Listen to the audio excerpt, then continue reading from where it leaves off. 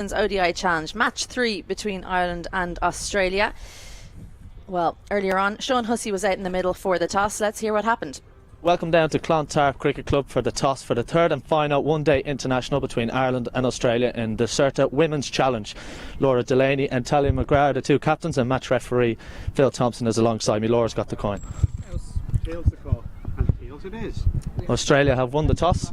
Talia, what are you going to do? We're going to bowl first. Why is that? What is the thinking behind that decision? I reckon I might do a little bit early and then, trust our batters to chase down whatever we restrict them to. You've got the captaincy. How much are you looking forward to?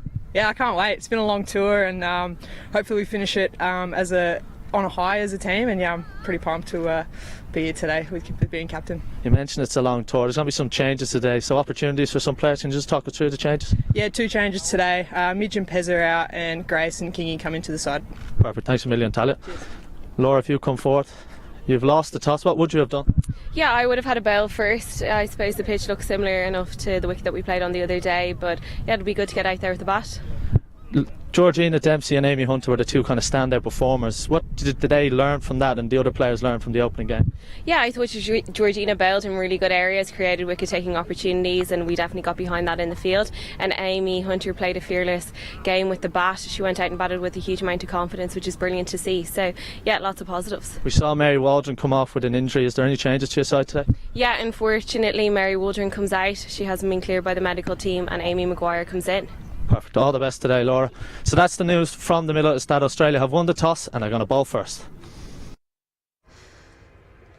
So a very different looking team for Australia. 2 big players for them coming out, Elise Perry and Elisa Healy, and Mary Waldron coming out for Ireland. Amy Maguire, the young left arm spinner, will be coming in, adding another variation to Ireland's bowling lineup. Grace Harris and Alana King will add to the Australian team. We were surprised not to see Alana King on Tuesday. Her leg spin so incisive last year when Ireland were playing against Australia up in Breedy. And Grace Harris, such a destructive batter and can bowl some off spin as well, and a great character around the group. She'll be very excited to get out into the middle. A few more people that will be excited. The mascots today getting ready for their big moment.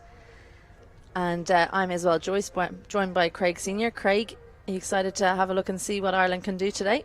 Absolutely, a great opportunity for the Irish girls again.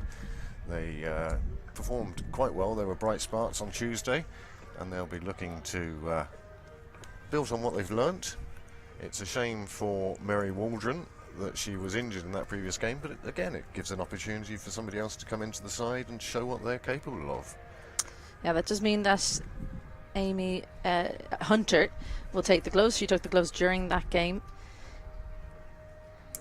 on Tuesday. This is the third Certa Women's ODI Challenge match between Ireland and Australia, but it will be only the second one played. It's 1-0 to Australia. They won that encounter on Tuesday. It was quite a resounding victory in the end, but Ireland really looked like they could stay with their Australian counterparts at times in that game.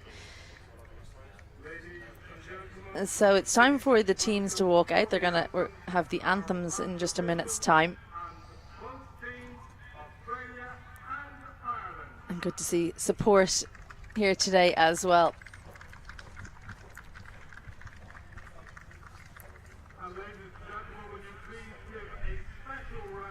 It's great to see the mascots out with the teams.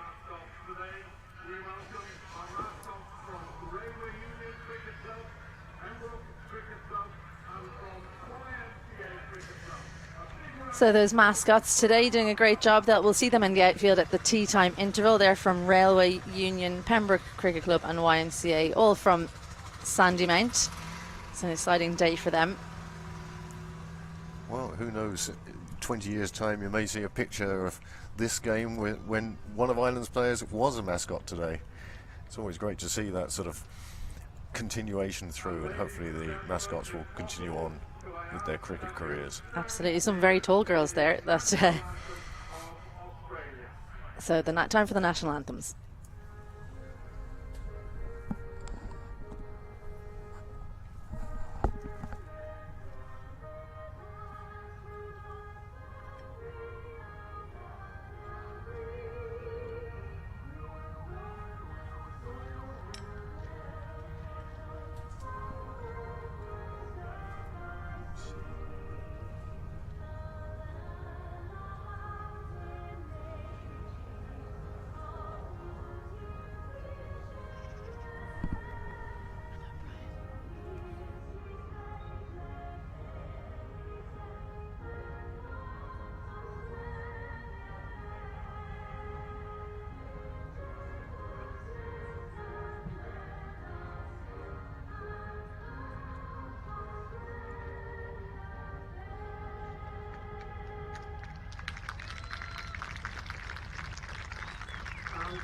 Ladies and gentlemen, if you would please, would you remain standing for Ireland Hall?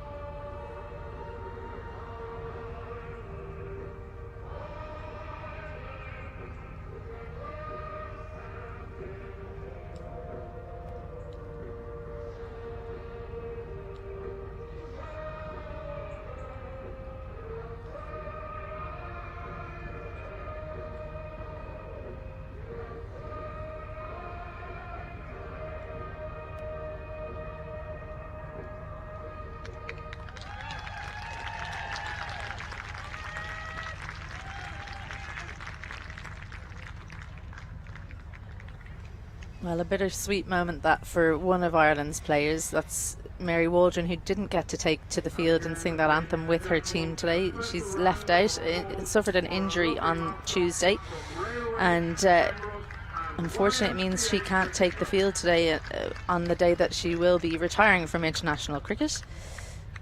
Debuted in 2010 alongside her captain Laura Delaney. There she is in the middle with the sunglasses on. An emotional day for her and for her family, no doubt. Parents Rona and Seamus follow Mary around the world to support the Irish team as well. 184 appearances and 148 dismissals, by far the most by any Irish wicketkeeper, and getting hugs of appreciation from her teammates. Captained Ireland 10 times with a 60% win rate in those, and 10th highest run scorer for Ireland as she finishes her career today. So 13 years, and she did debut on the same day, as I said, as Ireland's captain Laura Delaney, but also now Australia's Kim Garth. So it was a good day for Irish cricket that day, back in 2010 when Ireland took on New Zealand.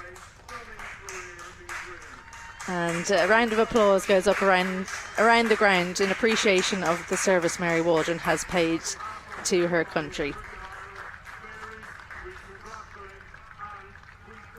What a marvellous career she's had, and I'm sure she'll go on to another marvellous career now as she pursues, no doubt, the umpiring that she's already made vast strides in.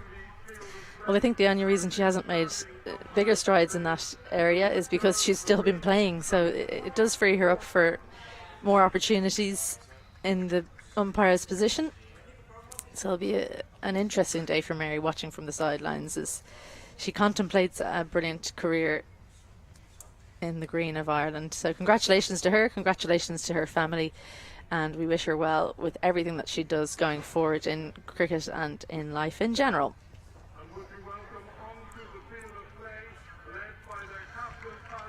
So if you missed it earlier on, the toss was won by Australia, who elected to bowl. No surprise there. Looked difficult enough to face early on when Ireland bowled first on Tuesday. And if you missed it as well, Talia McGrath captaining the team for Australia. Her second time as captain, but first time in an ODI, having captained a T20I back in Pakistan last year. Gabby Lewis and Leah Paul coming out into the middle. Well, it was Gabby Lewis and Amy Maguire who impressed on Tuesday, both looking assured in their shot selection. They had plenty of options open to them, and Leah Paul it was who looked to like she struggled a little bit, but she is someone, Craig, who works very hard at her game and will no doubt have regrouped since Tuesday, and maybe and hopefully come up with a few plans on how she's going to counter this Australian attack. Well, of all the attacks in the world you have to face, and the one that might give you sleepless nights, it would definitely be the Australians. But again, this is just an opportunity. These are important games for both sides. Australia won't be happy at having dropped points in the first ODI, as with these counting towards the World Cricket League. Well, Ireland will be looking for a solid start. The important thing, as always, don't lose too many wickets at the start and enable the side to put together a decent base. You can score most of your runs in the last 10 overs if you've got wickets in hand. So Darcy Bryan to open the bowling for Australia from the LP Hughes end. Leah Paul faces up. Well, she's got away with one there, Darcy Bryan, it has to be said. That one, well, Beth Mooney takes the gloves behind the stumps. Elisa Healy missing out today, and indeed she'll be missing out for a while. The news is that she has fractured another finger in that game on Tuesday and will not be taking part in the 100 that will be coming up very soon.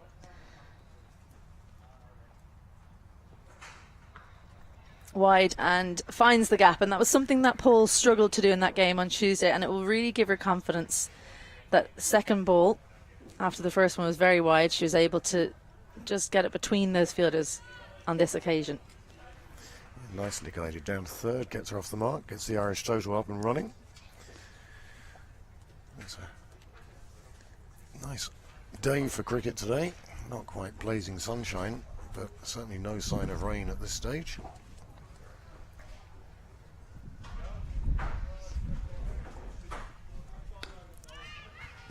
Gabby Lewis. There's a big gap in cover. Third and fine leg are the two out. But a big gap between point and extra cover, so if she wants to score, that's the area that's probably the easiest with the game that Gabby Lewis has. Two slips and a gully for Darcy Bryan, but it's more to do with the lines and lengths she bowls than to do with the movement. She hasn't managed to get too much so far, but that one goes in. Big shout. Mark Hawthorne, the standing umpire, has a good think about it, but shakes the head. Probably doing too much. Well, it certainly looked like it was going to miss leg stump, but encouraging for Brown. Well, certainly on Tuesday, Georgina Dempsey in particular, because of the type of hit the wicket bowler that she is, managed to get some seam movement. And that was the first sign, really, that I've seen of Darcy Bryan getting a similar type of movement off the pitch. Well, Beth Mooney does well. Really good work behind the stumps. That was there to be hit by Lewis. Should be sorry to have missed out on that opportunity. Well, Beth Mooney, not usually the one with the gloves, but, well, if she's willing to throw herself around like that, I think she's going to do a fine job back there. Yeah, she's a top-class wicketkeeper, and I think Australia have an embarrassment of riches with the gloves in the team usually. Pushes through that one, doesn't get all of it. Gabby Lewis, more like a thick outside edge, but gets off the mark nonetheless. So at the end of the first over, a couple of singles to Ireland, and they're two without loss. Well, that's the sort of steady start that Ireland would have wanted. No first over heroics for Brown. And they both batsmen have got off the mark.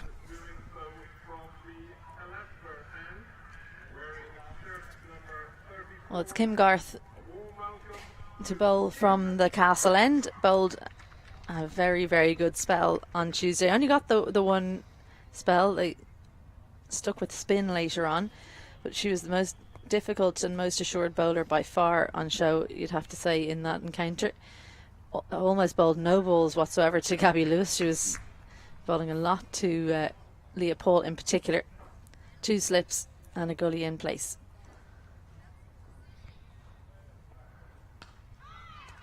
And straight away on the money. No need for a loosener for Garth there. As you say, straight on the money.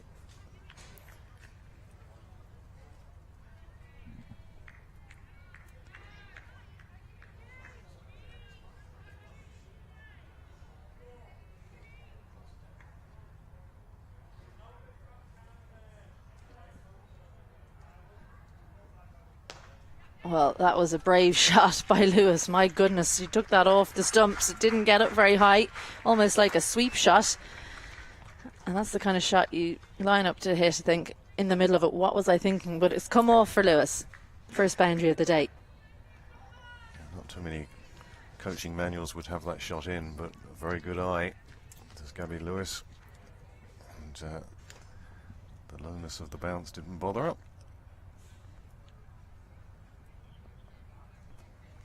And this one a little bit more conventional from Lewis, in that gap between cover and mid-off. It's back-to-back boundaries for Lewis. Well, that's certainly one you would find in the coaching manual on this occasion.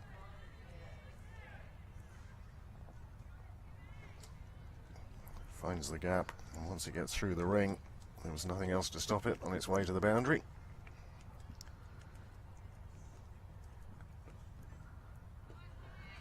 And again, a pretty wide delivery allowed to go through. That's by Jareth McCready, the other standing umpire today.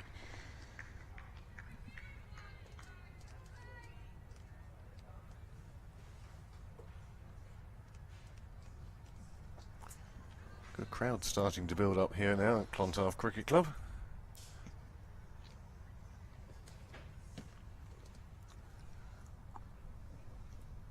Oh, well, that one has moved an absolute mile off the seam, and no surprise to see Kim Garth's hands go straight to find the stumps.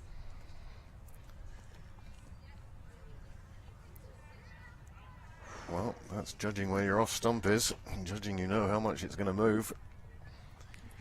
Well, she did cover her stumps pretty well, I think, Gabby Lewis. I don't think it would have found the stumps. It might have rattled the pad and perhaps elicited an appeal.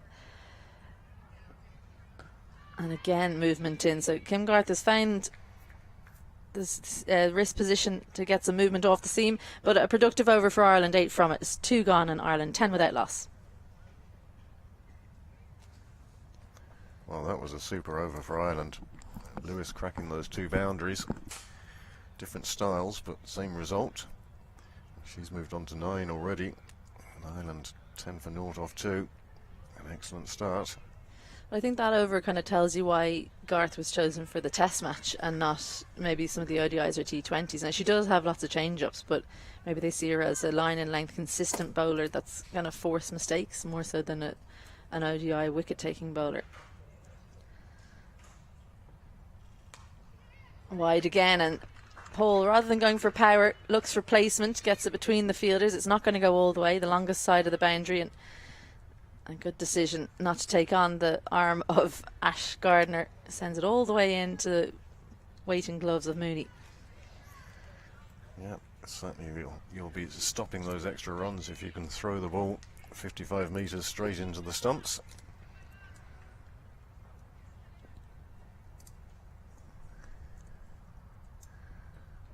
Bouncer, and Paul's right onto it. And she's hit her own stumps, or she's stood on her own stumps. Oh, that's unfortunate for the opener.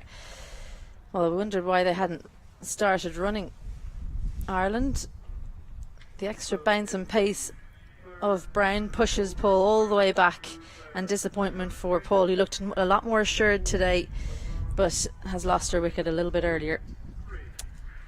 Oh, it was a lovely shot in itself. Just the unfortunate part after, you can see. Yeah, I think it's her bat that took the stumps, unfortunately.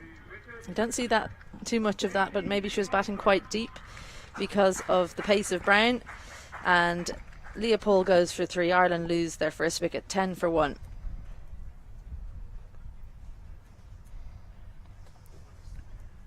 Well, Amy Hunter coming in at number 3. She had a magnificent innings on Tuesday, registered a half-century against this attack. So her confidence will be quite high at this stage. Well, it was these two batting together that was when Ireland looked pretty free-flowing. The problem for Ireland is that they needed a partnership like this to go on for a large period of the game, and they need a number of partnerships, which didn't happen.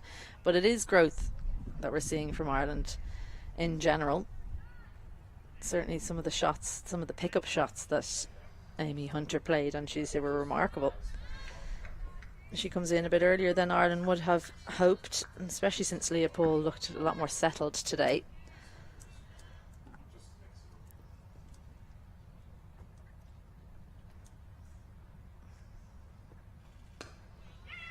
Straight off the mark for Hunter, just a little bit too far down the leg side from Brown, and Hunter scampers through. Well, you're coming into an ODI. The first ball comes onto your legs, and you can just push it away on the leg side and get off the mark. That's got to settle a few nerves.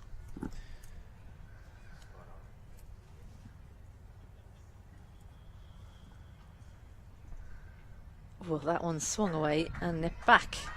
Good signs for Brown. She's up and about after that wicket. Well, it wouldn't have been the way she expected or hoped to get the wicket, but they all just go in the book. Well, I wonder if that's true, Craig, because as a fast bowler, can there be anything more pleasing than forcing a batter all the way back onto their stumps? It really shows your pace, I suppose. That's a real tempter from Brown. Searching for that blue line, staying inside it. Another dot ball.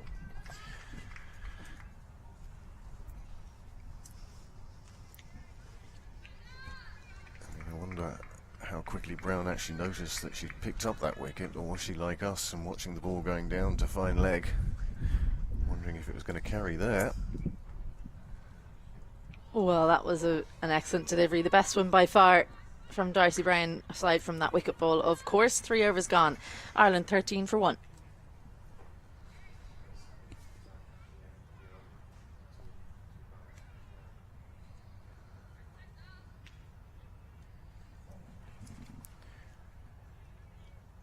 Well, Australia would have been looking for an early breakthrough. They've got it. As Bill has said, these two provided the backbone for Ireland on Tuesday. Took Ireland through to 102 for 1. Well, chasing 320, unfortunately. It didn't really break the back of the chase. Laid a platform, but lots more work needed. Well, that's a poor delivery from Garth. Full and wide down leg, and given so by Jareth McCready.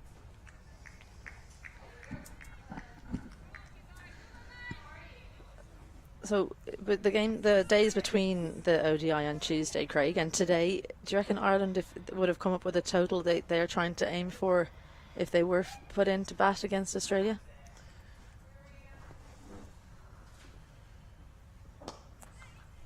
Finds the gap. Nicely timed as well. That one's racing across the ground. I don't think that'll be chased down, and Amy Hunter just picks up where she left off on Tuesday. Her first boundary of the day. A beautiful drive through the offside, and Kim Garth under pressure. Well, another boundary against Garth.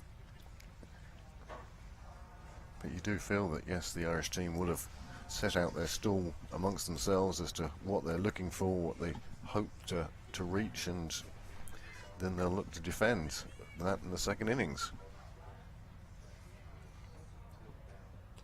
Edged down through the hands. The chance was there and just goes straight through. I think Jess Jonathan had the opportunity. She had warning as well that the ball might be coming. The type of shot that Amy Hunter was trying to play just hung her bat out at the ball. This will be a big sigh of relief from Hunter as it flies through the slips. It's 4 onto the total. Well, Kim Garth, big deep breath at the top of her mark. Frustration for her. She's gone for a couple of boundaries and the chance put down. And leaves that one around alone, Amy Hunter. I guess with my question about the total, obviously the Ireland are going to think of what they want to get to. What I want to know from you is, what do you think they're going to be aiming for, Craig? Well, 200 plus anyway. I mean, Australia, we are talking about the world's best team. And, I mean, you could hear at the toss that McGrath was saying that they felt confident chasing anything down. Well, Ireland want to make that as difficult as possible. Again, looks to hit it through the offside, but just kind of pulls out of the shot there, Amy Hunter.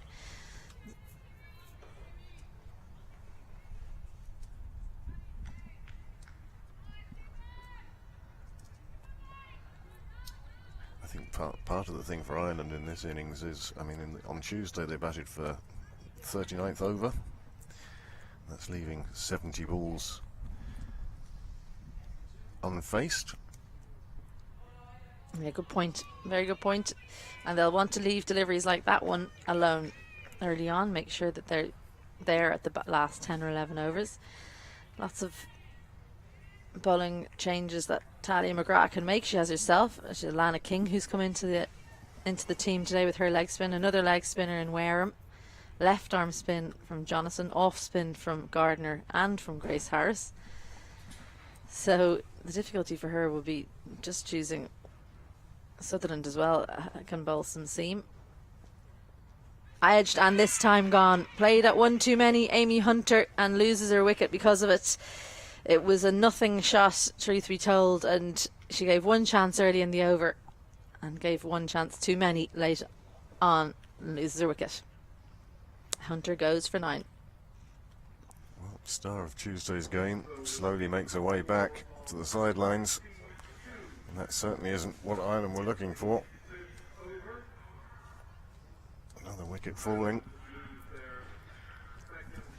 Very much a Richie Benaud score now.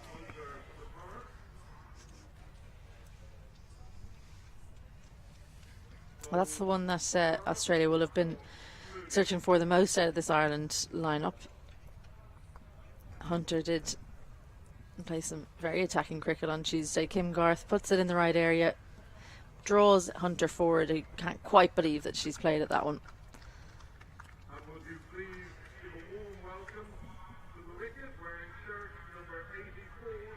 It is Orla Prendergast. So Orla Prendergast out at number 4 for Ireland. 2 wickets so far, 1 to fall to each opening bowler. And Orla Prendergast got behind in the game on Tuesday, but one of Ireland's rising stars. You feel like this is the partnership that Ireland will feel needs to fire if they're to get to a competitive total.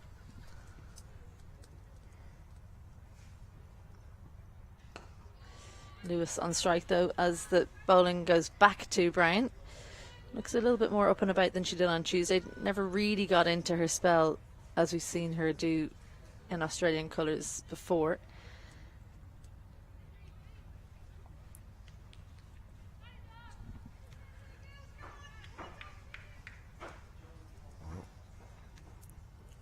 Ireland kind of need these two to stay together for a while.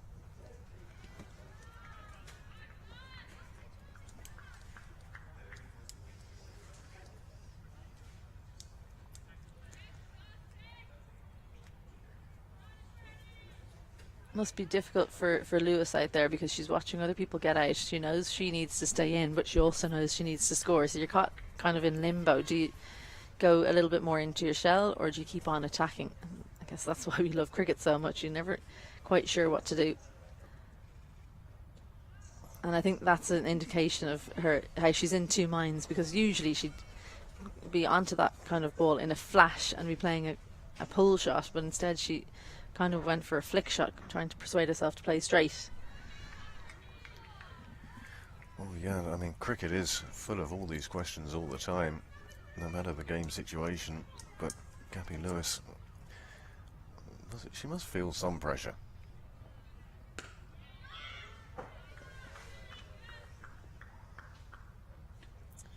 I suppose the skill is trying to put that pressure to the side and continue to operate as she normally does, which is a very attacking brand of cricket.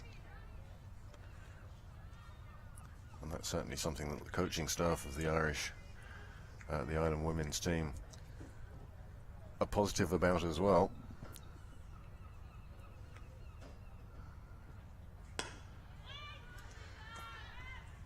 Well, I think that Ireland look a little bit more comfortable against the faster bowlers. I mean, that's, having said that, they've obviously lost 2 wickets already, but it was the spin on Tuesday that looked, especially for the lower order, they looked like they weren't sure how to play.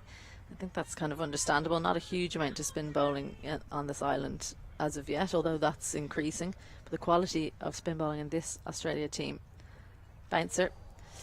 And well judged by Gabby Lewis, who gets out of the way of it.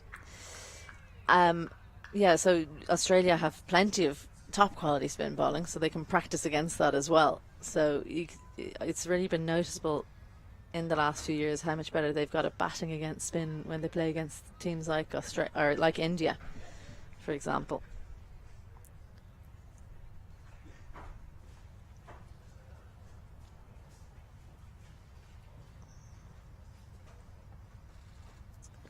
Again down the leg side. Lewis happy to take the wide. It looks like a kind of end of tour tired action right now from Darcy Brown as she's falling over and forcing that one down leg side. It has been an incredibly long tour for the Australians. They'll be going back with the urn, having retained the Ashes.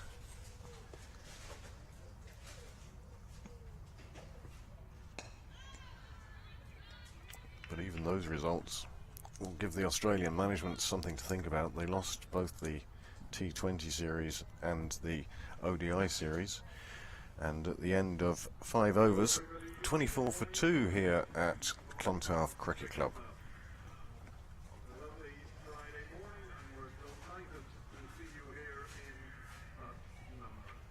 There's the top brass enjoying some teas and coffees in the, I wouldn't say sunshine, Craig, I'll say brightness maybe. A lot of clouds around, but it's getting a brighter. It's actually not as chilly as it was on Tuesday. There was a bit of a cold wind, so quite pleasant out here in Clontarf for the third in the series, the Certa Women's ODI Challenge. Kim Garth with ball in hand, the former Irish player, dismissed Amy Hunter last over, and now bowls to her former clubmate Orla Prendergast. Well, I remember when Kim was still playing in Ireland and Orla was her young teammate, and she used to just say, this girl is going to be incredible. The problem was that Orla was so good at football, everyone was worried, soccer I should say, everyone was worried she was going to go down that path. So delighted to see her having decided to play cricket, and now she's facing up against her former teammate who thinks so highly of her.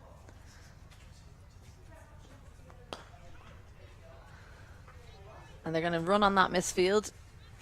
No real worries there because there was a big gap between cover and mid-off. It was hit with quite a lot of power from Orla Prendergast, and we were talking on Tuesday, Craig, about how she doesn't even really swing the bat. She just has such incredible timing. Having watched her innings in the World Cup recently against the West Indies, she has a great punch. It's all short-armed and power, but yes, she has this tremendous sense of timing.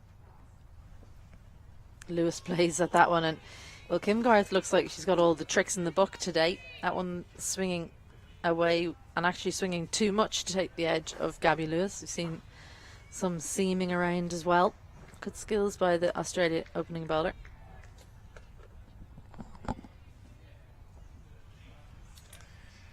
Orla Prendergast, of course, was big into her football. She could have found herself in Australia very easily.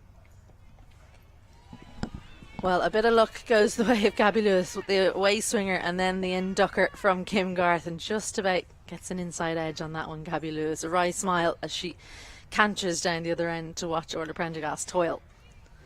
We'll just have a little conversation here about what it is that Kim Garth is doing.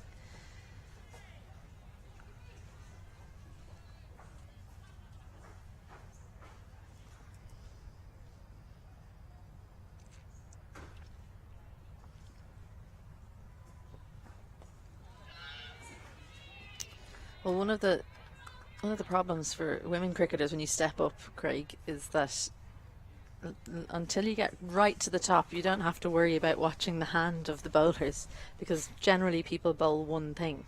So a leg spinner will just bowl leg spin, and an off spinner will just bowl off spin, not a lot of arm bowls or googlies or that. Kim Garth is showing why you need to be able to watch the hand, because that one she held on the outside of the ball, that was the in-swinger.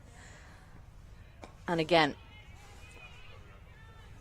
so an excellent over from Kim Garth, just the 2 singles from it, but almost took the wicket, the coveted wicket of Gabby Lewis after 6. Ireland 26 for 2.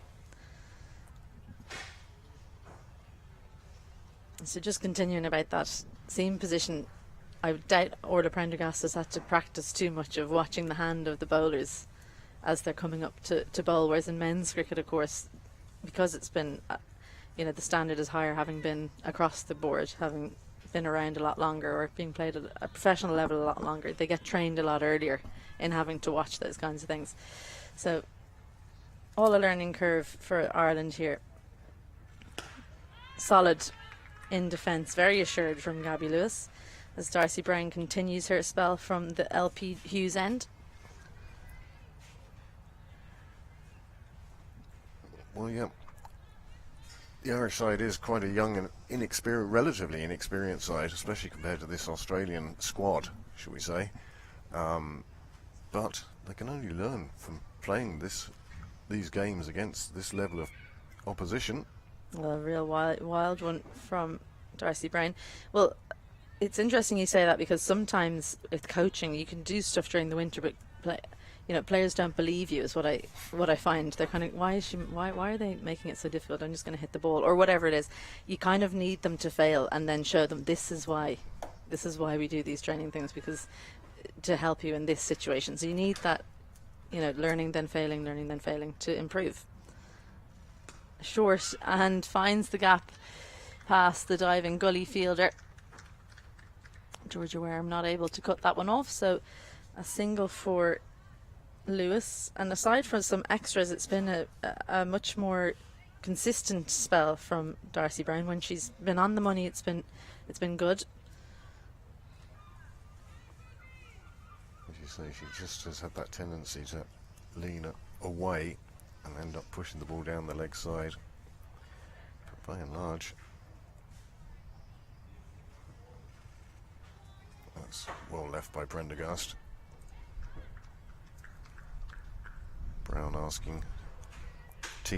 tempting Prendergast. She was having nothing to do with it at all.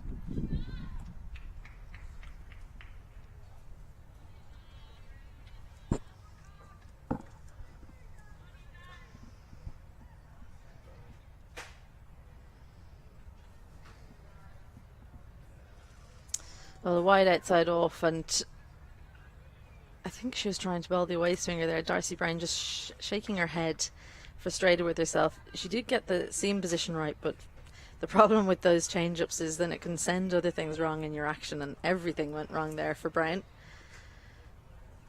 Certainly making Beth Mooney work behind the stumps on her return to having the gloves on for Australia.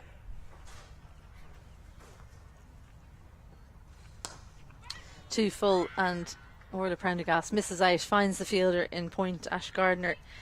That one just pops up into her hands. That was ideal for Ash Gardner, not for Prendergast. She wants to find those gaps. On this occasion, thwarted.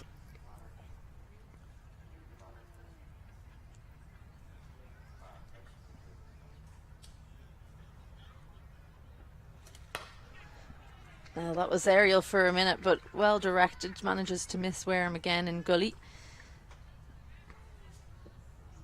Just that extra pace means that Prendergast and Lewis haven't been able to get it in front of point, which is where the space is, packed behind point with two slips of gully and third.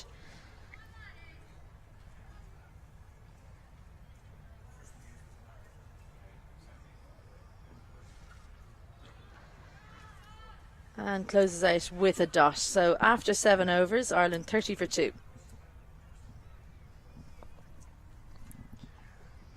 Well, it's a good enough run rate from Ireland at the start of this innings. The unfortunate thing as far as they're concerned are those 2 wickets down. But the runs being accumulated. Well, there are a lot of differences between Australia and Ireland. Obviously, Ireland ranked well below Australia in the rankings, but one thing about the batting lineup is Ireland, their strength is right up the top, which you'd expect it to be, but for Australia they have strength all the way down, and absolutely nothing against the Ireland players down the order, but a lot of them, if they're bowlers, they are bowlers, they're not all-rounders, and Australia pretty much have 11 that can bat, and bat at a very high level.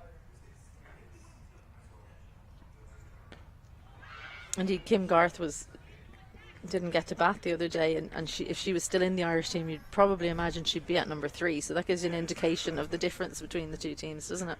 Very much so. I mean, as you said earlier on, you know, yes, they have such great depth in their batting that they bat all the way down practically. But as you mentioned earlier, I heard you list off sort of 7 or 8 bowlers that they also have.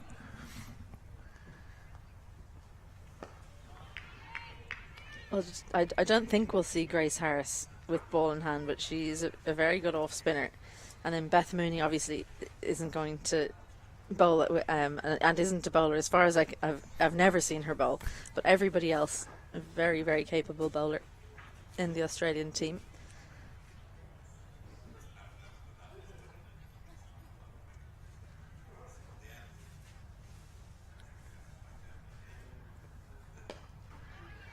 And I think we'll know that women's cricket has really, really developed in another 10 or 20 years when we have out-and-out batters and out-and-out bowlers and a few less all-rounders playing at every level of the game. Well, that's it. You'll come across a bat who just transcends the rest and sets a new standard, and then other bats will, in chasing that, won't be able to keep up with their bowling or the other way around. Well, that was full and takes the edge of Orla Prendergast.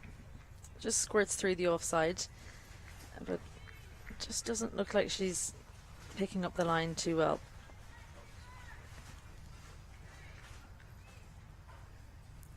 Well, we said earlier about Gabby Lewis being in two minds as to whether play attacking or not. I'm sure those same thoughts were going through Prendergast's mind as she came onto the pitch when the score was 22 for 2.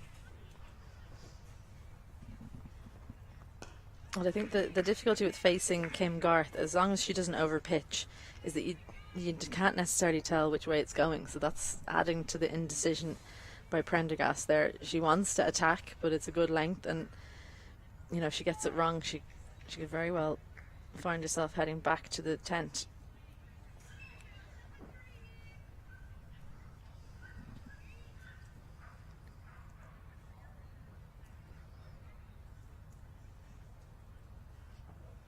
That one full and beautifully played down the ground, but well read by Harris at mid-on, so no single to close out the 8th over.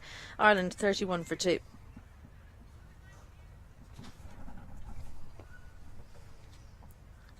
Well, I wonder, will we see a couple of changes in bowling? Still inside the power play, so just the 2 fielders allowed outside the circle. Well, Darcy Brown's going to take her hat off, so she'll bowl at least one more. You'd imagine that the change will come after that. Well, it's just to see Australia through the power play. And Brown to continue from the LP Hughes end.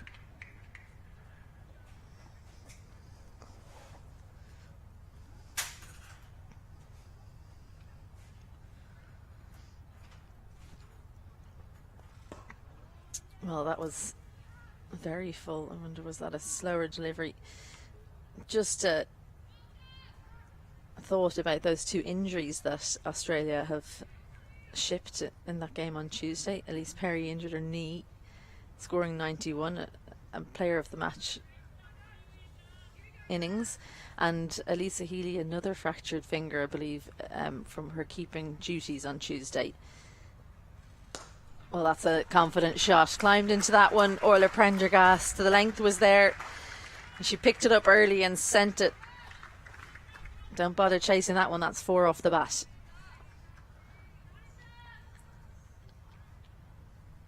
Well, Prendergast picked this one up very early. Bit of width. Just played it beautifully through the offside. And once it was through the ring, it was 4 all the way. Just pulls her length back, Darcy Brown. Just going back to those 2 injuries, it does mean that 2 players come into the Australian team today, Harris and King, but it also means that those 2 players won't appear in the 100, which begins very soon. So it'll be interesting to see as that news breaks. Though I'm actually not sure which teams they were playing for, but those teams are going to be scrambling to find new overseas players, and who that's going to open up an opportunity for. Full again and dug out by Prendergast. Well, One person's misfortune is another person's opportunity. But yes, it'll be interesting to see the management of the various 100 sides now getting out their phone books and their contact numbers. Well, it begins on the 1st, right? So who's so, the yeah. closest country to them? Well, absolutely.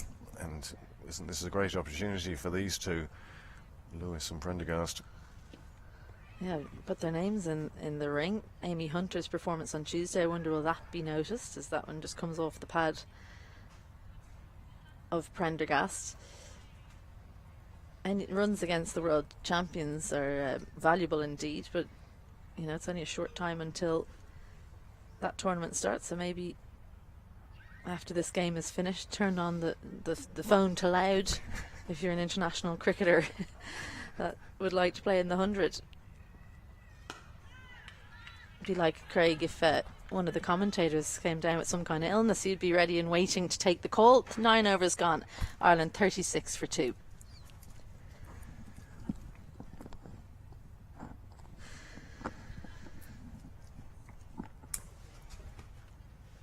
Well, these two have settled in now. That second wicket, of course, falling a few overs ago, and these two now starting to put a partnership together. And it'll be Kim Garth to continue from the castle end.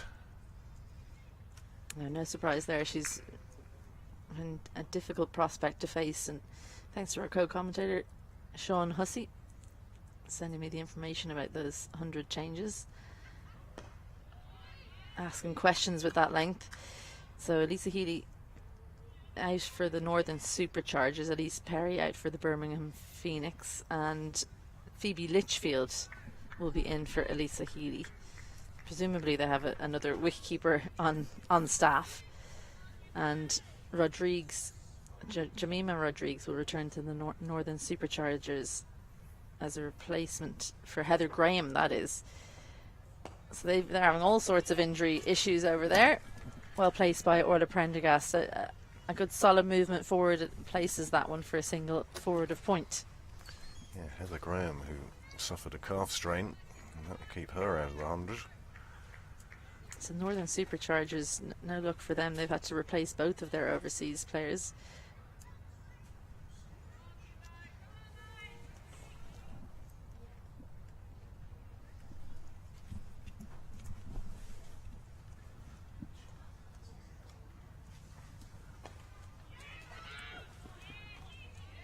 Well, Gabby Lewis had called, yes, but then saw Alana King's anticipation was absolutely immaculate, so sends Prendergast scampering back home. Last thing that Ireland need is a run out. Don't even joke about such things. That would be horrific from an Irish point of view at this stage.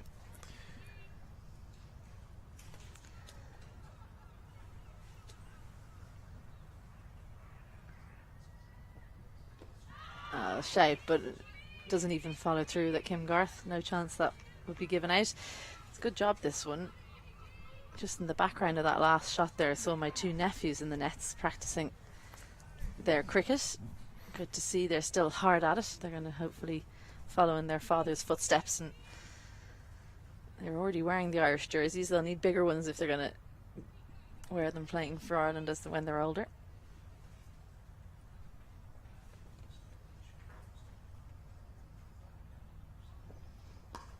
Well, the length was there, but the execution wasn't from Gabby Lewis. Important phase this for Ireland. They need to keep weathering this storm. They should see a couple of changes of bowling soon, so they need to stick at it. And Orla Prendergast, no doubt, going down to speak to her partner and tell her to just keep going through. Not a usual sight to see Lewis on 11 off 30.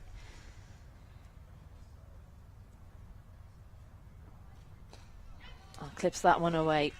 So a single to close out the 10th over and the first power play. Ireland moving on to 38 for 2.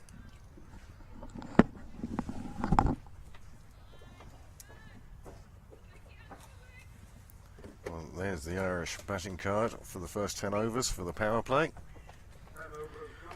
Those wickets, well, Paul was exceptionally unlucky. She was forced back onto her stumps by a bouncer that she tried to pull round to fine leg and ended up treading on her stumps, hitting a wicket. And then Hunter had one outside off that she just sort of wafted at, and she departed for 9. And so after 10 overs we have Lewis and Prendergast in. And welcome to the box, Sean Hussey. Thank you, Craig. Afternoon or morning, everyone. We're going to have an immediate change in bowling. And it's going to be Ash Gardner to bowl from the LP Hughes end. First look at spin this morning. Well, as Izzy was saying, the Australians certainly utilised spin on Tuesday, and it paid off for them. Now, with the end of the power play, of course, we see more players outside the circle. 2 down on the leg side boundary, 1 just behind square, 1 at mid wicket.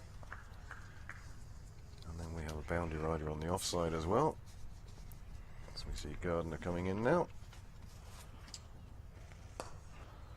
An immediate little bit of flight from Gardner. So Gabby Lewis, as Isabel mentioned a few moments ago, not as high a strike rate as she normally likes. How important she doesn't look to force this initiative. That one was aerial, thankfully in the gap for Lewis. So just a test of her patience here.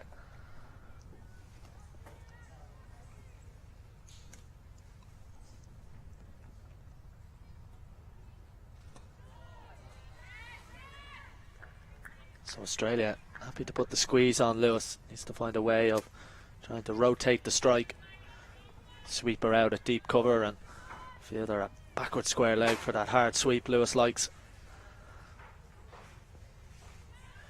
In the air, but it is going to land short of that fielder in the deep. Again, you can just see Lewis getting a little bit impatient. Has to try and find a way and understand that the game for Ireland is this partnership here. These two have to build a platform.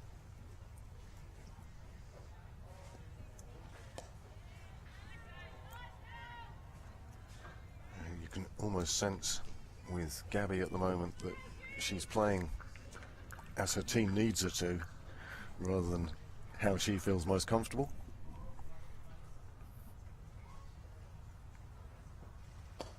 Really good start from Ash Gardner. Just the 1 run from her opening over. After 11 overs, Ireland are 39 for 2.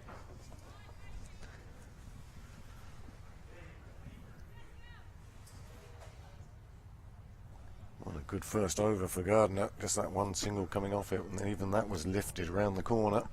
But there are a couple of times that the shots were aerial for some time, giving the bats a little bit of worry, giving the bowlers a little bit of hope. Still Kim Garth though from the Castle end. She'll be bowling her 6th over now. She did only get that 1 spell on Tuesday.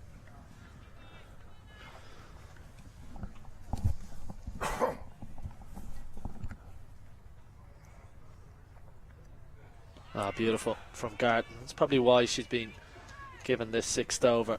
There's some movement there for her. Sun is starting to come through here at Clontarf.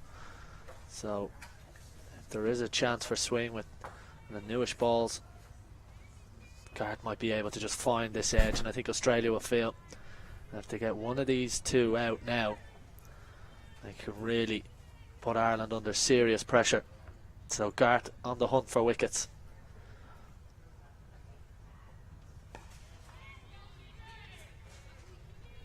I think she's realised, Garth, particularly to Lewis and indeed Prendergast, that any sort of width and there's runs to be had.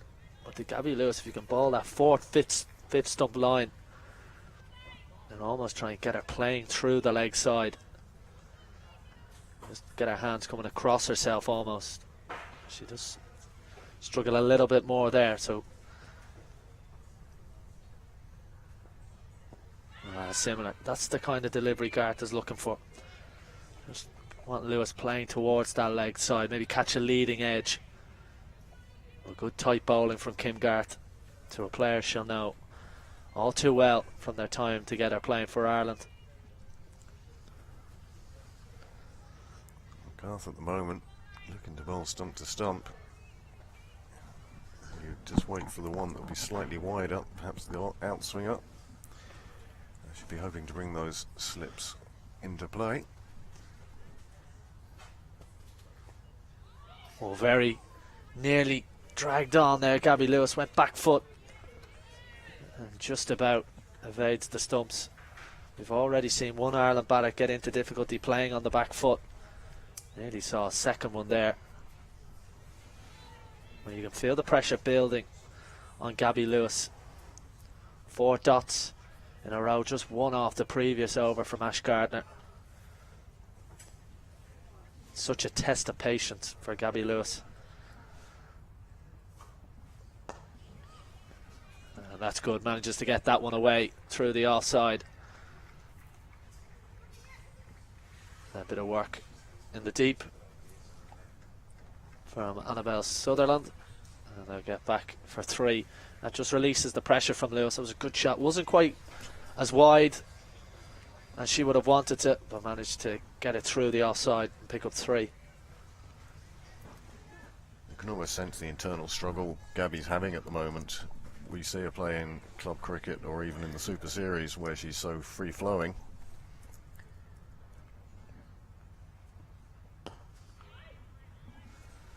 Again, just 3 runs from that over. Kim Garth has bowled 6. May well be the end of her spell. After 12 overs, Ireland are 42 for 2.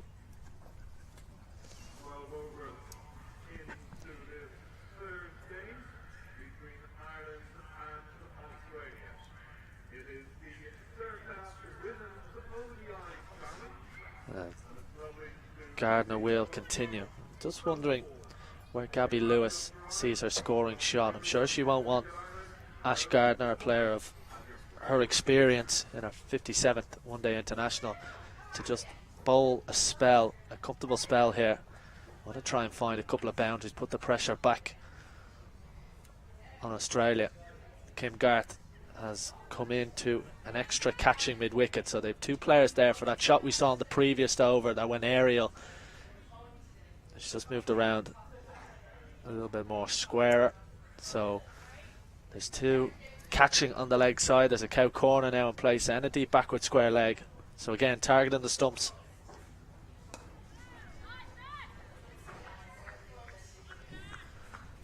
Just 4 on the offside, so Gabby Lewis, who does like to reverse sweep, may well be an option for her.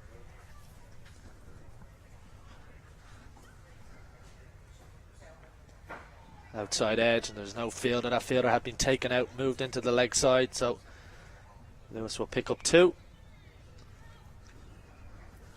You can see what Australia are trying to do. They're trying to lure Lewis into that shot through the leg side with the catchers in place.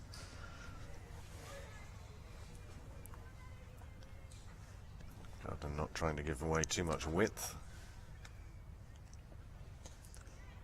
It's good from Lewis. I'll just annoy Ash Gardner a little bit.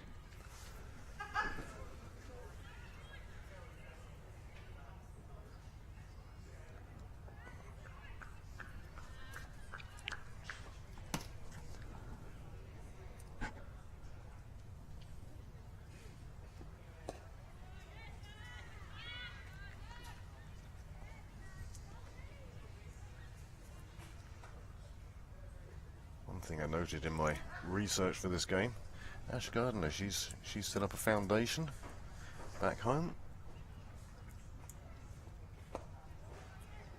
does a lot of work with Indigenous education, shall we say. Great to see using her high profile. At the moment she's bowling beautifully here. That's well played from Orla Prendergast. And that's the one difficulty with the field. It does give you having an extra catcher on the leg side or an extra fielder in place, just opens up that region behind backward point. 2 runs coming up from it, 5 from the over. After 13, Ireland are 47 for 2.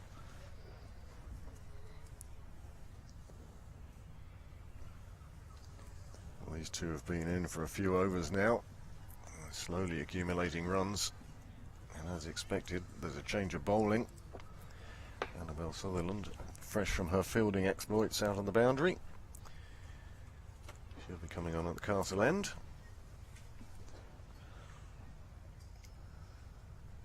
And just as you think you've seen off one bowler, the Australians, well, they can pull up any number of excellent bowlers. Yeah, of course, for those just joining us, Alyssa Healy and Elise Perry both ruled out of today's game and ruled out of the 100 competition next week starting in England. So a period on the sidelines for them too. Now head back to Australia and not to England for the 100. It's been a long tour for this Australian side. Annabelle Sutherland coming on to bowl now, 21 years of age. Yet to pick up a wicket on this tour to Ireland and the UK. So we should be hoping to break this partnership. It's one that Australia will not want Ireland to gain momentum from. Gabby Lewis and Prendergast, I'm sure, recognising the importance. They both play a slip and a gully in place. It's really good from Gabby Lewis. It's something she hasn't done enough of in her innings. Just gets down the other end. Safest place to be at times. But yes, both bats well alert and aware of the match situation. And now all of a sudden you just see a little chat. Annabelle Sutherland, Ash Gardner there. Just wondering about field placing, I'm sure. That's good from Gabby Lewis. Getting off strike.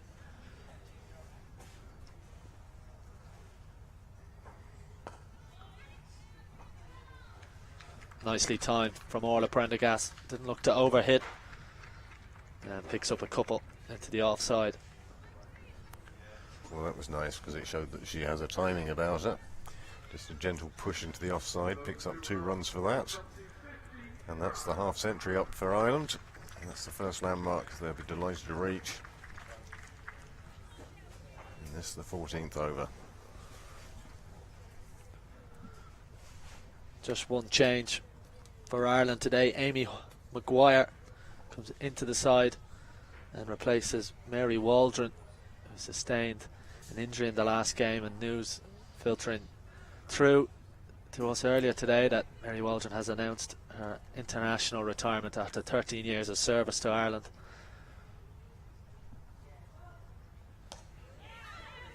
Such a wonderful figure for Irish cricket, and we wish Mary all the best in the next stage of her career.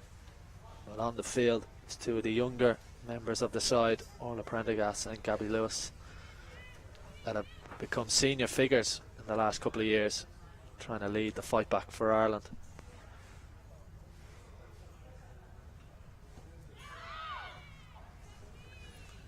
Well, the retirement of Mary Waldron is the same as when Izzy and Cecilia and Claire Shillington, that retirement at the end of that World Cup. You just lose so much experience, so much knowledge. And it does catapult young players such as Lewis and as Prendergast. Prendergast just 21, Lewis 22. Strong shot down the ground, beats the dive of Jess Jonathan, and they'll pick up a couple. But strong shot from Prendergast. Sutherland looking to pitch it up, trying to find any bit of movement for the slip.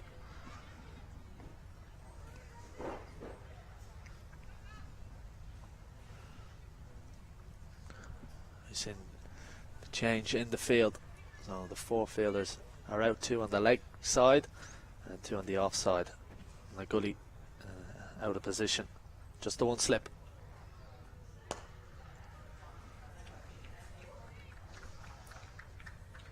Strong shot from Prendergast.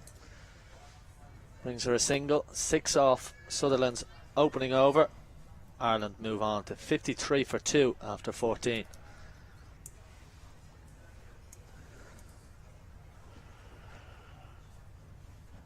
As I say, that half-century mark reached, passed. They've seen off the openers. There are 2 bats back in that group, Paul and Hunter. But these two now starting to put together a sizable partnership. Yeah, Leopold there in the middle of your shot. Hit wicket earlier, the opening wicket to fall. He'd be really disappointed to get out in that fashion. It was such a nice shot as well, nicely controlled down to long leg.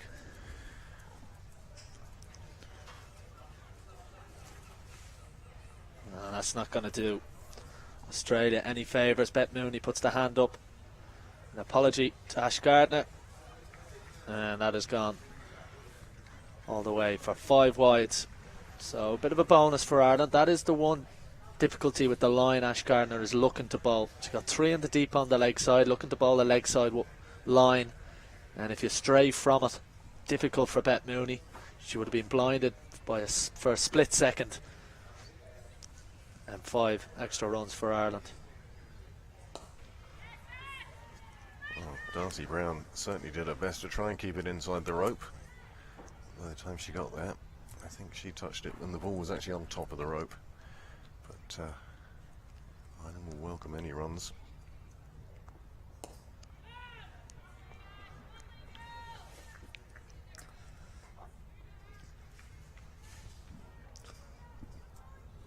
Just backward point in place, and no one at short third, so if there is the opportunity to run it off the face of the bat down to that area,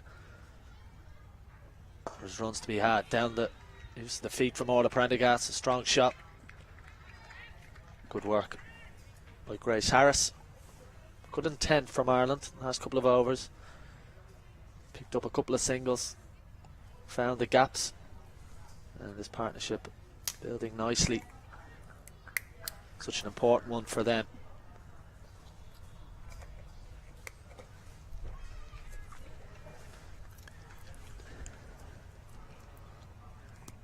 Looks to be a good time to bat. Sun is starting to break through that earlier cloud cover we have had. Has gone. Ball starting to lose their hardness.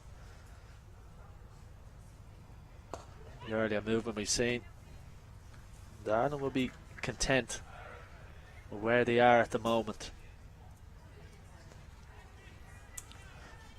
Well, they're just pushing the ball around, taking the singles. There aren't too many loose deliveries to pounce on, but Ireland's still looking to rotate the strike.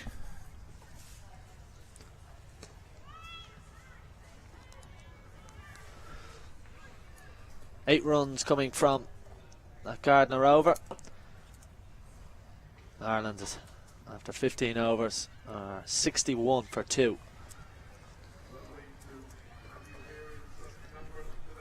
Well, this hasn't been a bad morning for Ireland, apart from the loss of those 2 early wickets. If somebody had offered them 61 for 2 after 15, would they have taken it? Well, quite possibly. But these two now, they've been in for a while, they're settled. Between them, they've faced 79 deliveries. And although their strike rates might not be the highest, the important thing is at the moment that they're still there.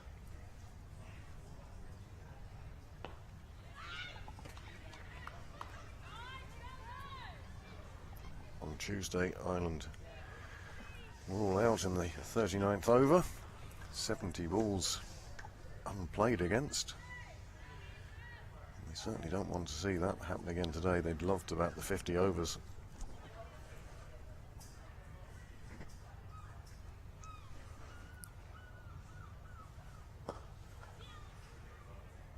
Takes on Jonathan Prendergast and gets safely back. Does play strong shots down the ground. She's quick as well. I suppose that goes back to her soccer career as well. Well, you can see it in her play. Often when the ball is wide, doesn't necessarily get the foot to the pitch of the ball, but just trusts her hands through it. Orla Prendergast. I think sometimes it can get you into trouble, but often if you can just trust your hand-eye coordination. We've seen a couple of examples of that through the offside from Prendergast. High score of just 37 in one-day internationals. Probably haven't seen the best of her with the bat.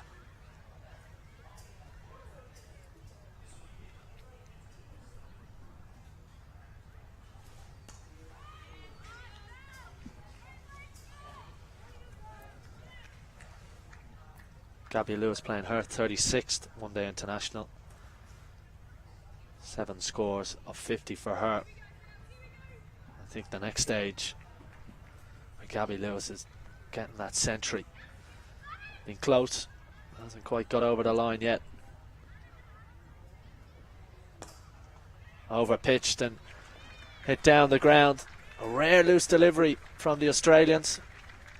Well, Gabby Lewis takes the full toss and hits it to the fence for 4. Well, I think that's the first particularly loose delivery we've seen from the Australians today. And Lewis was onto it straight away, knew where she wanted to play it, and once it started running down that hill, despite the best efforts of Harris chasing after it, it was more a fetching run than a fielding.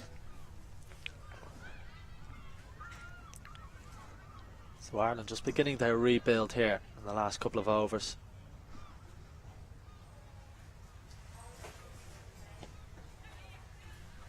And another over that will yield 6 runs. There's a leg bye signalled by umpire Jared McCready. Brings the end to the 16th over. Ireland are 67 for 2, and it's time for a drinks break here in Clontarf.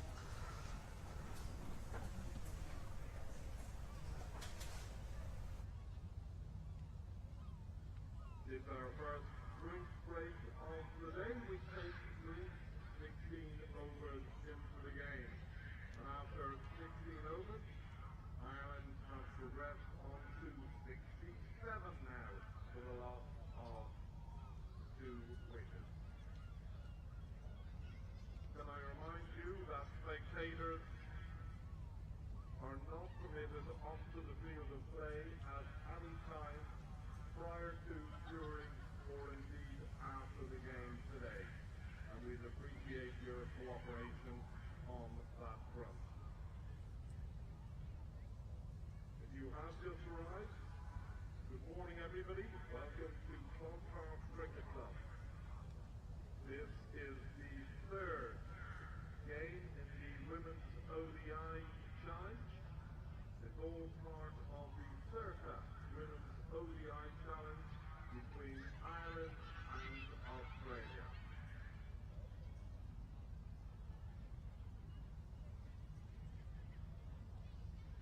I also wish to remind you that the cricket just keeps on coming.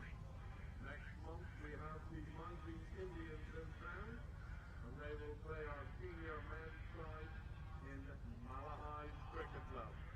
Promises to be another feat of wonderful Irish cricket.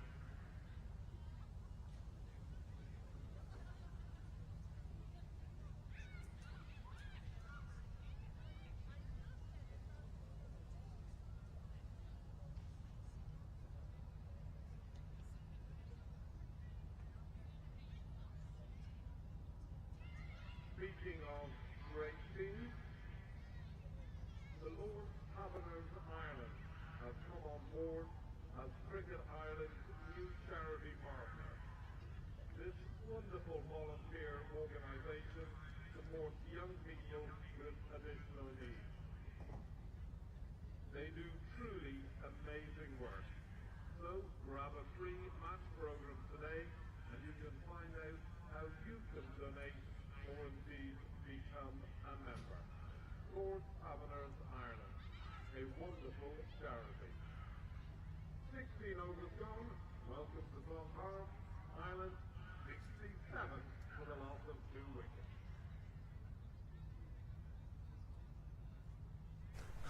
And welcome back to Clontarf Cricket Club here on the north side of Dublin City for this Certa Women's ODI Challenge, the 3rd and final one-day international.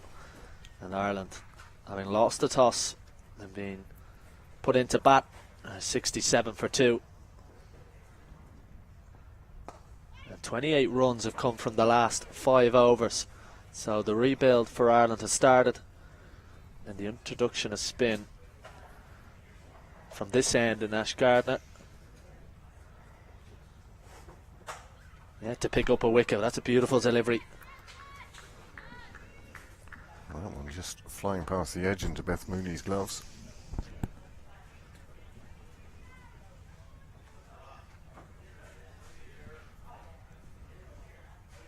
Over pitched and driven, and that will beat the fielder at mid-off. A wonderful shot from Gabby Lewis. Well, we saw her go down the ground in the previous over from Sutherland with a full toss. This one slightly over pitch from Ash Gardner, and a strong shot from Lewis beats Grace Harris. And immediately we see a change in the field with deep cover coming into the ring, and Harris moving back to long off. So good start after the break. And then clever from Lewis. Picks up one into the leg side. It's a good time to bat, Craig. It looks like the sun is starting to break through, and Lewis and Prendergast have done a lot of the early hard work. Well, they came into stormy waters.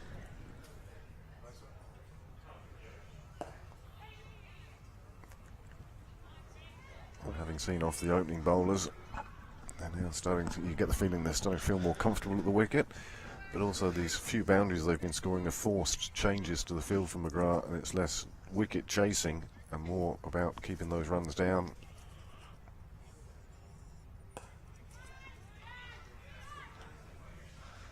That's the end of the first over after the drinks break. 6 from it. Ireland are 73 for 2. It's been a long tour of the UK and Ireland, this for Australia.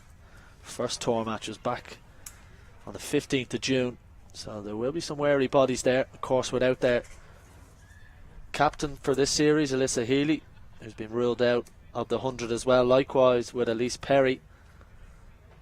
So a little bit of inexperienced in terms of the captaincy mark, but we're going to see a change of bowling. Just a couple of overs for Annabelle Sutherland, and it's going to be Georgia Wareham to bowl from the City end.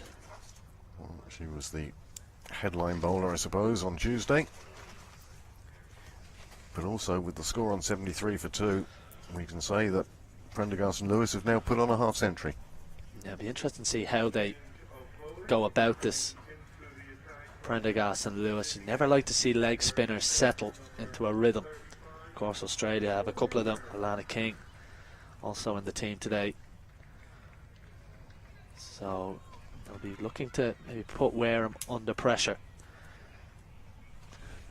Protection in the leg side at cow corner and a deep backward square leg. Fielder at deep cover and a long off. Just then battle this.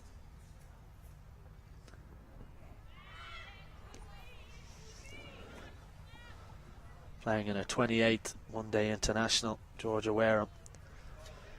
Such a key all-rounder for this Australian side. She's 24 years of age.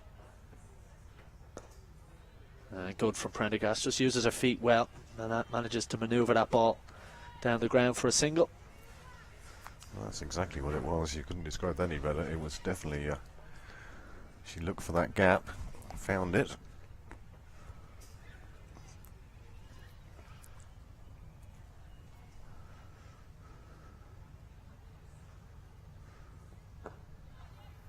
And again, that's the benefit of having 2 set batters to spinners when they come into the attack. That ability to just rotate the strike and get off the mark. That's why often captains look to bring spin on at the fall of a wicket. Oh, that one just keeping a little bit low. Prendergast looking to go back to that. Might just want to be a little bit careful. That one just seemed to not bounce up as much as she'd would wanted.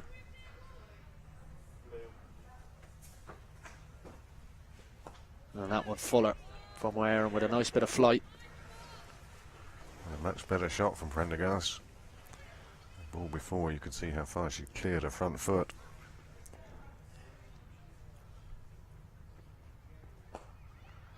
Again, tossed up. 3 runs coming from Georgia Wareham's opening over from the city end. Partnership building for Ireland. Lewis on 31, Prendergast on 21, and after 18 overs, Ireland are 76 for 2.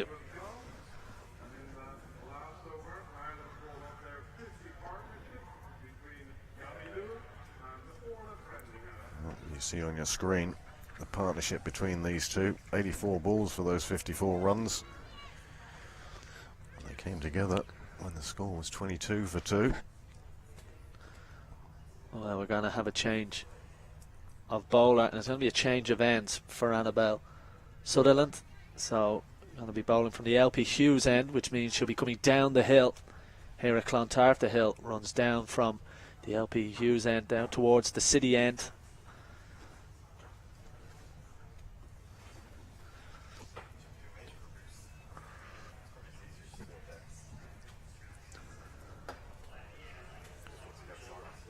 So just the 4 overs for Ash Gardner.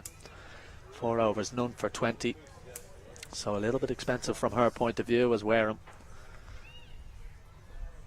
comes into the attack. Oh, no, Wareham, apologies, Sutherland comes in back into the attack. Well, with this slope in Clontarf, it can be difficult, especially for pace bowlers. You can end up overstriding coming down the hill, especially if you've started by coming up the hill.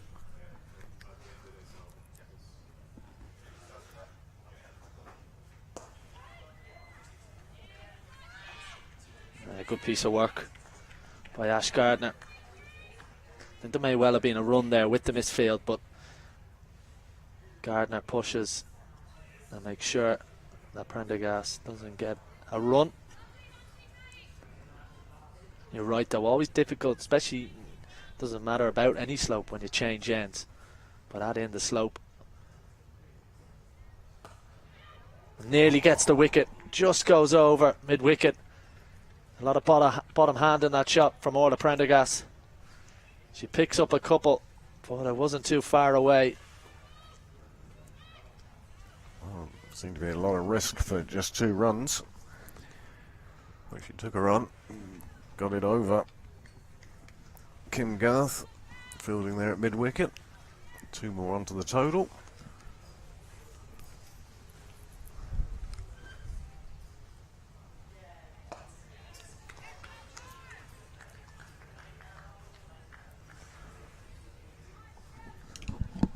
Solid defence from Prendergast on that occasion. Yes, her heart would have been in her mouth for a second when she lifted that one, thinking that maybe Kim Garth could get up to that. She didn't. It was 2 more runs.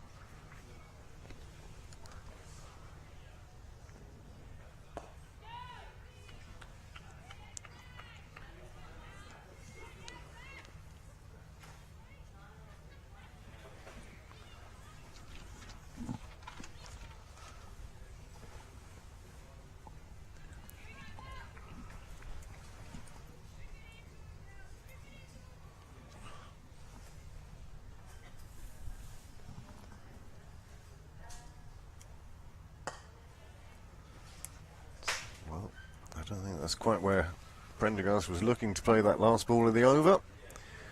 It comes out as a dot ball, just 2 off the over, and the score has moved on to 78 for 2.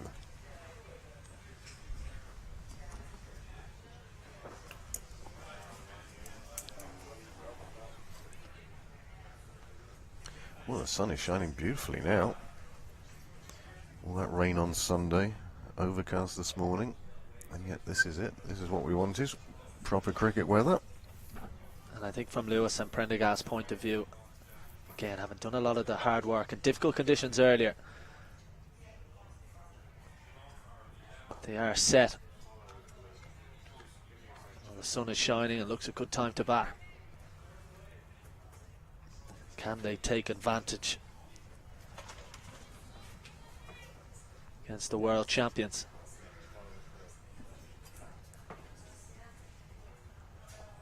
Uses her feet with attacking intent. Not the first time Orla Prendergast has done that to the spinners today. Well, the longer these two are in, the more comfortable they're becoming. More they're reverting to their natural batting.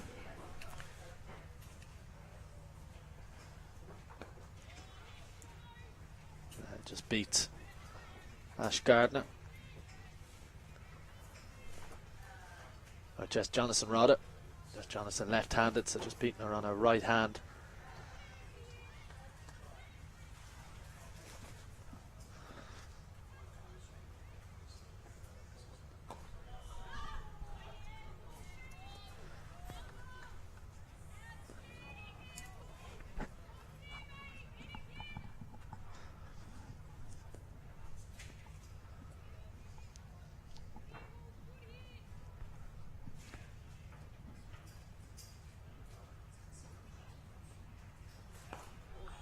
Prendergast again going back foot. They cause her a little bit of difficulty. Georgia Wareham getting a lot of flight on it. Just want to be wary of that of Prendergast. Again uses her feet. That's a wonderful shot. Work to do in the deep, but it'll go all the way for a boundary. Well, twice in the over she used her feet. The final delivery, she managed to hit it down the ground for 4. 7 runs coming from Georgia Wareham's second over, and after 20, Ireland are 85 for 2. As you can see, Leah Paul, first wicket to fall, hit wicket on the bouncer from Brown. Amy Hunter was dismissed by a beauty from Kim Garth, but these two have built a wonderful partnership. And delighted to say former Irish international and the former Ireland women's captain Isabel Joyce joins me. These two are batting well. They have a good understanding. 2 tall cricketers, which is always nice when you're facing spin and the best option is down the ground. And both quick between the wickets as well, and I think Gabby Lewis will really enjoy that because her intent to score is very evident, and Orla Prendergast very tough to run out, has to be said.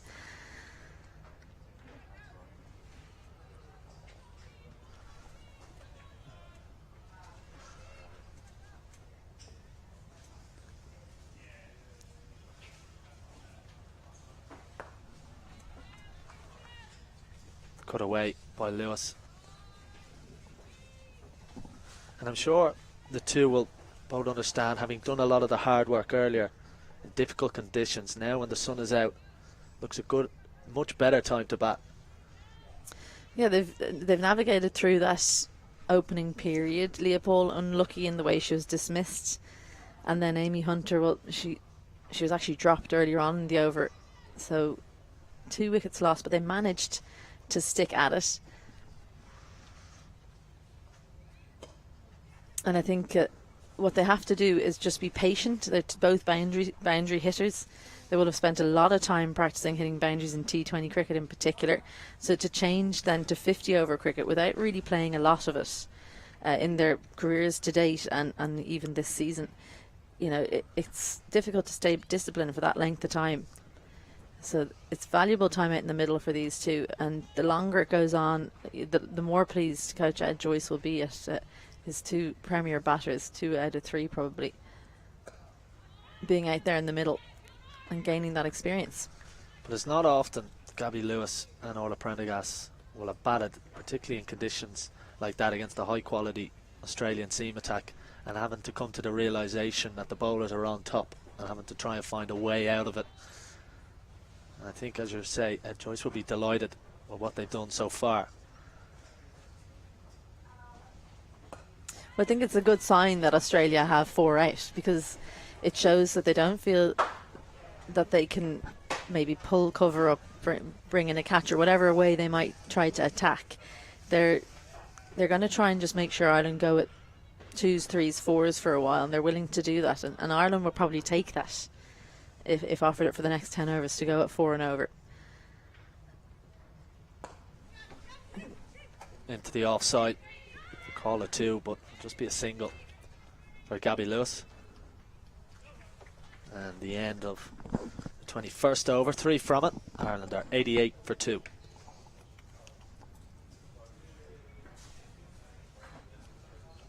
But I think also the importance of the partnership is the fact that when Australia brought the spinners on, they weren't bowling to 2 new batters, they're bowling to 2 batters who are set. Particularly when we've seen Wareham come on with the leg spin. It's just always that little bit more difficult bowling to 2 set players. They're able to rotate the strike a little bit easier. Yeah, I think one good thing about T20 cricket, and that these two learn T20 cricket, or how to play spin in that, is that they don't get bogged down early in a spinner's spell. That would have traditionally been the problem for Ireland when a spinner comes on. It's not so much that you can't not get out, but you can't score. So the fact that they do have plenty of options, these two batters. A sweep shot from Lewis, and given, well, it was too full. It was the wrong shot. Should have gone down the ground, Lewis, and she's got into the 30s once again. And unfortunately, Georgia Wareham, she's toiled away, and she's taken the big wicket of Lewis. Oh, just when Ireland were starting to build, Georgia Wareham with her leg spin picks up Gabby Lewis, and she hasn't played too many sweeps today. Looked to play down the ground, and when she brought the sweep out, umpire Jarrett McCready judged her to be in front of the wicket. And after a good partnership, it's broken.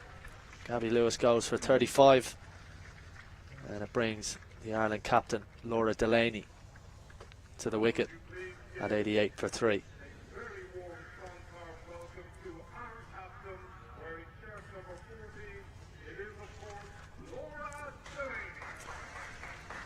Well, it was too full from Gabby Lewis.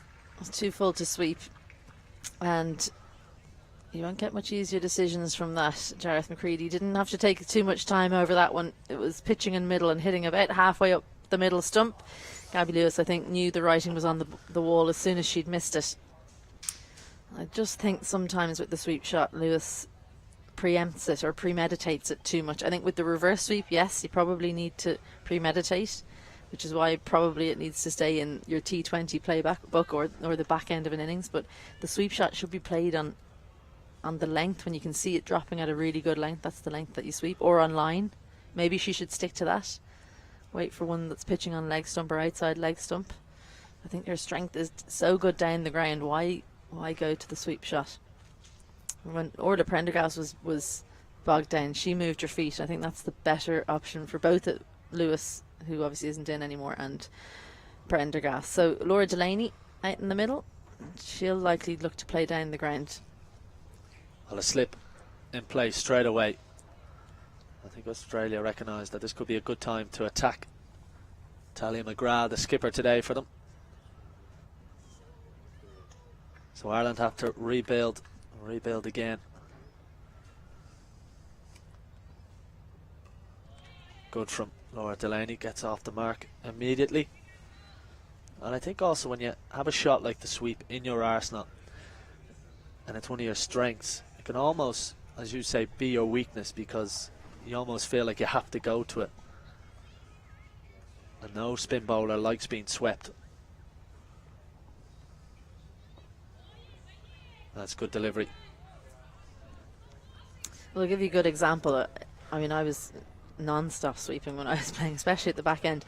And I remember playing against Alana King in the MCG, and I just told myself, do not sweep. Fuller one. Do not sweep first ball. Just whatever you do, don't sweep first ball, because the previous time I played her, I'd been out first ball, not sweeping actually, ironically, and I couldn't help myself.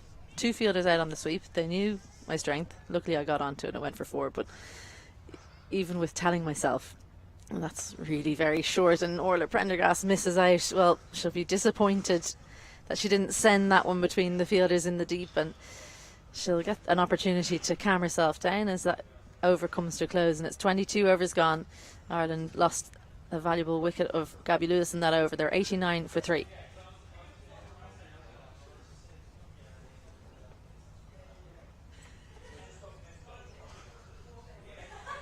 Well, both opening bowlers picked up wickets. Brown got Leah Paul hit wicket, and Kim Garth dismissed Amy Hunter with a beautiful delivery. And And we've seen the spin from Gardner and Wareham. And 4 overs for Sutherland, who bowled 2 from the City end and then changed to the LP Hughes end, coming down the hill.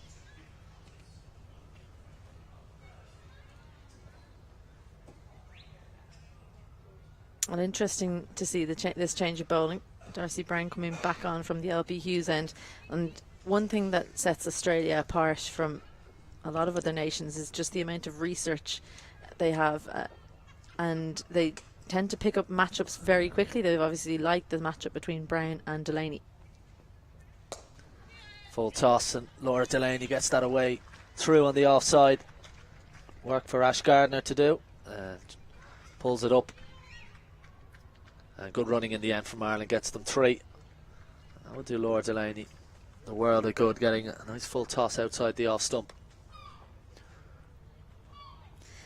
Yeah, you don't get much more welcoming deliveries in international cricket, do you? Especially from a fast bowler. Low full toss, drivable height, and the field up as well. So, well, she didn't get the best contact because the fielder was up. She got 3 instead of 1.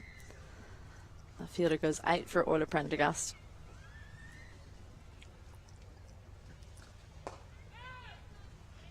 Just on Orla Prendergast, Izzy, she seems to be a player who relies on her hands to get her out of trouble.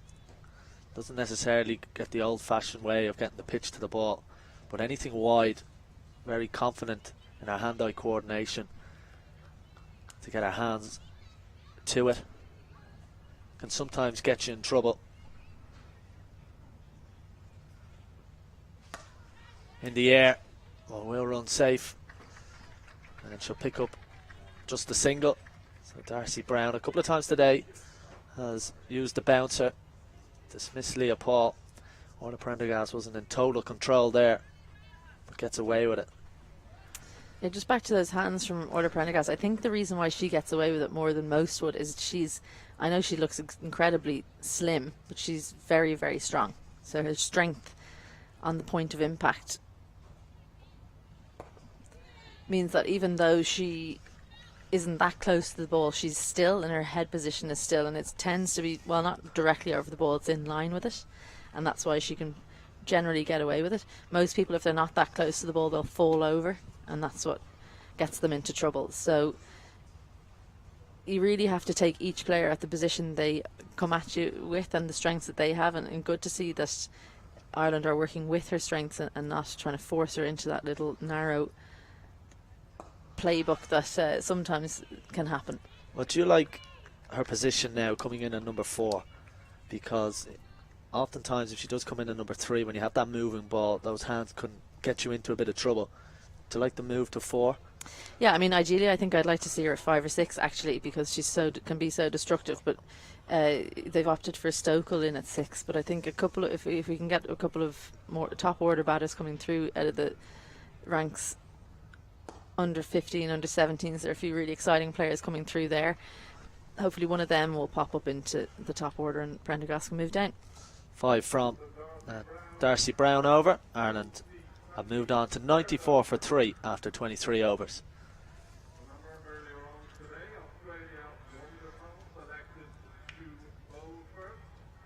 When you mentioned the Ireland players coming through at underage, but just on this Australian side, which has been, one of the most successful international sports teams in all of sport. But you look at some of the older players, and obviously we don't have Healy and Perry here today. You've got the likes of Beth Mooney, Jess Jonathan, but the talent line in Australia that some of the younger players are coming through, I mean, it's extraordinary. Yeah, the WBBL and the WNCL, which is their 50 over competition. That's a good shot from Laura Delaney. Uses her feet. So a couple of these Ireland batters are looking to use their feet against the leg spin of Wareham. Yeah, I think a better option with the pace that she bowls. But yeah, I mean, Ireland now, I see with underage players, 15, like 13, 14, 15, even some 16, 17-year-olds. Just drags the length back, sees Prendergast coming, but she manages to squeeze it out for a single on the leg side.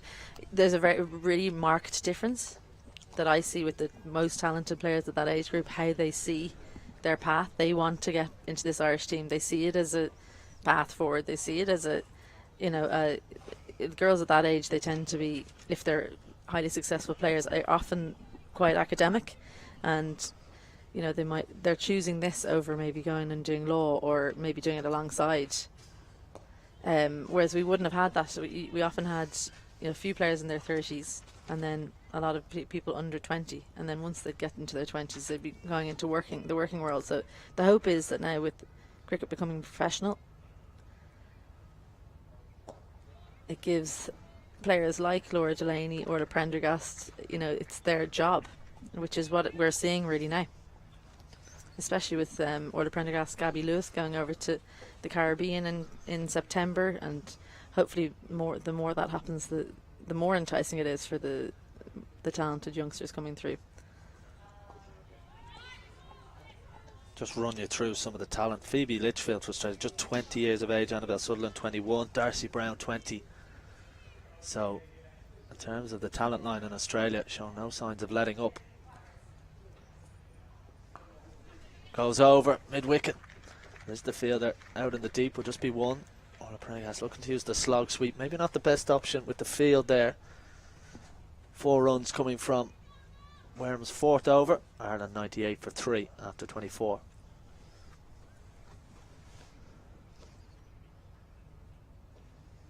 No Jess Jonathan yet. She was only brought on very late on Tuesday, again being held back.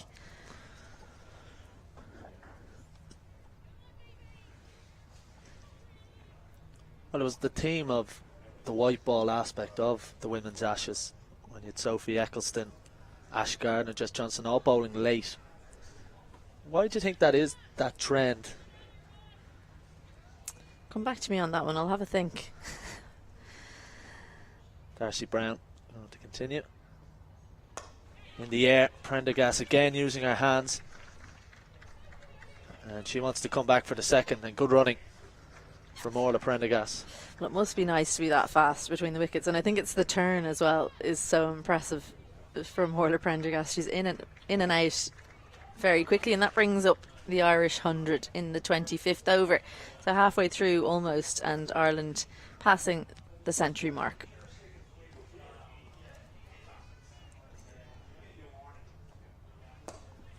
Strong shot again from Prendergast. Moves to 35. High score in women's one-day internationals is 37. So she'll be looking to surpass that and head towards a half-century mark.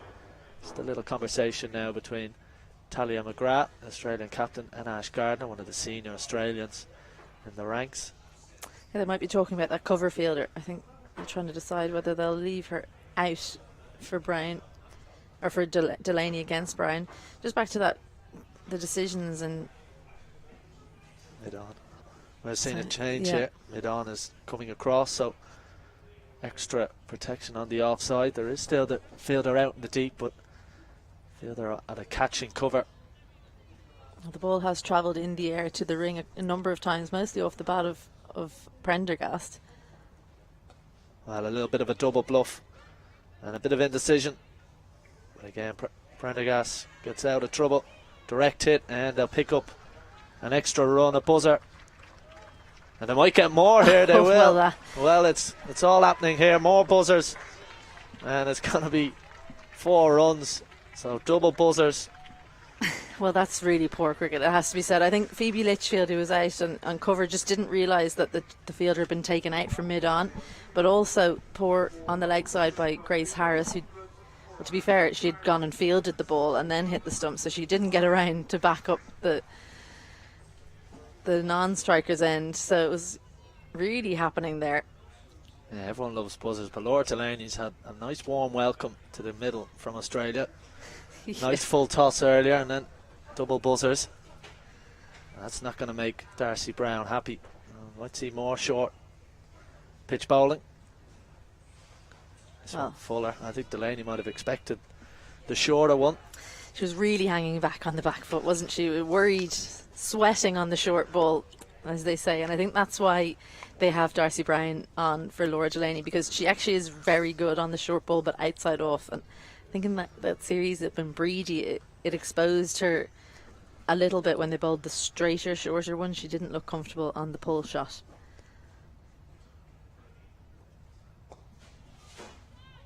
Just coming back to your question about those bowlers coming on late, Eccleston, Gardner, Jonathan. I think maybe they've split the game, the 50-over game, into the first 30 and the last 20. And the last 20 traditionally is when, like the likes of Nat Siver, for example, who would have been playing in that Ashes series, would start to really make their mark on the game. So they're holding back their best T20 bowlers to bowl in that area of the game.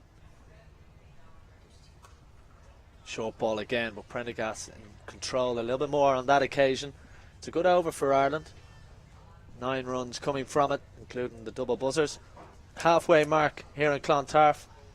Ireland will be happy with the recovery they've made. And now 107 for 3.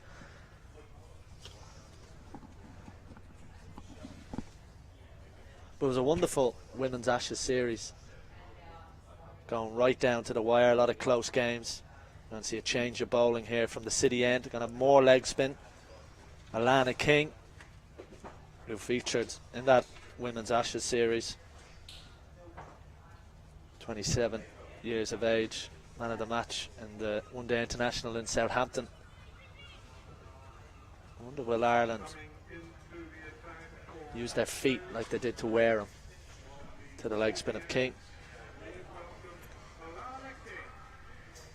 She's a slightly different bowler to Georgia Wareham. Takes the pace off a bit more, but gets great dip at the end. So unless you're very, very precise with your footwork, and as long as you're willing to pull out of the shot, and what I mean by that is recognise when you're not there and maybe defendable when you come down, and that drop means that you've been beaten by the flight, it can be risky. And she's such a competitor, Alana King. She enjoys seeing people come down at her because she sees that as the first opportunity for her to get you out, because if you're going to come down now, she's going to get you out and spin one past the edge. So the field's changing a little bit. Long off out, long on out, deep mid wicket, no square, so she's inviting the sweep shot, and 2 fielders behind point and third in position, a very square third. Right on the money from Alana King. And Australia happy to rotate the bowlers around. Already 6 bowlers used.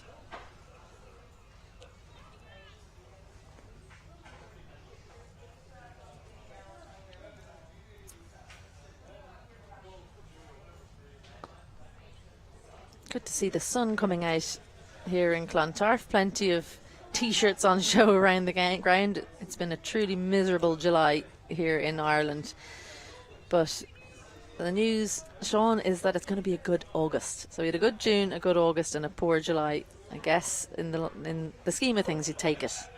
Yeah, you absolutely will. But it was only when I was walking out to the middle earlier for the pre-match toss, just the conditions that Clontarf have provided the ground in today, considering the rain we've had. Wonderful job done by Brian McDermott and his team. And you're right, it's been a really poor July weather-wise, but the sun is shining.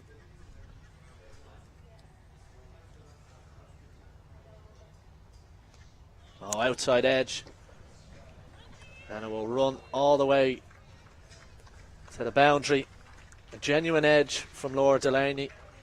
Well, all happened in her innings so far. This time King finds the edge just past Beth Mooney. Onto the back foot. Just doesn't read the bounce. It was a bit fuller, I think, than she expected, Laura Delaney. But I think the way she's come out today, the intent she's shown, she's almost earned that look. What I mean by that is she took on that short ball and didn't get a lot of it, but we might have seen her before getting out of the way of it, not taking it on, and then getting herself into trouble by facing a lot of dots. Today she's come out and said, right, I'm just going to take it on, and even though it hasn't maybe gone where she's meant it to go, those attacking options that she's taking are yielding her runs.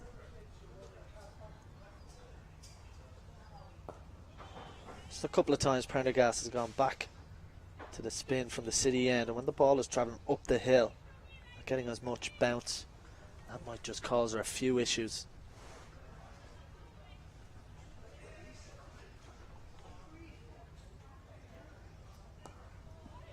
Long, strong shot down the ground, and Orla Prendergast now has her high score in women's one-day internationals. She moves to 38. Delaney's on 17. Ireland making a good recovery and in a strong position at 114 for 3 after 26 overs.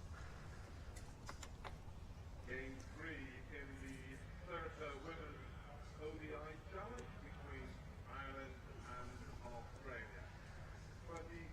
You can see a bit of a breeze in the ground today. Thankfully, at the moment, the sun is shining. Well, we're going to have a change in bowling, and it's going to be the Australian skipper on the day, Talia McGrath, coming in from the LP Hughes end.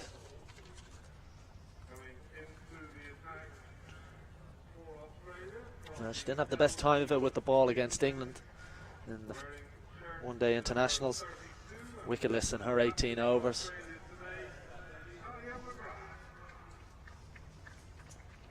But another one of these consistent performers for Australia over the years, and been given the captain's responsibilities in the absence of Healy and Perry. And a bit of a gentle start. Orla Prendergast should look for 2. Good work by Alana King out in the deep. I think that might be more to do with Delaney than Prendergast, that she didn't come back for 2. I reckon Orla would have made it back, but Delaney not quite as... She is quick, but she's not quite as quick as Gabby Lewis. Beth Mooney up to the stumps. Talia McGrath guilty on occasion of bowling some wides down leg side, so it makes her wicketkeepers work. Again, genuine edge from Laura Delaney. She'll pick up 4 more. Doesn't matter how they come, as long as they do. And the second edge that has yielded a boundary for Laura Delaney. I'm not quite sure why she looked surprised here, but Laura Delaney did. She kind of moved leg side to give herself room, and then the ball was in the right spot for her, and then she almost pulled out of the shot.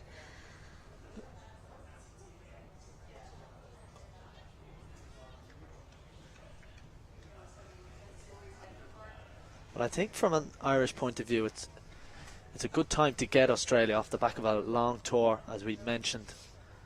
Some weary bodies out there, I'm sure. There'll be some rest in the mind of some of these Australian players. At least Perry's injured, Lisa Healy injured as well. Well, I did wonder when they drew the Ashes series, retained it, but not the way they would have wanted to go at all. But sometimes you don't want to face a wounded animal, so I was wondering were they going to come over and it was going to be even tougher than usual, but I think you've read it correctly. I just think the intensity of that women's Ashes, and we saw all the fanfare and the record numbers of crowds, that just adds to the drama, to the energy levels being zapped out.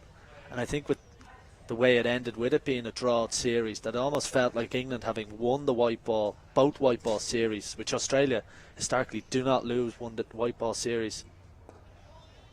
Better from Talia McGrath. Boundary in that over, 7 from her opening over. Ireland 1-2-1 for 3 after 27.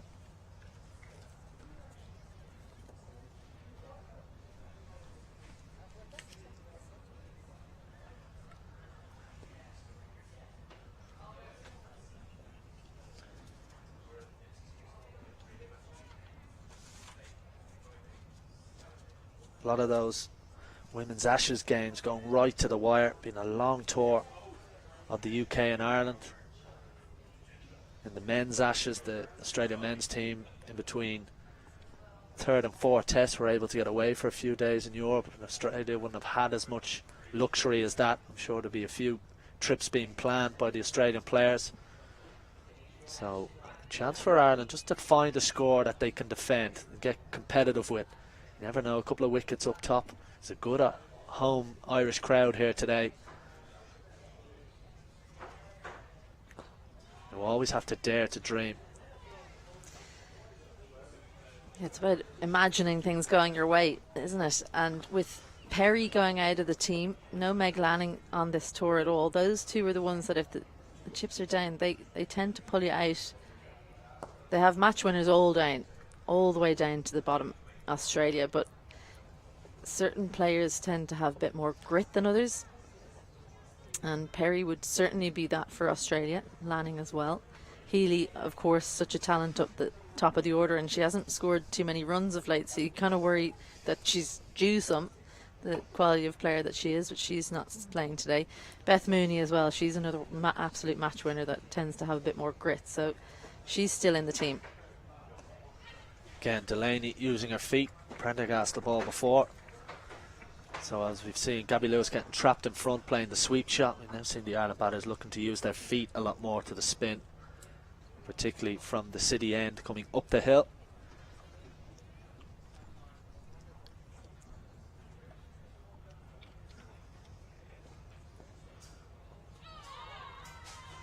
On appeal, I think Australia just wondering did that hit pad first before the bat.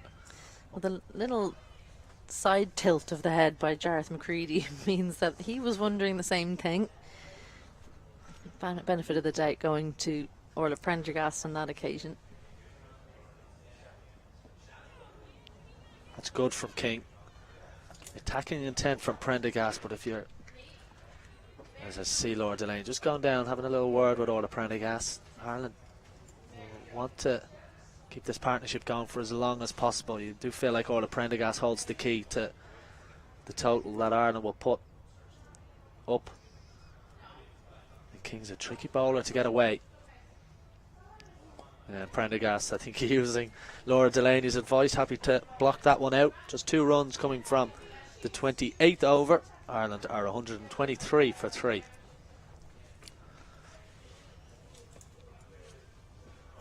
Much flatter deliveries, those final 2. Very noticeable to see, but just wonder, noticeable for us to see, I wonder how easy it is to tell out there in the middle. That's the kind of information that Ireland will start to pass on to each other the more they face these top level bowlers. Is, you know, King's getting to the end of her over, she's trying to get out of it, she bowls the flatter ones, and then you can use that information and play the ball accordingly and have plans in place. Talia McGrath continues. She dismissed Prendergast on Tuesday. Good running there from Laura Delaney. We've mentioned she's had a couple of strokes of luck, but she's 24 from 16. She'll be wanting to just keep rotating the strike like that and provide a foil for Prendergast.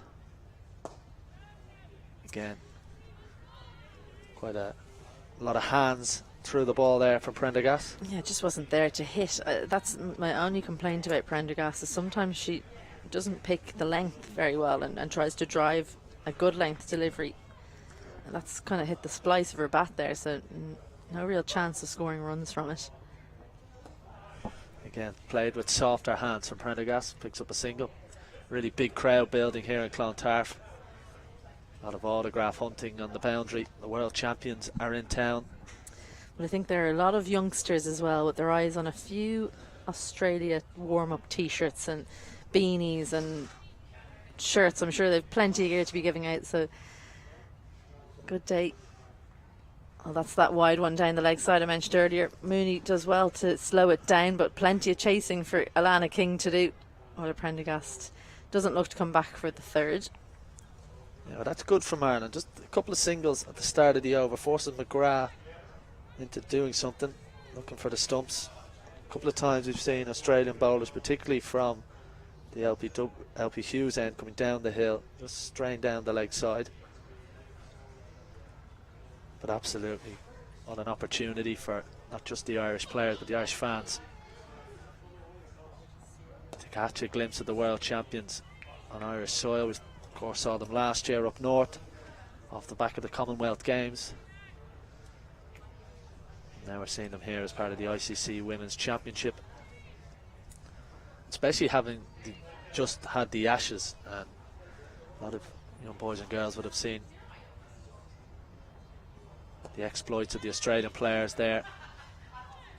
It just shows you how easy it is to make stars, really, if the intention is there and the attention is on female sports players in general. We've got the World Cup over in Australia, the Ashes just on now, and if you were watching the Ashes, if you knew nothing about cricket but you saw the crowds, and you'd think these people are superstars. Delaney can't get that away. 4 runs from that over. Ireland, after 29 overs, are 128 for 3.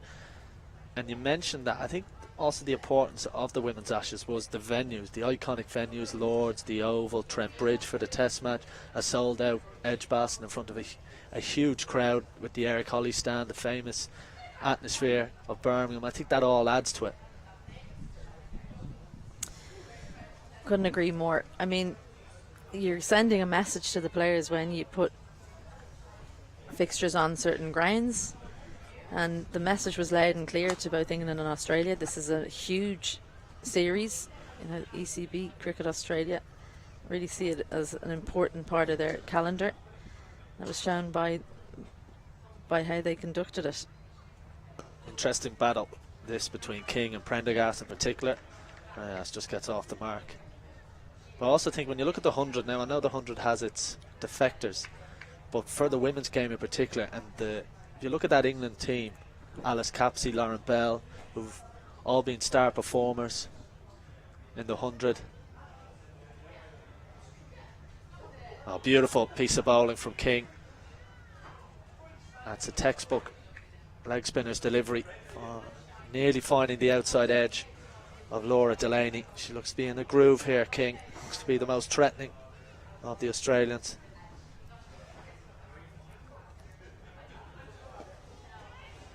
Yeah, real proper cricket that, wasn't it? A proper leg spinner's delivery, good dip, turn away, and Laura Delaney just held the line, didn't push at it, and managed to cover her stumps but not give an edge to Mooney behind.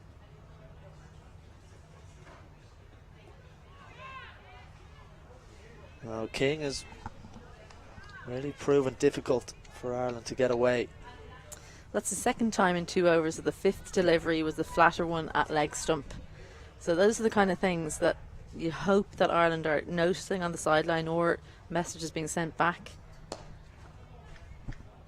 Good shot from Delaney, but be a little bit disappointed with it being a full toss that she couldn't find the gap with mid-off in the circle. Final ball of the 30th over. Well, we saw Prendergast, the previous delivery, very content to just see it out. I wonder, does King have something up her sleeve? I'm going with the flatter one. Oh, completely incorrect. The full toss she goes with. Not sure that was what she meant at all. So a single to close out that over, 3 from it, and King looking like she's in very good position there with her leg spin. 30 overs gone, and Ireland 131 for 3. So a wobbly start for Ireland. Both Paul and Hunter dismissed early on, and Ireland at 22 for 2 were in a bit of trouble, but then Lewis and Prendergast came together. 66 was their partnership for the 3rd wicket, and now Delaney, well, a bit of luck has gone her way. She's out in the middle with Prendergast. 7 bowlers used so far. McGrath the most expensive of those. Wickets for Brown, Garth and Wareham, but King looking threatening.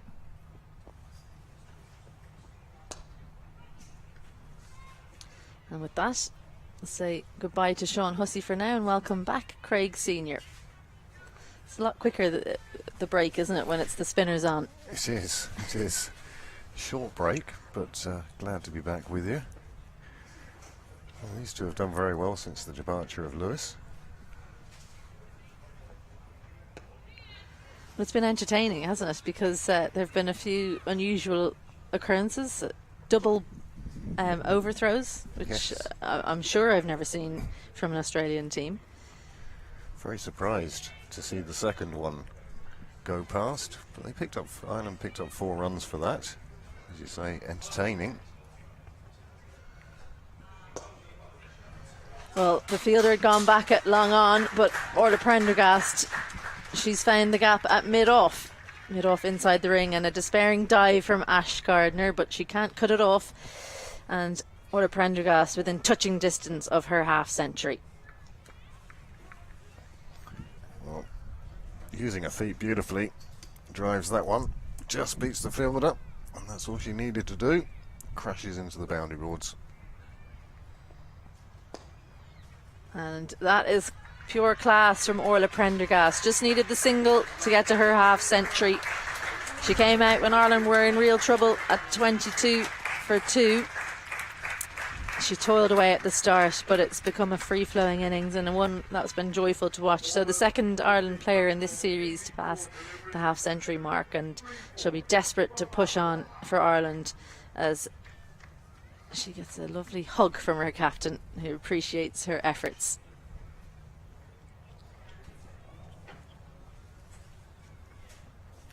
Edged again. How many times have we seen it from Laura Delaney?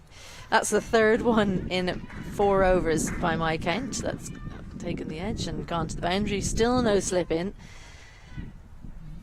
Well, she's using all of the bat. Swinging one there and takes the edge and just flies away. No slip in place at this stage. 4 more onto the total.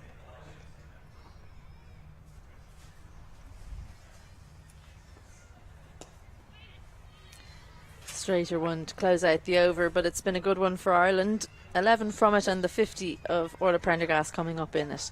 31 overs gone as Ireland are 142 for 3.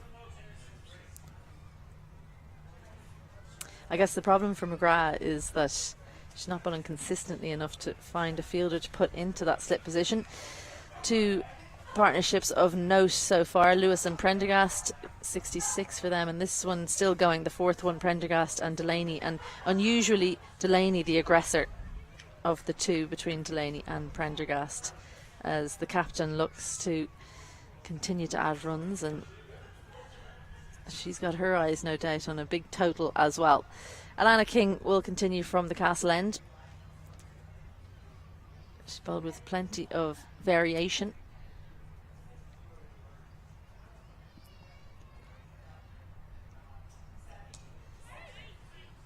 The fielder's inside the ring in square leg, and that's where I think Alana King is trying to draw full stroke from both of these batters, trying to tempt them into another sweep shot.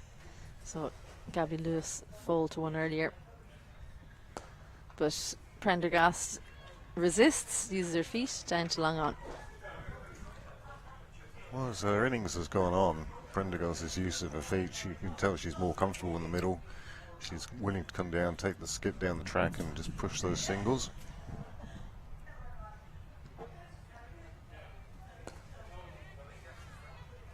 I was talking about just that shot earlier, that Alana King is good at holding the ball back, and you know, you tend to want to use your feet to her, but you need to be able to recognise when you're not there and block one. Delaney managing to resist the urge to punch at the ball down the ground on the previous delivery. I think Alana King thought that she had Laura Delaney caught down the leg side there, but not gathered by Mooney.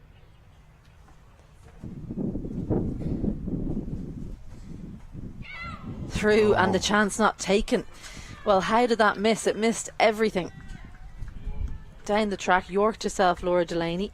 It's missed leg stump. You would have thought for all money that it would have turned on hit leg stump, and then I think Mooney thought it was going to hit leg stump and didn't even try and gather. Yeah. Once it missed the stumps, well, Delaney was well out of the ground, but Mooney didn't gather.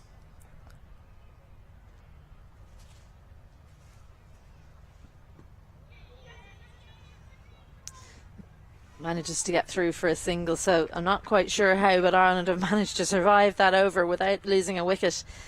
Just the 2 from it, 1 onto the figures of King, and Ireland after 32, they're 144 for 3.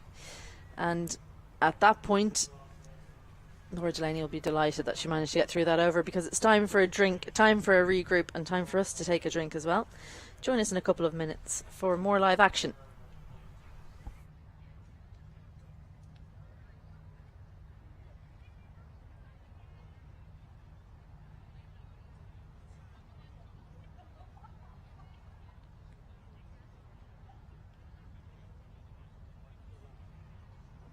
So we take our second drink break after 32 overs.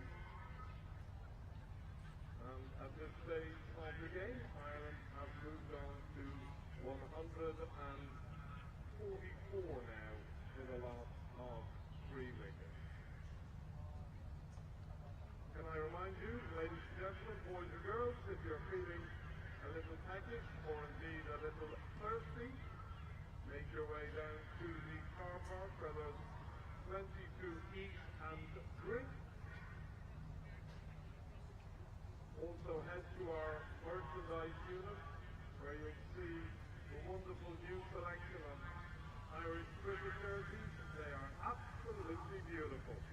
So make your way to our merchandise unit. Lots to be had at that particular tent. 32 overs gone, as I say. Ireland 144 now with a loss of 3 wickets.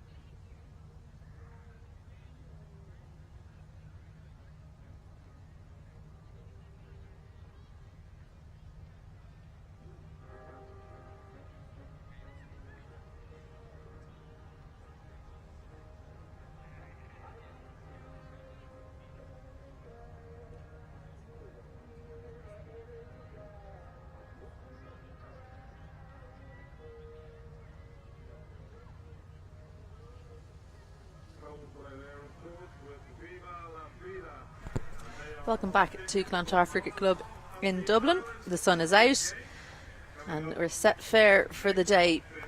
Ireland lost the toss earlier and were sent in, but it's been since the loss of the second wicket when Ireland were 22 for 2. It's been good for Ireland. 37 for Gabby Lewis before she was given out LBW, fairly adjacent as well. And now Prendergast and Delaney. So Gardner replaces McGrath at the LP Hughes end. Tends to bowl a lot of overs in the closing phases for Australia. We'll no doubt see Jess Jonathan soon, but also more of Wareham and King, so plenty of spinners to see.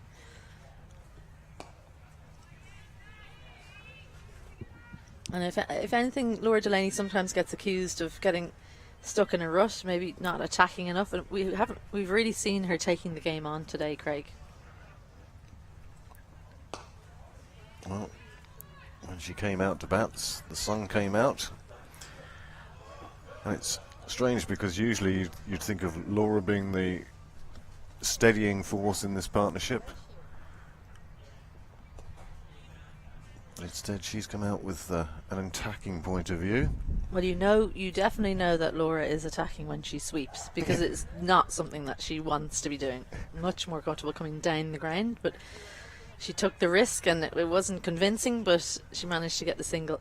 So fielders out straight for Orla Prendergast.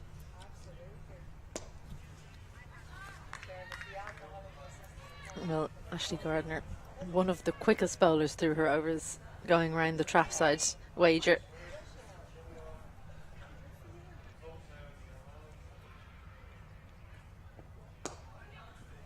Nicely timed, wide of McGrath, or down at long off, but just the single. And then 33 overs gone, Ireland 146 for 3. Have to mention birthday girl, one of our scorers, Helen Caird. Happy birthday today. She tried to take it off, but I believe it was Judy Cohen couldn't score in the end today, so Helen Caird said, well, it's a decent way to spend your birthday, I'll come out and score Ireland versus Australia. So herself and Andrew Mooney are two scorers today, doing a sterling job as usual. So happy birthday, Helen. So if you see her around the ground, if you're coming down at some point, make sure you wish her happy returns on the day. Alana King now continues.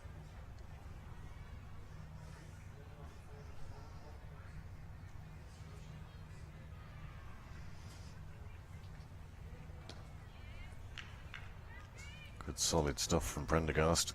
She of course came in to the wicket the score on just 22. And that sort of, she cut her cloth to the situation she found in front of her. And I think she realises that she needs to be there well into this Irish innings. It's quite clear the game plan Prendergast has now. The flatter, shorter ones she's most likely going to defend unless given width outside off, and then any flight given she's going to look to use her feet. Two fielders are out straight, so she'll have to direct it well. There's that flatter, straighter one. Field set well. And it's getting to that stage in the game where the spinners are trying to bowl as many dots as possible and get the batters to take a risk and get them out that way.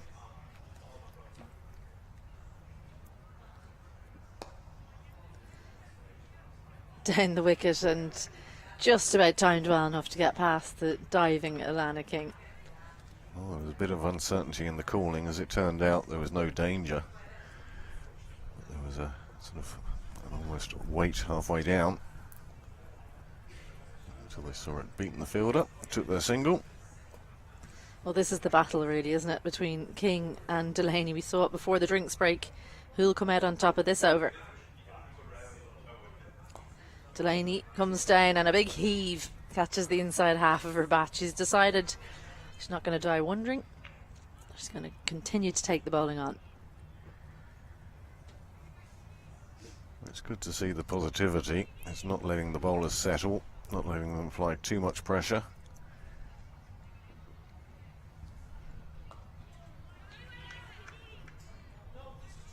So another good over from Alana King. 5 overs from her, just the 15 from it, and 2 from this over. 34 overs gone, Ireland 148 for 3.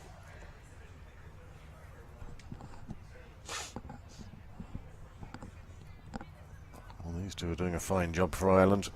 Came together with the score on 88. They've put on 60 together now. It's only taken them 76 balls, and a lot of that is due to the play of Laura Delaney. Well, at one point her strike rate was 160, which has come back down below 100 now.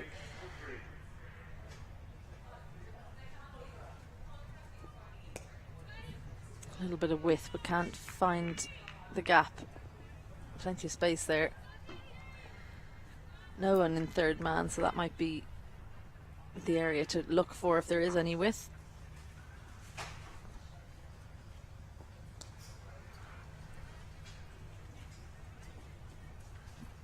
I think now Laura Delaney has to recognise who the set batter is, which is Prendergast. She's the, although it looks like Delaney's hitting them better. We know a lot of those have been, well, at least 12 have been edges, but Prendergast has spent a lot of time at the crease. She's the one who should be taking the game on a bit more. Around the wicket now.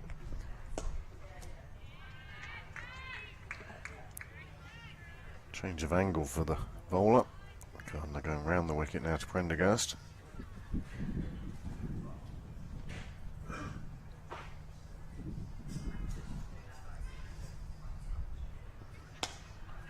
Flat and straight and well directed from Prendergast. She stayed in the shot. She didn't get all of it, but she stayed into it, and that brings up the 150 for Ireland. 153 inside the 35th over. And Prendergast just showing herself up to the task.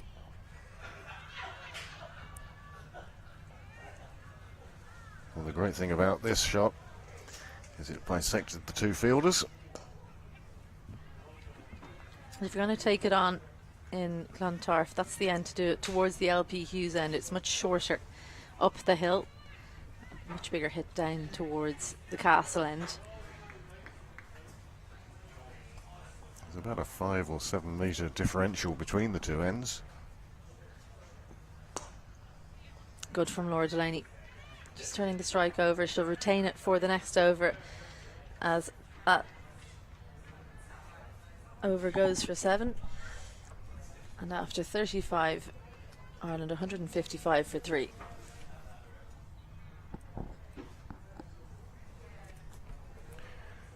Well, you can see Ireland got off to a flyer at the start. It's been there or thereabouts, fairly consistent since then, since about the 10th over. That steep angle there is when Amy Hunter came in. She took up where she left off with that 50 on Tuesday, but just played too many shots early in her innings and was caught behind off Kim Garth. And then it's been consistent, apart from when Gabby Lewis was dismissed. Obviously that was the dot in the middle of the screen, but Laura Delaney picking up the mantle. Alana King now. Good footwork from Delaney, but can only find Harris in mid-wicket.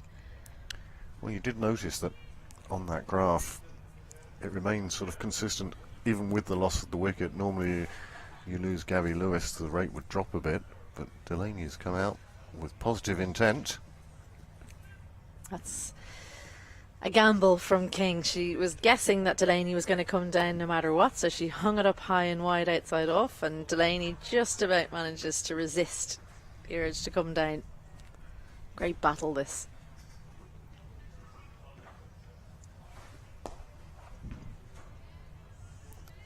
She's clearly decided to take the pace off Alana King against Laura Delaney, speaking to her captain about her plans.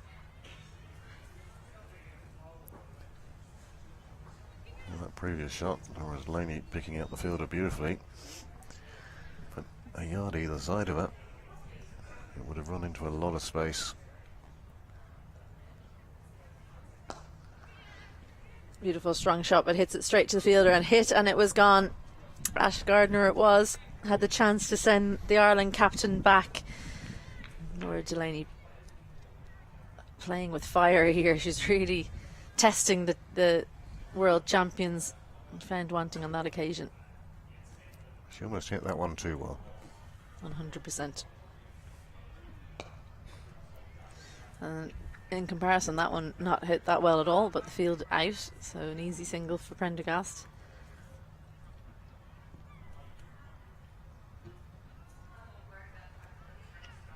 And the great news for Ireland at this stage is, with 14.2 overs left, still 7 wickets in hand.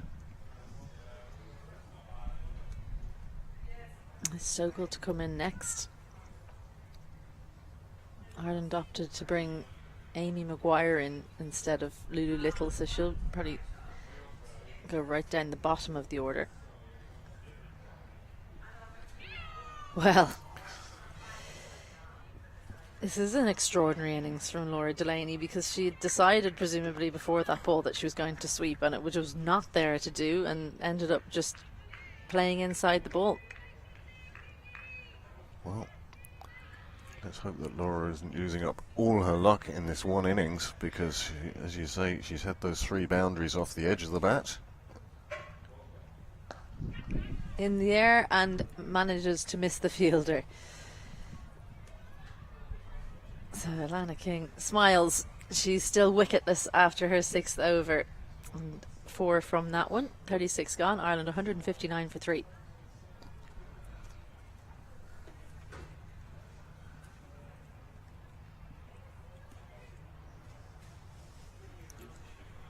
Bit of head scratching going on for Australia.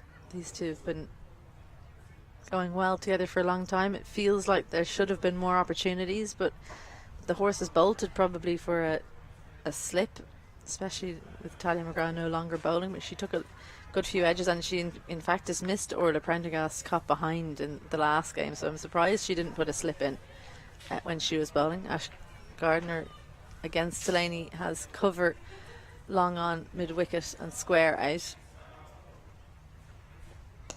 in the air, and in the end a tame dismissal for Laura Delaney. Ash Gardner, well, she kept at it, bowled a hard length, bowled with decent pace, and Laura Delaney caught that one high up the pitch and just helped the ball back into the hands of Ashley Gardner, who won't get too many easier chances than that. Delaney is gone for 36 and Ireland are 159 for 4. Well, Gardner will be delighted to pick up the caught and bowled. Australia will be delighted with the breakthrough.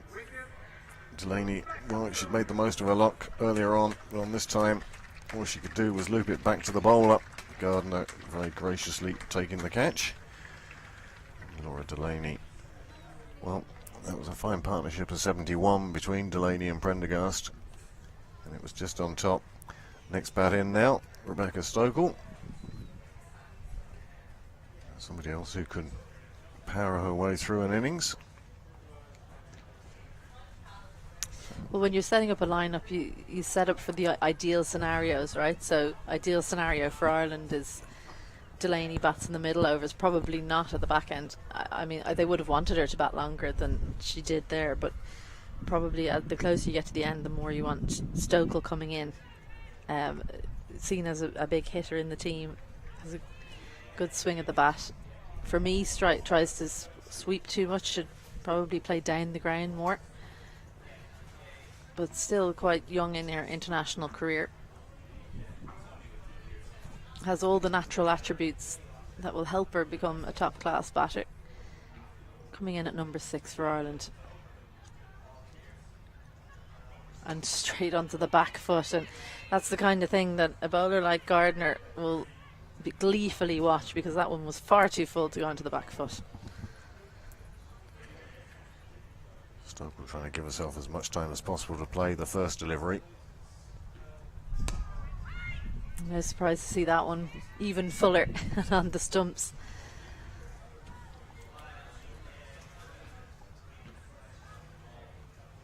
You see, this is what you get when you're playing the world champions. They understand and note these things straight away and act on them. We only get in the team if you have those extra bits of knowledge, those extras that Ash Gardner possesses. As soon as she is bowling to anybody, she sizes them up very quickly, aside from the information they'd already have from their analysts. Floated that one up outside off, just tempting Stokel to play an attacking shot. Cover is out, long on is out.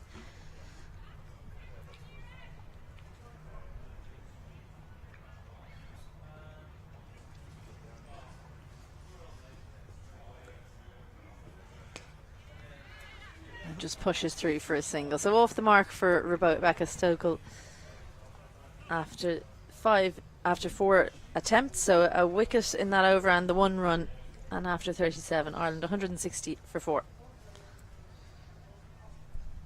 37 overs gone, Ireland 160 for 4.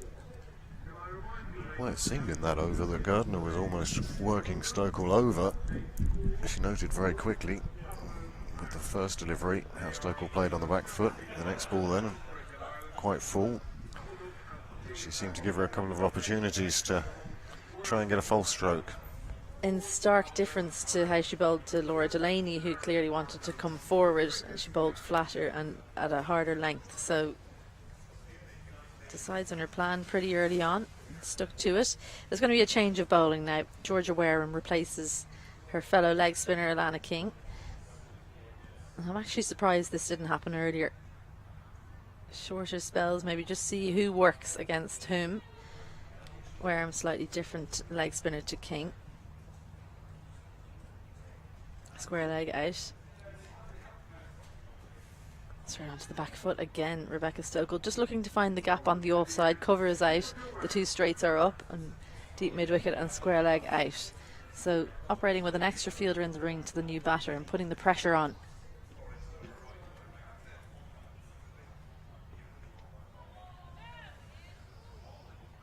And quite clearly, Australia trying to keep Orla Prendergast off strike.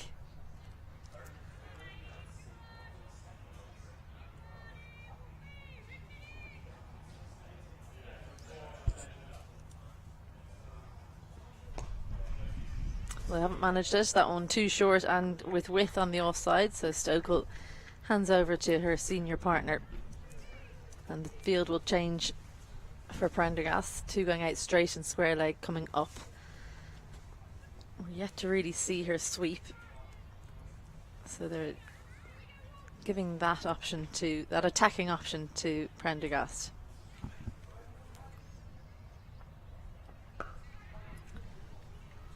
That one's short, but doesn't get all of it. Orla Prendergast. Well, with the cross-bat shot as well, it was almost a bunt, a baseball bunt down to mid-on, but let her get through for the single.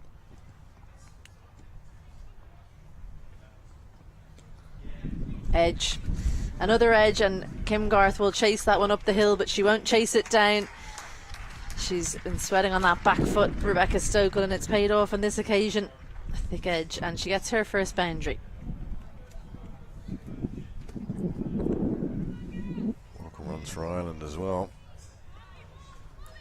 Playing it off the back foot. Just enough to keep it out of Garth's grasp.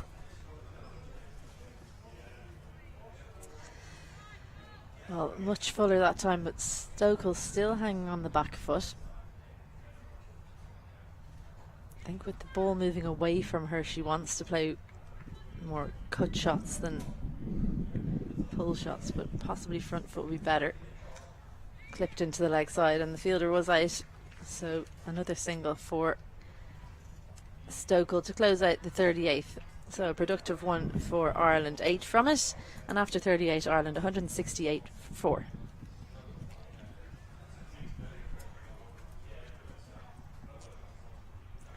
That over in particular will please Ireland, Craig, because as you mentioned, when they have lost wickets, they haven't been bogged down.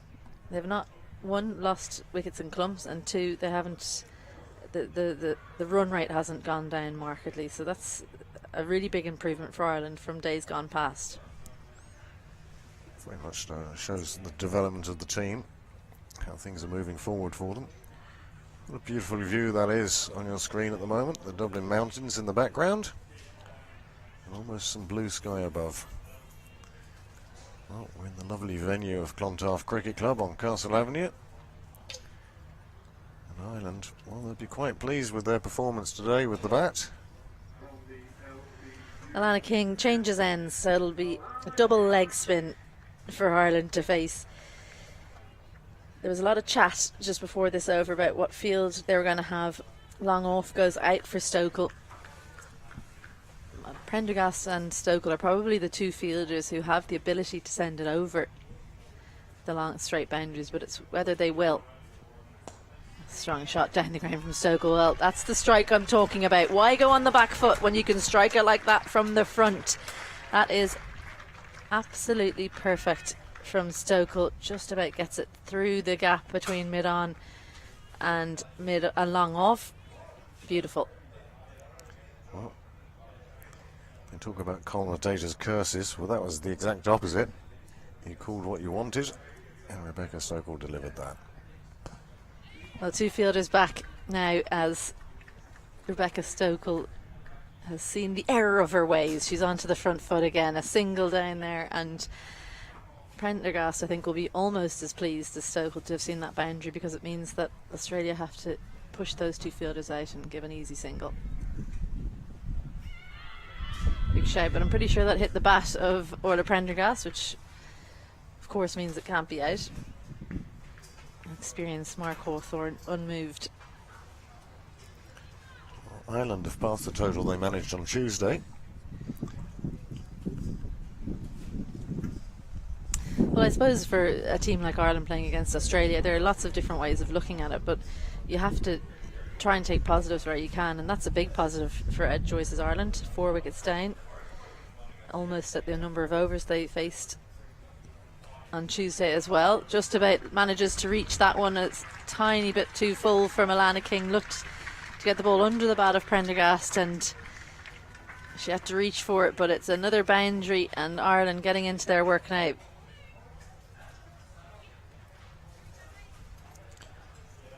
Prendergast having to reach at the end as it dipped in front of her, but she got a bat on it and played it away beautifully for 4.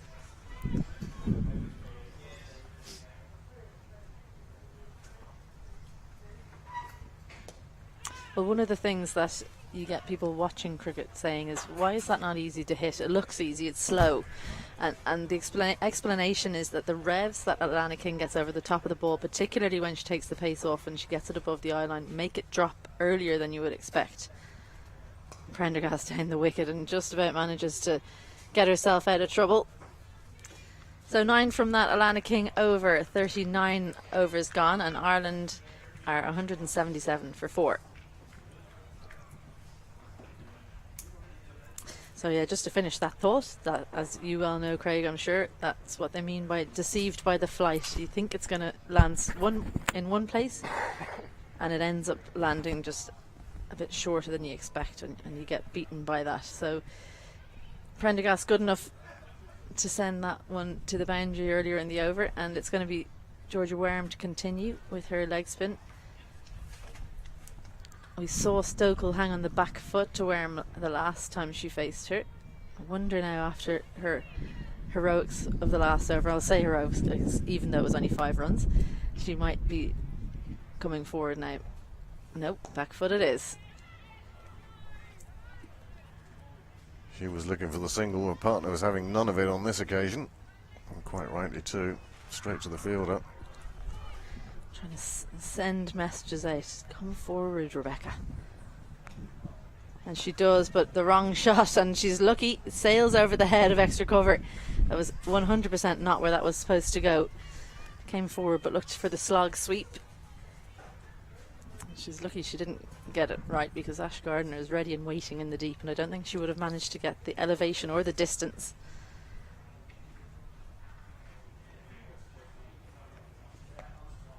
Prendergast looks for the same option.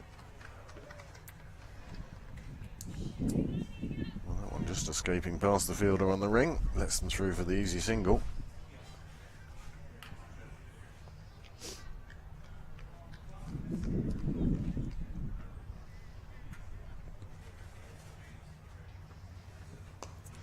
Well, that's more like it, but the fielder up inside the ring doesn't manage to direct it past her this time, Stokel.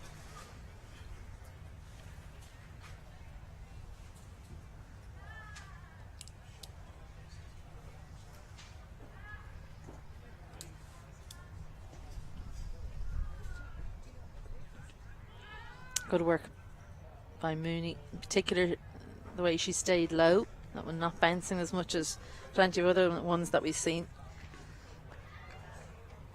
Well, a lesson there for any young keepers watching. Staying low, so important for a wicket keeper. Well, that was the one. She's wanted to play it through that offside on the back foot since she's come in, Rebecca Stokel, and that was the one to do it on, and unfortunately misses.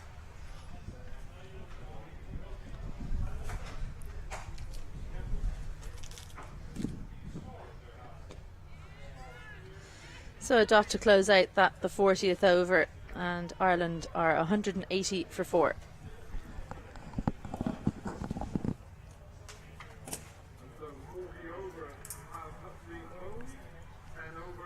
Well, there's the batting card for Ireland so far.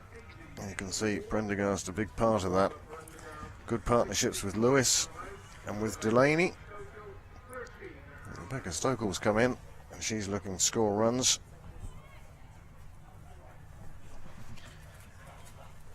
And again, just the 7 bowlers used by Australia. I say just the 7. 7 bowlers used by Australia so far. Wickets for the first 3. Brown, Garth and Gardner. Wareham is the other wicket. But it's going well for Ireland. They've surpassed the total they scored on Tuesday, and they've done so for only the loss of 4 wickets. Super performance. And the sun now shining. A day for batting. And welcome back to the box, Sean Hussey. Afternoon, Craig. Afternoon, everyone. We're going to have a change of bowling. Talia McGrath back into the attack. And in the air from Prendergast. It'll be interesting to see what way she plays. There's 10 overs to go. These two of Ireland's more powerful and destructive players.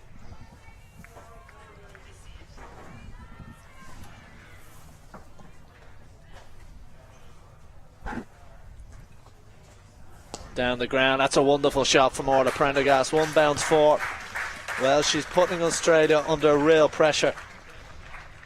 Mid-off was in the ring and she went over. Gets another boundary. Exceptional stuff. Well, this is more like the Orla Prendergast we see in club cricket in Dublin. Down the track. And even though it was a little wide, she just lifted it over. And as Sean said, 1 bounce 4. Immediate change in the field. Cover coming into the ring and long off. In place, very straight, long off. Thing is there with that previous delivery when for the boundary, she didn't look to overhit, just knew if she got it over mid-off she'd get a boundary. This is wonderful stuff from Orla Prendergast.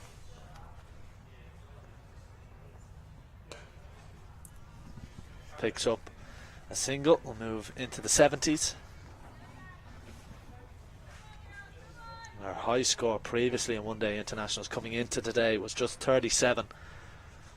So I think finally we're seeing the capabilities Orla Prendergast has with the bat in the green of Ireland.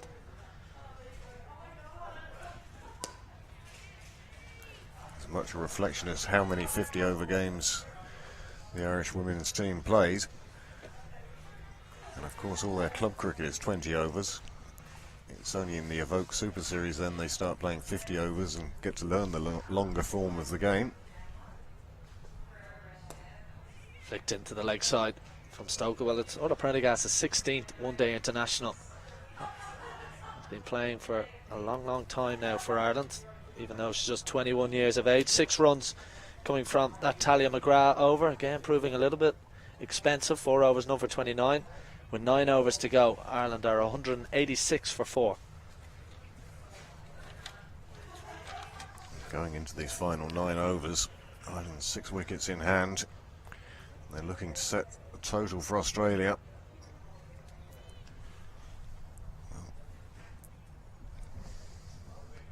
Certainly be looking in excess of 200, 220. Yeah, I think around 230 if they can get up around 240.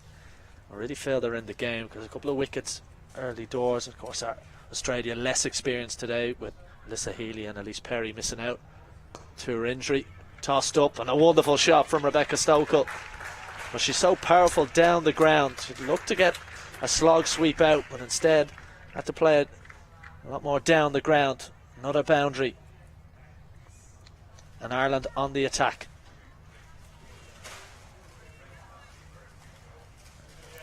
Rebecca Stokel has the power to become that sort of finisher for the back end of an innings.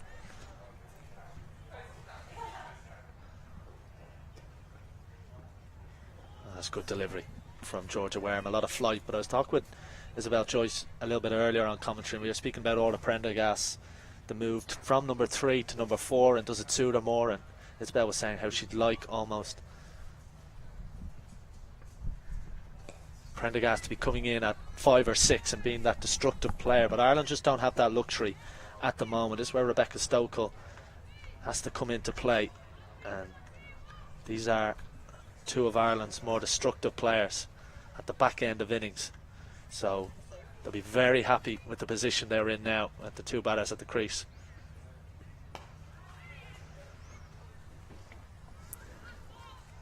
Nice bit of air from Wareham then, trying to bring Stokel into a false shot. But yes, in an ideal situation these 2 would have been sort of 5 and 6. I think Stokel struggled when she's tried to rock on the back foot. I think when she comes down and looks to play down the ground is her strength. This is about Joyce was saying earlier, but also when one of the taller players in this Ireland squad with long levers.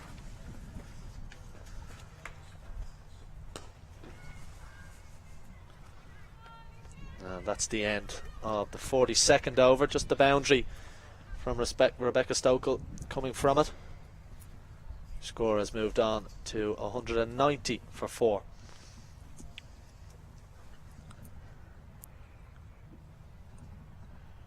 Well, the blue skies we saw earlier, Sean, seem to be slipping away, covered by a bit of cloud now. Perhaps that will be to the advantage of the Irish bowlers for the second innings. But at the moment, any sunshine we've seen has been for the Irish bats. And I think Australia would be a little bit disappointing having won the toss earlier. Talia McGrath, standing captain, immediately electing to bowl first. I think they would have hoped to capitalise on the couple of early wickets they took.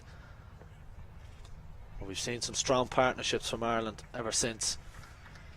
And Prendergast has been the mainstay, moving in onto 71, just 29 away from what would be a memorable century.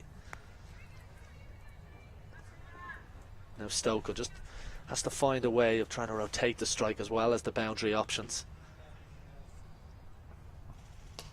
Goes leg side, protection out in the deep. Can't afford to freeze out Prendergast at the other end.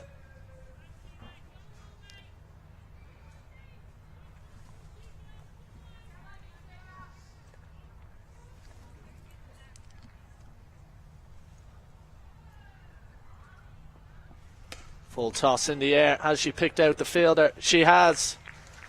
Well, Orla Prendergast can't believe it. All the hard work, and she'll feel like she's gifted it away. Talia McGrath, the skipper, gets the wicket, and Orla Prendergast has to go for a wonderful 71. Well, she'll be disappointed with a low full toss, often a deadly delivery, and it's proved the undoing of Prendergast, who goes for 71 of 109 deliveries. Well, that's a super innings from Orla Prendergast. 71 runs, but more importantly, she came in when the score was 22 for 2, and 170 runs later she departs, but she provided absolute solidity there. And they say that it's not always the good balls that get you wickets, and there's living proof of it. Just lifted out, and the fielder taking a very comfortable catch. And the new bat coming into the middle now, Arlene Kelly. Yeah, Phoebe Litchfield with a comfortable catch. And see Orla Prendergast as she was coming off. She'd just be so frustrated. Having done so much of the hard work, a wonderful 71. And just give it away at this stage when Ireland were starting to go on the attack. And a big gap between Cow Corner and Long On. But falls for 71, brings Kelly to the crease. Yeah, really good from Arlene Kelly, getting off the mark straight away.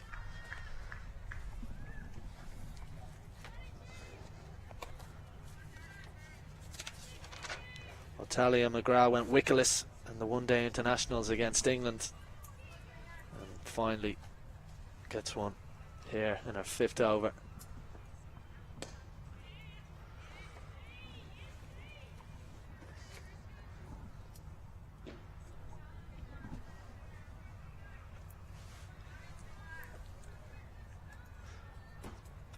Well, we were talking about 230, 240 earlier.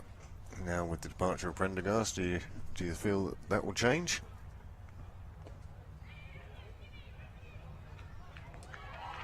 Good running from Rebecca Stokel, despite the direct hit from Kim Garth. Gets in 5 runs, and of course the important wicket of Orla Prendergast in that 43rd over.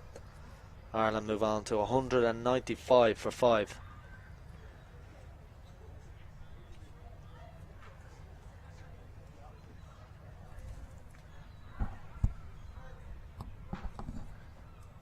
Yeah, just on that, Craig, you still have 7 overs to go, and Ireland have to be thinking 230 at a minimum. That's 35 runs from the next 7 overs. They just have to do that for the next couple of overs. Just keep trying to rotate the strike. Can't afford a batting collapse. I'm sure they would have taken 230 at the start after being 20 for 2. They have to find a way of getting there.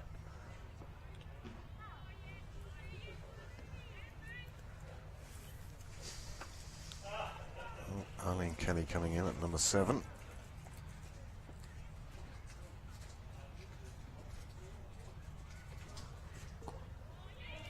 Oh, bit of a mix-up here, Jess Jonathan. And it's run out. Good piece of work from Georgia Wareham. Wasn't the best throw from Jess Jonathan. She puts her hand in her face as if to apologise, but a huge mix-up between Arlene Kelly and Rebecca Stokel. And in the end, it was good work from Wareham to gather it cleanly and effect a run out. Ireland, well, they're starting to falter. Arlene Kelly run out after a big mix-up. The 6 wicket falls at the score at 195.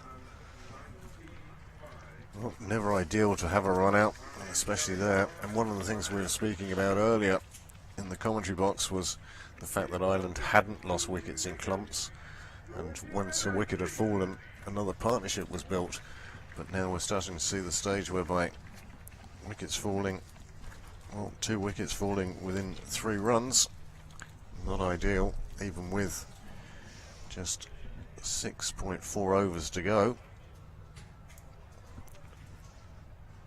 Well, that's the issue Ireland have. Georgina Dempsey in at 8. And it's just a longer tail than most international sides would have. So Rebecca Stoker has to take all the responsibility here. A lot rests on her shoulders, misses out there on a big full toss. Australia have used their bowlers well, rotated them, changed ends.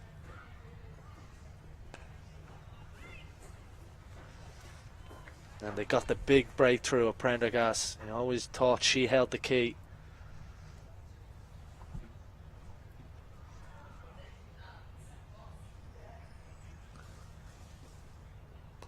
Short ball, and Rebecca Stoke will be really disappointed she didn't get that away. Good piece of work from Darcy Brown, because that would have raced away for 4. What a really poor delivery. That's her second one this over, Wareham, and Stoke again can't find the boundary. Pressure building.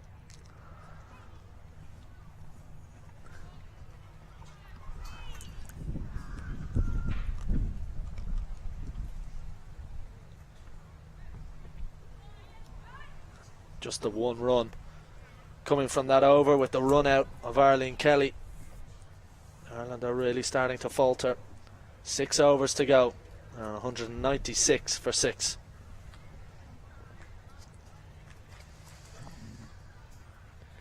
Well, wicket falling in each of the last 2 overs has sort of put the brakes on for Ireland a bit here now. At a time when really you don't want to be touching the brakes. If anything, drop it a gear and accelerate away. But Australia aren't letting them do that. Well, we're going to have a change in bowling. It's Talia McGrath, who got the wicket of Orla Prendergast, is replaced by the Ash Gardner. Oh, and immediately nearly finds the breakthrough. It's beaten Beth Mooney and it's beaten everyone. Good work from Kim Garth. And Georgina Dempsey will come back for 3. It's a bonus 3 runs, 3 boys. Brings Ireland to the brink of 200. I think the Irish team, management and supporters, delighted to see them getting over that 200 mark. Well, it'll certainly feel like a milestone for Ireland, but I'm sure they'll be thinking past it. Ash Gardner looks like she's going to bowl out from this DLP Hughes end, doing what she did in the women's Ashes so effectively. Just surprised we haven't seen Jess Jonathan today at all. I think maybe a case of Australia giving opportunities to some of the newer players.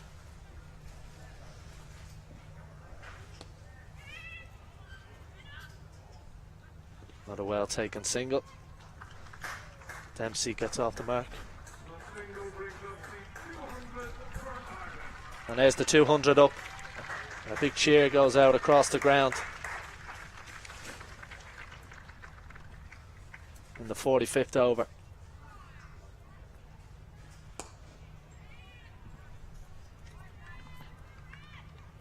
It'll be interesting to see how Ireland go on from here now, and whether they can reach the heights of the 230 we'd be hoping for.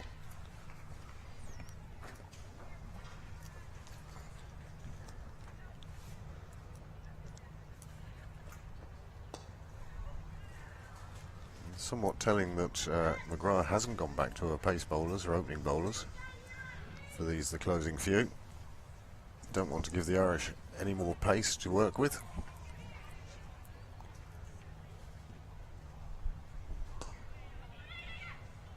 Not a quickly taken single.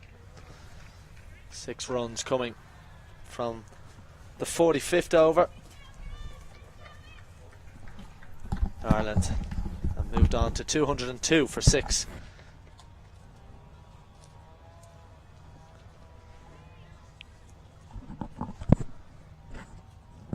So 5 overs to go. And we are going to see pace. Former Irish international Kim Garth will come on from the city end. And someone who captained Kim while she was playing for Ireland, Isabel Joyce, joins me live on commentary. Afternoon, Isabel. Afternoon, Sean. Good to be commentating on the Ireland innings at this stage. Of course, on Tuesday, Ireland left a lot of overs unused. So 5 overs, unfortunately for them. Ireland have Stokel, who's been in for a few overs, and a new batter, Georgina Dempsey. So unlucky from Prendergast that she sent that full toss down the throat in the deep. Kim Garth, well, as you mentioned, I captained her quite a lot, and it was always nice to be able to throw the ball to her at the back end because she has so many skills. It's probably something we haven't seen while she's played for Ireland, Australia so far, but when she was in Irish colours she had lots of slower balls. There's one there. So that shows the confidence she has with her slower deliveries, that she doesn't even get a warm-up delivery in. Well, it's a slower delivery immediately. Just a couple of words from Stokel to Georgina Dempsey. Got to be thinking, if you're Stokel, you want to face as many deliveries of the remaining 29 as possible. Well, she's really talented with the bat, Georgina Dempsey. Just very young and you know, needs to focus on her bowling. But the real strength is over extra cover. So don't be surprised to see her clear the front leg and look to go over there. Pace on delivery from Garth that time.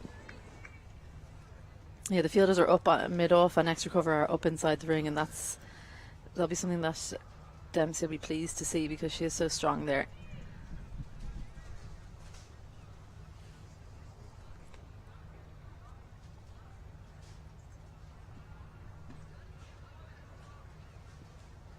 Dances down, looks to send it over, but it's gone steepling in the air between two fielders, and Garth doesn't put those ones down, especially not when it's off her own bowling. So Dempsey takes on the infield, but her bravery doesn't pay off as Ireland lose their 7th. Yeah, Dempsey has to go, trying to beat the field in the ring. Good catch in the end from Kim Garth, because it looked for a second though as there's a little bit of confusion. Would have been a slower delivery. Never easy, those catches with the ball coming over your shoulder. Sutherland nearly gotten away, but the 7-wicket falls. The score on 202. So Ava Canning makes her way out to the crease. A real improving batter, but still young in her career. She just looked to struggle against spin a little bit. She's another player who was opting to play off the back foot a lot, and which is strange because she's so strong on the front foot. Very similar to Stokel in that way. And she was dismissed bowled in that last innings. Comes out against Kim Garth. She's one of the many in the Irish team at the moment who won't have had much to do with Kim Garth. She's so young. I just wonder if Rebecca Stokel in the final ball of the previous over, Georgina Dempsey took a quick single. I wonder if a little bit of experience there from Rebecca Stokel just said, no, I need to face as many deliveries as possible. Now has been starved out of the last couple of overs. And again, can't get Stokel back on strike. Well, they need to get a single off this delivery, or otherwise Stokel needs to go down to Ava Canning and say either it's 2, it's 4, or it's a dot, because I need to face as many of the final 24 deliveries as possible.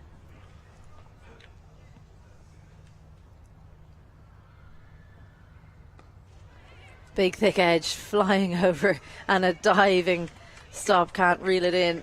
They're going to take 2. Grace Harris it is, that was leaping like a salmon. Couldn't reel it in. Well, Kim Garth actually thought it was the final ball of the over, so she went towards Jarrett McCready. So there is one delivery left, and Ireland need to keep Rebecca Stokel on strike for the first ball of the 47th over. So a single here is not really what they want. We've seen a change in field. Anna King just moving from mid-wicket to short 45, just an extra little bit of protection on that leg side. Yeah, and opening up a big gap for a single as well. They want Canning on strike.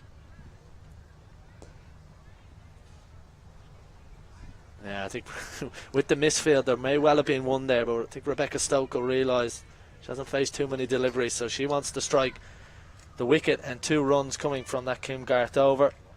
With 4 overs to go, Ireland are 204 for 7.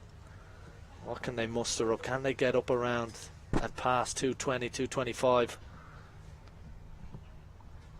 Gonna have Ash Gardner to continue, and so the role we saw her play in the Women's Ashes, she's gonna continue to bowl at the death, bowl those crucial overs. Well, she's so versatile, isn't she? Can take the pace off. We've seen her do that a little bit, especially when Stokel was hanging on the back foot, but she can bowl a decent lick as well. Probably bowl a bit flatter in the back end now. Too straight though, and helped around the corner. Stokel's wanting to come back, but Litchfield very quickly to the ball, keeps it to a single. Good result for Australia. Yeah, intelligent cricket from Phoebe Litchfield.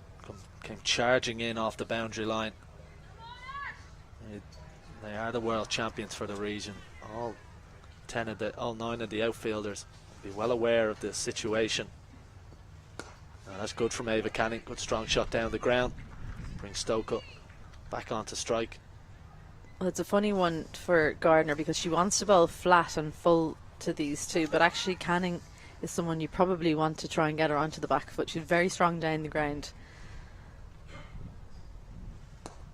Goes down the ground. That'll just be a single. To Sutherland along on. I think Ireland will be happy overall with their batting performances, particularly with the contributions from their top 6.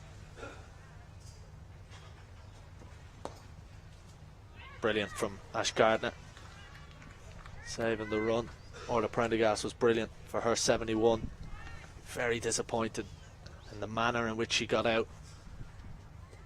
Chipping a full toss from Talia McGrath straight down the throat of Litchfield at deep mid-wicket.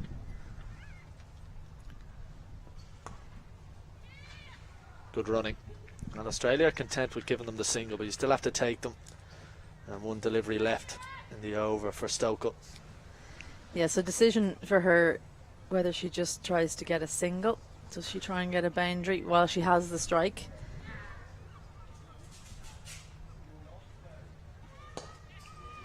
Well, straight down the ground, but Sutherland reads it early and keeps it to a single, so gave herself the opportunity for a boundary, Rebecca Stokel, with a strong shot, but gets probably the better option, which is the singles. Keeps the strike. 47 gone. Ireland 209 for 7.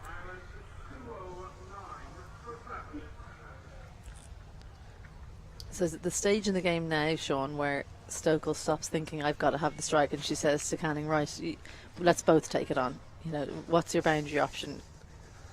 And tells her number 9 that she can start going after the bowling as well.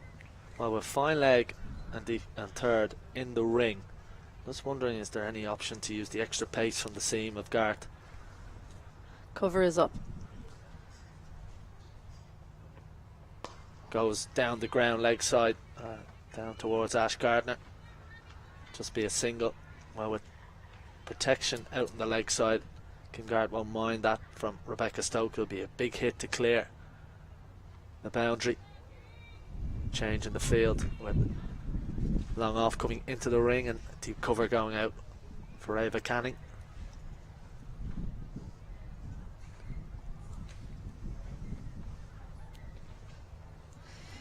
Well, the thing about women's cricket having only 4 fielders out is that you can often tell what the bowler's going to bowl by the field that's set, and for Stokel the field was all up on the offside, including third, which means that Kim's going to bowl full and straight at Stokel. So in some ways it makes it easy to choose what shot you're going to play. It's the execution that can be difficult at times.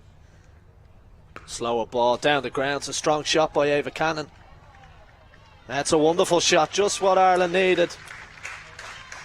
Ava Canning at number 9 picks the slower ball from Garth, and a powerful shot.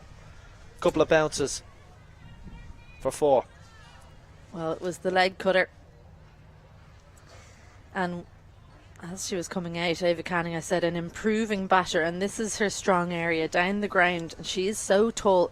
And what you can't really tell from her bowling, because it's pretty slow, is that she's very strong, very physically strong, hits a heavy ball, and really it's only been the last 18 months she's even worked on her batting at all, so plenty to come for the youngster.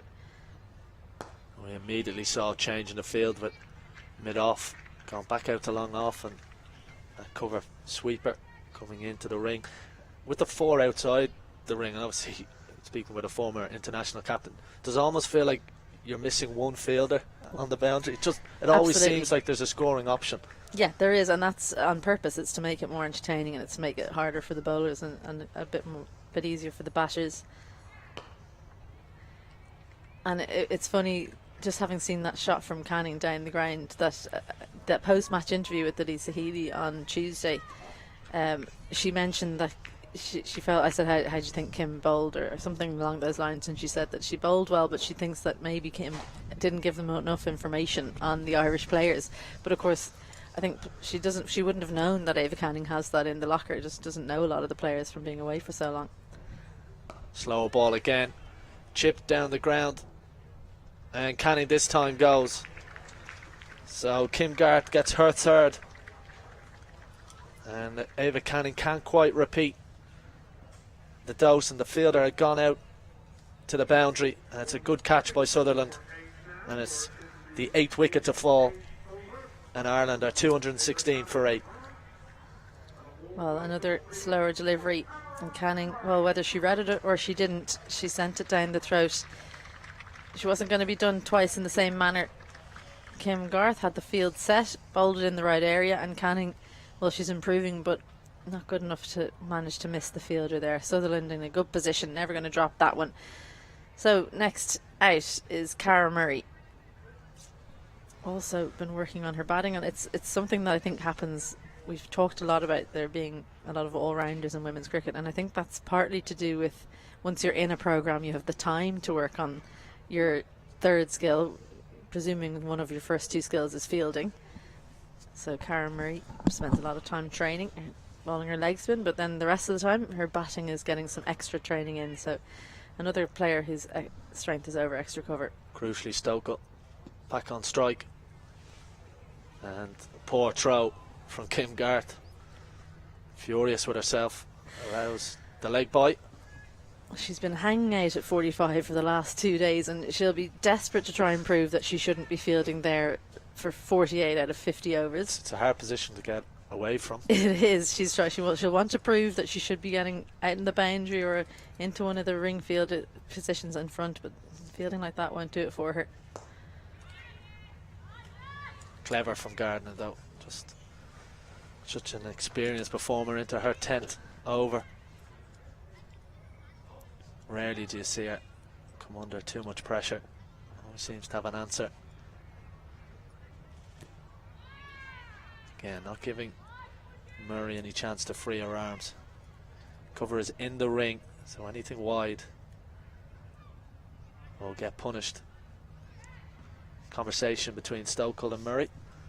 Well, Gardner gets through her overs so quickly that it's actually difficult to step to the side and take a break, because you feel that pressure of the bowler being at the top of their mark. So it's good from Stokel, just taking some time out of the over.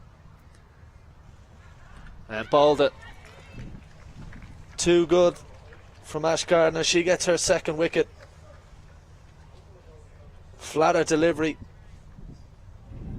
Murray came charging down, and Ireland lose their 9th wicket with just 8 deliveries left. I'm not sure this was a good choice at all. In fact, I'm proven to be correct in that thinking, because Ash Gardner bowling very flat that over. There was no indication there was going to be any air or length to be coming down the ground for Cara Murray. She bowled even quicker this time, and Cara Murray had decided to move leg side and give herself room. So what she really should be doing is getting off strike and handing over to Stokel. So the 9th wicket goes down. Murray goes for a duck, and Amy Maguire, very popular addition to the team today, Hill's left arm spinner, featured at the Under-19 World Cup for Ireland recently in South Africa, and she comes out at number 11 for Ireland, joining Rebecca Stokel.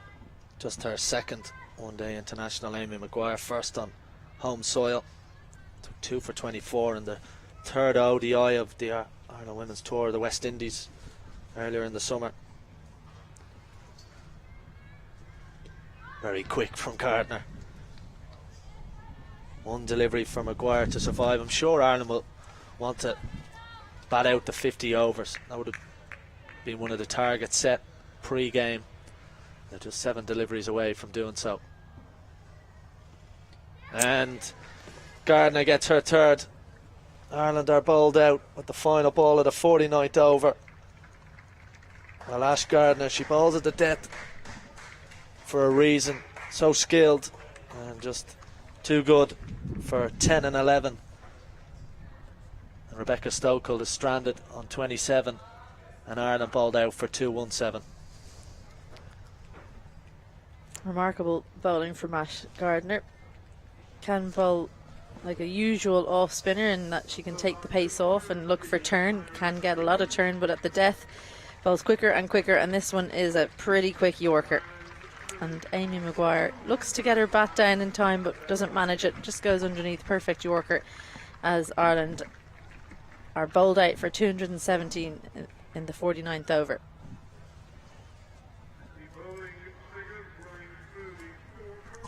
So Ireland 6 deliveries short of batting their 50 overs.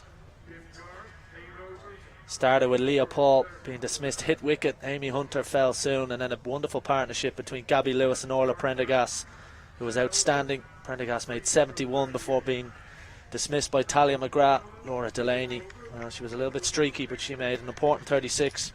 Rebecca Stokel 27, but only 13 runs coming from the final 5 batters. See the partnership, 2 big one in particular for the 3rd wicket with Lewis and Prendergast, and then between Prendergast and the Ireland captain Laura Delaney, but nothing really of note past that. 7 bowlers used for Australia. Garth and Gardner for 3 each. They are the standouts. Sutherland just the 4 overs for her, and McGrath just 5. So Brown looked good as well at the top of the order. Australia will be pleased to see that. This is the story of the day so far. Prendergast and Delaney, the top scorers. Lewis looked good before the ill-judged shot, and Stokel didn't manage to get the tail to wag along with her at the back end. 3 each for Garth and Gardner. So Ireland have set the target, 218 for victory and of the game and of the series for Australia. We'll take a short break. Join us again at 2:15 for the resumption of play, where we'll see Australia look to chase down Ireland's total of 217. Until then, good afternoon.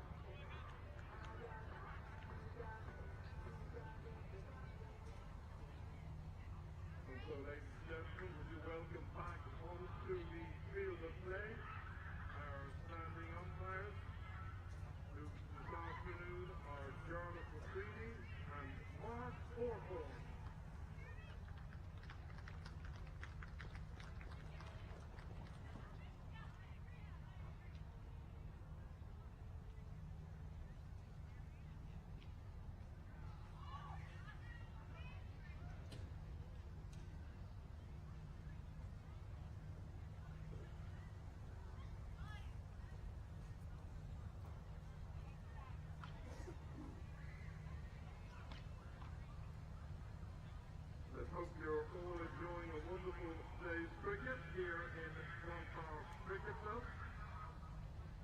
Remember, in the first innings, Ireland scored 217 runs.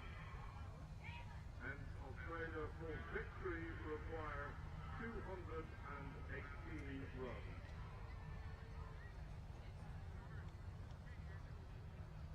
For your information, our scorers today are Andrew Mooney and Helen Caird. And I have a special birthday greeting that I want to pass on to one of our scorers, Helen Caird, celebrating her birthday today. From us all in Cricket Ireland, happy birthday to you, Helen, and many happy returns. And would you welcome onto the field of play, led by their captain, Laura Delaney, Ireland!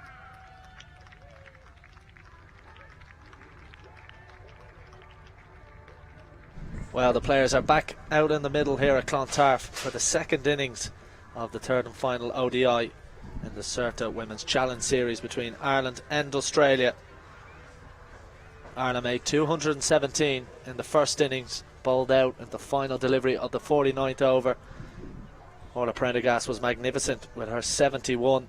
She's going to open the bowling from the LP Hughes end.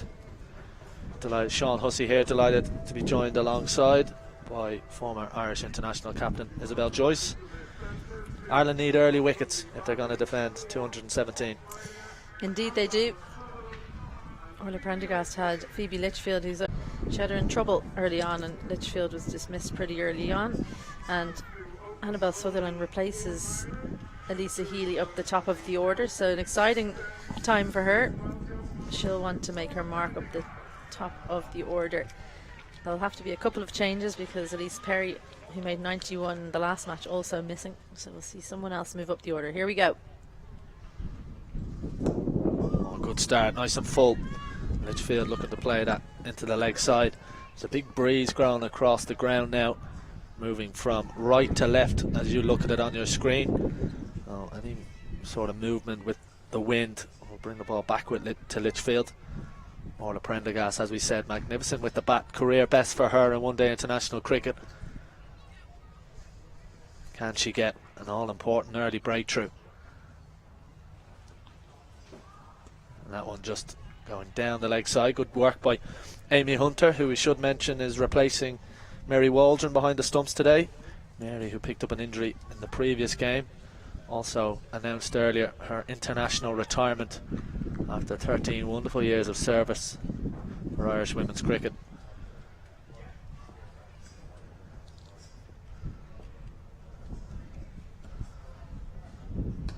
Yeah, Amy Hunter deputising but really taking over with the gloves. And Shauna Kavanagh was brought into the squad today. She would usually have been the backup wicketkeeper for Mary Waldron, but Amy Hunter taking the gloves today.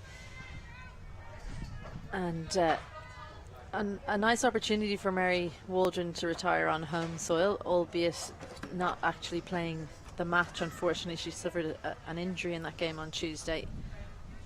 It's a really wild delivery from Orla Prendergast. She's naturally swings the ball away from Litchfield, but fighting against the wind somewhat here this morning or this afternoon.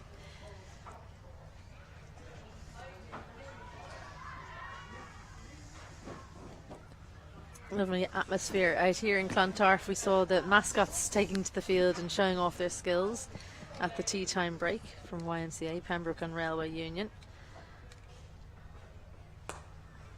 Pitch full by Prendergast. I do feel like Ireland will need to get a couple of early wickets. You mentioned Elise Perry and Alyssa Healy are both missing today. Two mainstays of that Australian batting order for a number of years. They'll also miss out on the 100 tournament, which starts next month in England. So a period of 4 to 6 weeks rest for either player rules them out of that, and they'll return back to Australia. A good delivery from Prendergast. Nice bit of carry. Yeah, funny you say next month. It's always the way summer goes, that it seems to take an age to get into summer, and all of a sudden then it's almost over. Just a couple of days till we hit August. So that 100 competition is coming thick and fast. Standards over there improving year on year markedly.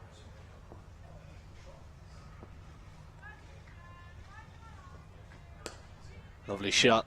That'll be the first runs of the bat. Good fielding by Leopold. This means it's a single. Nice straight drive from Phoebe Litchfield. Brings Annabelle Sutherland to the crease. Mentioned we saw all of Prendergast for the Western Storm in English domestic cricket already this year, in the Charlotte Edwards Cup and the Rachel Hayhoe Flynn Trophy. And who knows, there could well be an opportunity with the 100 with injuries or what have you.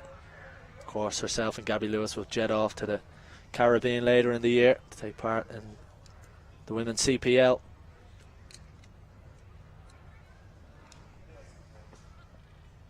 Another wide. So just struggling a little bit there, coming down the hill. Well, just going back to that, those opportunities that might come through injuries to those two Australian players. We've already mentioned that Phoebe Litchfield will get an opportunity off the back of it, but in terms of the other spot being filled, I just wonder, will they look at their squads and see, is there a point of difference? Is there anyone that they can bring in that adds something to their squad? Over pitched, and Sutherland immediately gets off the mark with a lovely shot through the covers, and the opening boundary of the Australian reply comes off the bat of Annabelle Sutherland, and that brings an end to the opening over. 8 runs from it, including the 3 wides, and Australia are underway. Well, she's just opening today after Elisa Healy was ruled out, and a very welcoming ball to face up the top of the innings. Full wide with extra pace and the field up, if you don't mind. So 4 for Sutherland from her solitary delivery. Well, we're going to see Ava Canning from the city end of the ground. Amy Hunter stand up. Does often get some movement, Canning. Pretty much always. I don't think that she's able to not move the ball into the right hander or away from the left hand batter. There's slip in place, 2 fielders operating behind point. She looked good at the start of the innings on Tuesday. A wonderful shot from Phoebe Litchfield. Immediately doesn't let Ava Canning settle, and that trickles into the fence. So Litchfield gets her first boundary. 2 full and with width from Ava Canning. Litchfield doesn't need 2 looks at that one. Keeps the head down, that was the key. Didn't try and overhit it.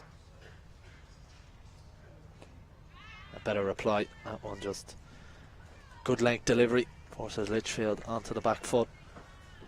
Well, it was interesting hearing some of the talk and the build up to the game from Australia, talk about the different conditions, but also the different style of bowling that Ireland have. A lot slower than some of the England pace bowlers, Lauren Bell and Kate Cross, who opened the bowling for England in white ball cricket. Prendergast can bowl at a good pace, but Ava Canning certainly more of a slower bowler, can get some movement. Yeah, slower bowler, quite tall, so if she gets her length right, gets decent bounce. And actually on the slower wicket, especially on Tuesday, was quite a handful. There's been a bit of sunshine, especially today, so a much easier prospect for Litchfield. Good from Amy Maguire there on her toes. I was just going to say, that's Amy Maguire, and she's been brought into the team, left arm spinner. She'll be sitting in point wondering, when's the captain going to look my way? When do I get my first chance to bowl in internationals in Ireland? But as a captain, what way do you approach that? Do you want to get those players into the game as early as possible? Of course, a lot will depend on Litchfield and Sutherland. But just 16 years of age is Amy Maguire. What an opportunity for her. Well, there's a lot of things that come into that decision as a captain, and there's various things, like Georgina Dempsey took 4 wickets the other day. She needs to come on early, but I've got a leg spinner. I need to get her in the game early. I've got a new left arm spinner. I need to get her in the game. You know, it's really difficult when you've so many bowlers, and when the team is chopping and changing a good bit, there's no rhythm. whereas Australia, a much more settled team, when they bring someone in, it's easier to slot them into a bowling position. Good from Canning. Again, a lot slower through the air. And just a boundary and a single from Canning's opening over. Australia 13 for naught after 2 overs.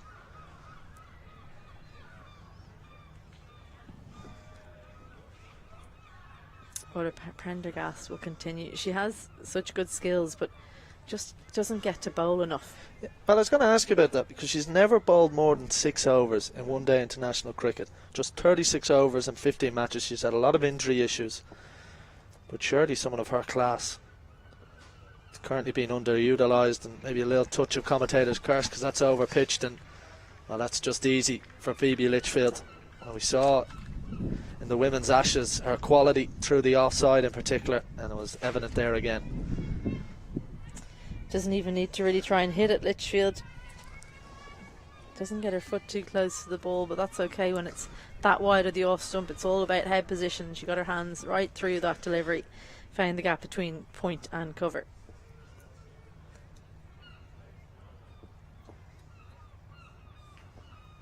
Better from Prendergast. She has had her injury issues. Yeah, lots of injuries, and I suppose the 6 overs per game thing presumably is about managing her workload, and managing workload also means that she can't bowl too much in training. She'll miss bowling in club matches. Just the number of overs under her belt in the last couple of years compared to what you would want as any type of bowler is well below what you'd hope for, but they have to try and keep her fit, so it's just a juggling act for Cricket Ireland. And Catherine Simpson, the physio, would have a big say in that, and you know, everyone in S&C working to keep her strong enough to bowl what she needs to bowl, but also as an all-rounder you've so much training to do.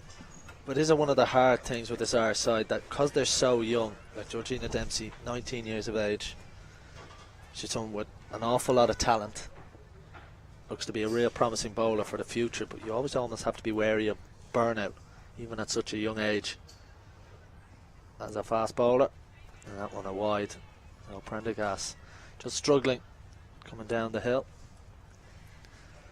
Well, I think they manage their workloads and how much they play quite a lot. I think similar players at 19 years of age in the past would have played and bowled a lot more in club cricket, and they would have played in a lot of teams. So like Leah Paul, for instance, when she was coming up, would have played in boys cricket as well as her own age groups and women's games and the odd representative tour. So it's just a different type, but the workload's there without the support. Good shot, but good fielding from Gabby Lewis. So strong through that offside. It's Phoebe Litchfield. So yeah, it's just for Prendergast in particular, she's such a key element, even though she's only been playing for Ireland for such a short period of time. She's still so young. Yeah, they've got to try and make sure she's on the pitch as much as possible and not get greedy in terms of the number of overs. I mean, that being said, she hasn't bowled well enough to really deserve the extra overs either. She has the ability to bowl really good balls, but doesn't bowl them that often.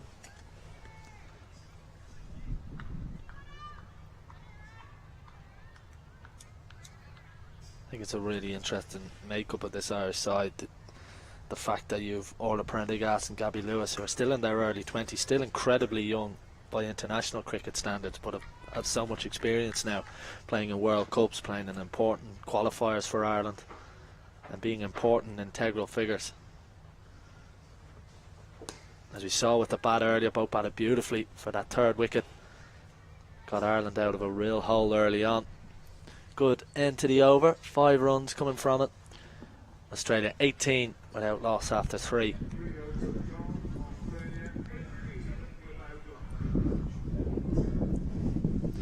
But such a wonderful opportunity for Amy Maguire when she does come on to bowl. When she took a couple of wickets in the final ODI in the Tour of the Caribbean, but there will be so many nerves. A lot of her friends will be in the crowd, and family, I'm sure, out of the Hills Cricket Club in Skerries. Her sister Jane, part of the Ireland squad as well. She suffered with her injuries issues. Nice and full from Canning. Yeah, I wonder about, because everyone's nerves are different, right? So you can never tell what's going to make someone at ease or what's going to make them more nervous. Will Amy Maguire feel less nervous because she has those teammates from underage teams and club mates and, you know, everyone in the ground pulling for her, or will that make her feel more pressure? Very hard to tell. Will just be a single down the ground, long on his back for Sutherland. It's an interesting change in the field Ireland have for the right-handed Sutherland. For Healy in the last game, rather inexplicably they had cover out for Canning, who swings it in prodigiously. So she suffered down the ground straight when she got too full. So they've started with long on out, which I'm glad to see. But you mentioned in the batting innings earlier how Ireland will start to realise and see trends, and that communication and experience from playing against, you know, the world champions, the best team on the planet. And game by game you can gradually see the learnings, taking it back to their inter-pro setups, back on international tours in the future. Good delivery from Canning. Well, I think as well, sometimes you can tell players, right, you know, you're coming, you know, club cricket, say someone's coming out to bat with me, I'll say, oh, Sean Hussey's bowling, he tends to bowl a quicker one, third ball, and then the fourth one's the floater, and then he does this. It's too much information to take in that instance. You need to learn it over the period of 18 months, 2 years. So that's the stage a lot of these girls are at now. Pierces the gap. Diving effort, and that'll be a boundary again. Litchfield strong through the offside, over pitched, and all of Prendergast had extra cover. Can't quite get there. Another boundary. But you could almost see it as she was bowling it. This was the much floatier one. Too full, has the length, and Litchfield doesn't need to be asked twice. Again, she just climbs into that one, and Prendergast had very little chance of cutting that off. So it's going to lead to a change in the field. They're going to, because this is bowling into the arc really of Litchfield, so they're going to strengthen the offside. Slip comes out, there's a catch and cover. Prendergast goes a little deeper and wider.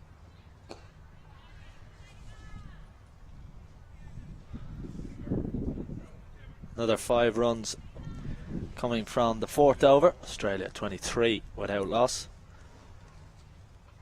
But there is also no hiding place in international cricket as well, coming up against this level of opposition. So I'd imagine Ireland would have been a little bit fearful coming into this series. I don't know about fearful. I don't think that's the attitude these guys have, which is great to see, because I definitely by the end of my career, once we got up against the top nations, you were fearful because we weren't quite good enough. We didn't have, you know, Gabby Lewis was still extremely young at that point. She was definitely world class. We didn't have the likes of Orla Prendergast or Georgina Dempsey, Amy Hunter, like, just to name a few in this lineup. So it does feel like the ceiling is much higher for this group of players than it was for us then. Of course, the added introduction of professionalism in the Irish women's game in the last couple of years gives these opportunities to players to forge a career. Well, that's a huge element in why these guys' ceiling's much higher, because they have that opportunity to train. Just looking at the bowling figures from the last game, Sean, and one of the things they'll have to have looked back on and they'll want to rectify is just Laura Delaney, 9 overs, and she was the most economical bowler of the day. You have to wonder, was she keeping an eye on overs bowled? 10 overs to Dempsey, Arlene Kelly, and Cara Murray went for 93. Now, she did bowl a lot of good deliveries, but unfortunately Australia are able to put her bad balls away for 4 or 6 every time. So she went for 93 and 10, but Laura Delaney 47 and 9 overs. So that's something they need to think about a little bit more, I think. That's quite a big mistake to miss out on an over from your most economical bowler. In the air and dropped. Rebecca Stoke will move to her right. It was an opportunity, more than a half chance. You hope those ones will stick in the hand. Sutherland gave the chance, but it goes down for Ireland. That's probably one of the fielders you wanted to go to, one of the taller fielders in the Ireland ranks. Straight delivery from Prendergast, and tries to whip it into the leg side, and a despairing dive. Got a hand on it. Stoke up will be a little bit disappointed You always feel like that when you do get a hand on it. And that's the first chance for Ireland, and not taken.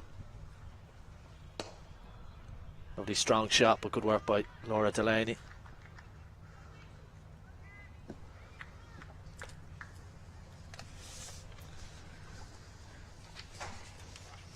For a moment there, it looked like it was going to be that typical one drop catch and then 4 straight away, but didn't hit it as hard as it initially looked like she had. Sutherland, such a strong batter, so physically imposing.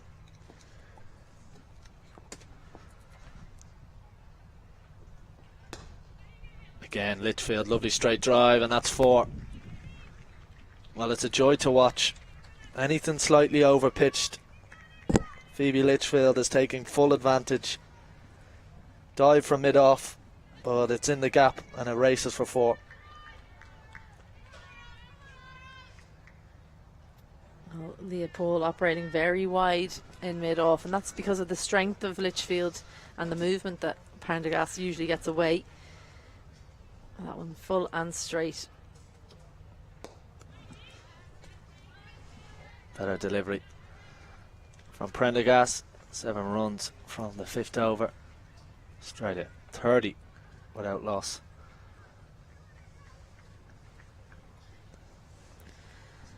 She looks a little bit tired, doesn't she, Prendergast? And that's the other problem with all-rounders, especially ones that open the bowling. If you bat for a good chunk of the innings, you'd rather have a bit of a rest at the start. So we might see a change early on here from Laura Delaney as she talks to her fast bowler. Just give her a bit of a break, bring on maybe Arlene Kelly. That is the big question for Delaney, who she goes to replace the opening bowlers. Georgina Dempsey, 4 wickets in the last game. You've got experience of Arlene Kelly, one of the elder states in the team.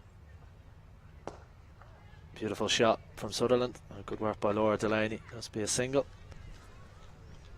Well, great to see Laura Delaney stay on her feet there. It's something she's worked a lot on. She tends to go to the knees a little bit too quickly, but stayed on her feet, got the body around and gave herself the opportunity to hit the stumps.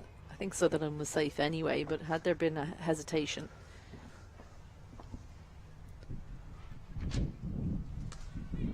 Good work by Amy Maguire.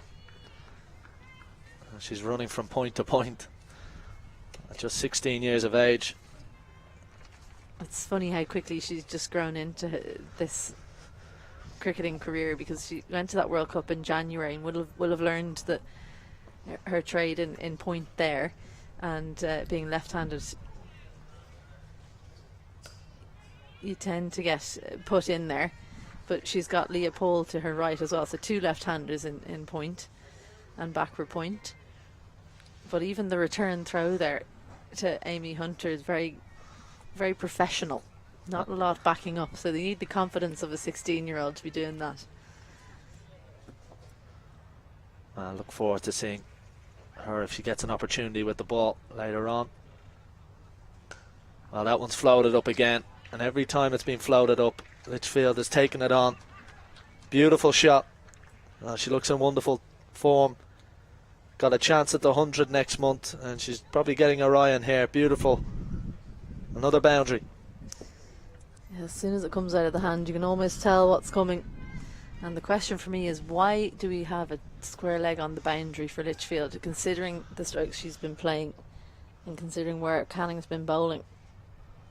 Well, just as I say it goes leg side, but nowhere near the fielder, and I think that's going to be a teaser for Stokel. She does manage to reel it in, and good running from Sutherland makes it into 3. Yeah, Australia gone about things very professionally here, and is managing to find a boundary and over.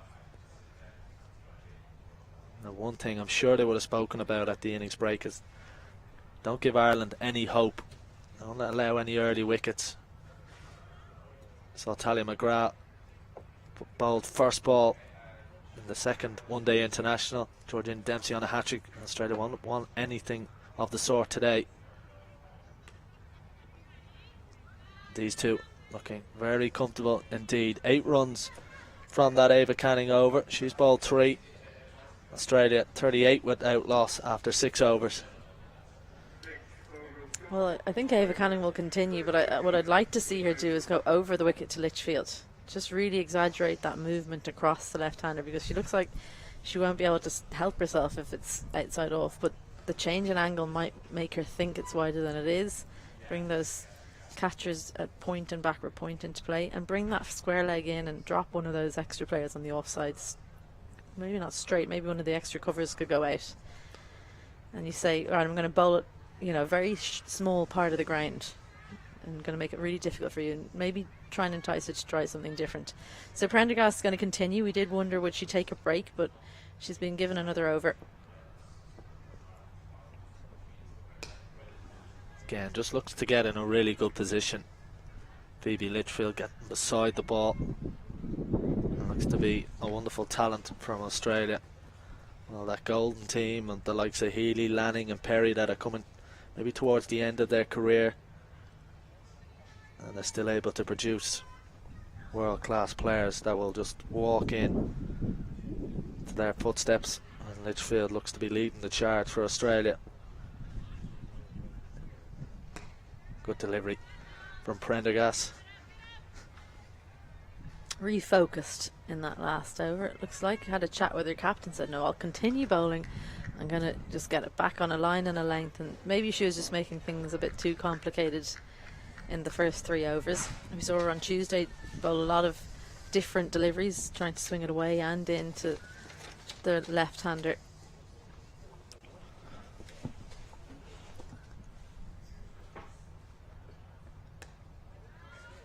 Well, in the second one-day international, Jess Jonathan earned her 200 cap for Australia, and the 4 players ahead of her, Megan Lanning, Alyssa Healy, Alex Blackwell and Elise Perry. Not a bad 5 players there. You would have played against that Australian team.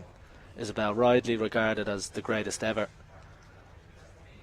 Just incredible what they managed to do. 6 times T20 world champions, 7 times 50 over world champions, going back towards the 70s and the 80s there. Well, incredible as well that it's the first time I've ever heard Meg Lanning called Megan Lanning. Is her full name Megan? I never knew that. You learn something new every day, Sean. Yeah, they were amazing. I mean, I played against the team before that had Belinda Clark captaining and Catherine Fitzpatrick bowling. I mean, I don't know if she was quicker than the bowlers today, but it certainly felt like it when I was 17 years old and batting at number 11. I stupidly hit her for a 4 and then found the rest of the deliveries up around my nose. But yeah, they've always been a class above, and that shot as well, a real classy stroke through the offside. You just cannot overpitch it to Phoebe Litchfield. You do, and you suffer the consequences, and Orla Prendergast suffering there as that one goes for 4. Yeah, I just think Ireland are missing a trick here. You can't afford to not have a deep cover to Phoebe Litchfield, particularly if you're looking for swing and you're going to overpitch on occasion. You've got to slip in place, you want to bring it into the game, but anything through that offside. I think slip is always in the game with Litchfield, because she will definitely play it if it's anywhere in her arc on the offside. So another boundary in that over, the only scoring shot, as after 7 overs Australia are 42 without loss. Well, we are going to see a changing bowling from the City end. Just the 3 overs for Ava Canning. Sorry. And Arlene Kelly is going to return from the City end.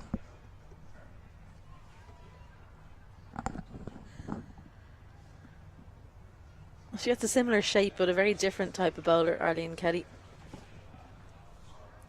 Bowls a lot flatter, does get good late movement in. It's more with her wrist position than her action. So Ava Canning's action pushes the ball into the right-hander. I think she does get some movement with the ball through the air as well, but Arlene Kelly is very much a late swing. So she'll look to bowl stump to stump, and she tends to be the bowler that Laura Delaney goes to now when things are not going her way. Long on goes out, so she's going to bowl with all the fielders inside the ring on the offside, which is the right call considering what Kelly bowls. So square leg also on the boundary.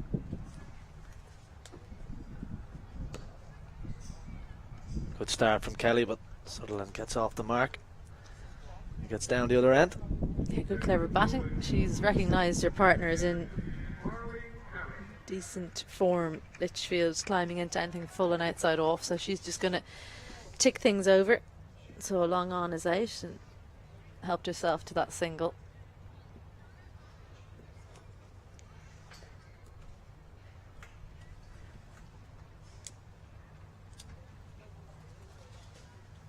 I think that's been impressive about this opening pair is they haven't really played too many false shots and just gently moved to 38. Good work from Cara Murray. Real respect from Sutherland there. She had to take a good many steps to get to that one.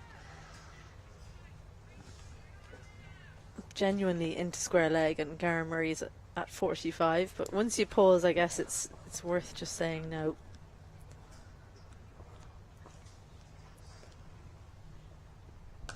Again over pitched and beautifully played. Bit of work for Orla Prendergast. She's quick over the ground and does really well. Now it saves 2 runs, but again Litchfield finding the gap between extra cover and mid-off. This time good work by Prendergast. Well, I don't understand why Ireland don't go straighter here. Ava Canning in extra cover needs to close the gap between her and Prendergast more.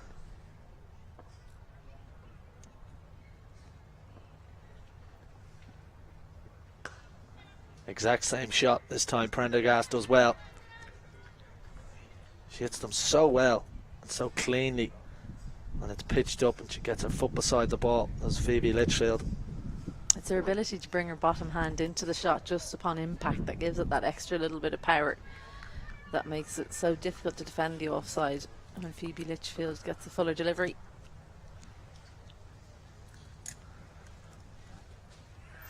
So mid-on being brought inside the ring, third goes out. So Arlene Kelly deciding to challenge Annabelle Sutherland to create something rather than giving her an easy single.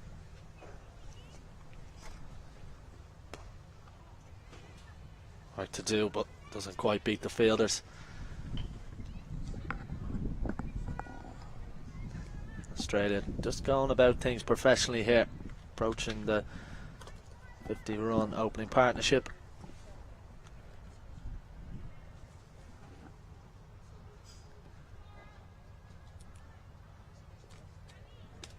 Two of Australia's younger guns here, and they're in total control. Changing the field, square leg has come in, and the fielder at mid-off has gone to the fence, and Litchfield just pushes it down towards that fielder. And it's the end of the 8th over,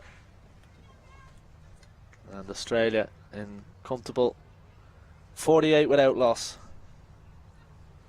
It's been almost without any effort. I mean, I say that in that the ball's just been put in an area and Australia just put it into the gap. It seems all too easy for this young pair. Well, we are going to see a change in bowling from the JP Hughes end. Well, it had to be Georgina Dempsey, didn't it? I mean, Arlene Kelly was given the Clontarf Castle end because, presumably because of the way the wind is blowing. This would be the end for Georgina, the quicker of the two bowlers, the bowler that tends to move the ball into the left-hander. The wind going from right to left of your screen as you're looking at it. So any assistance will be added to Georgina Dempsey.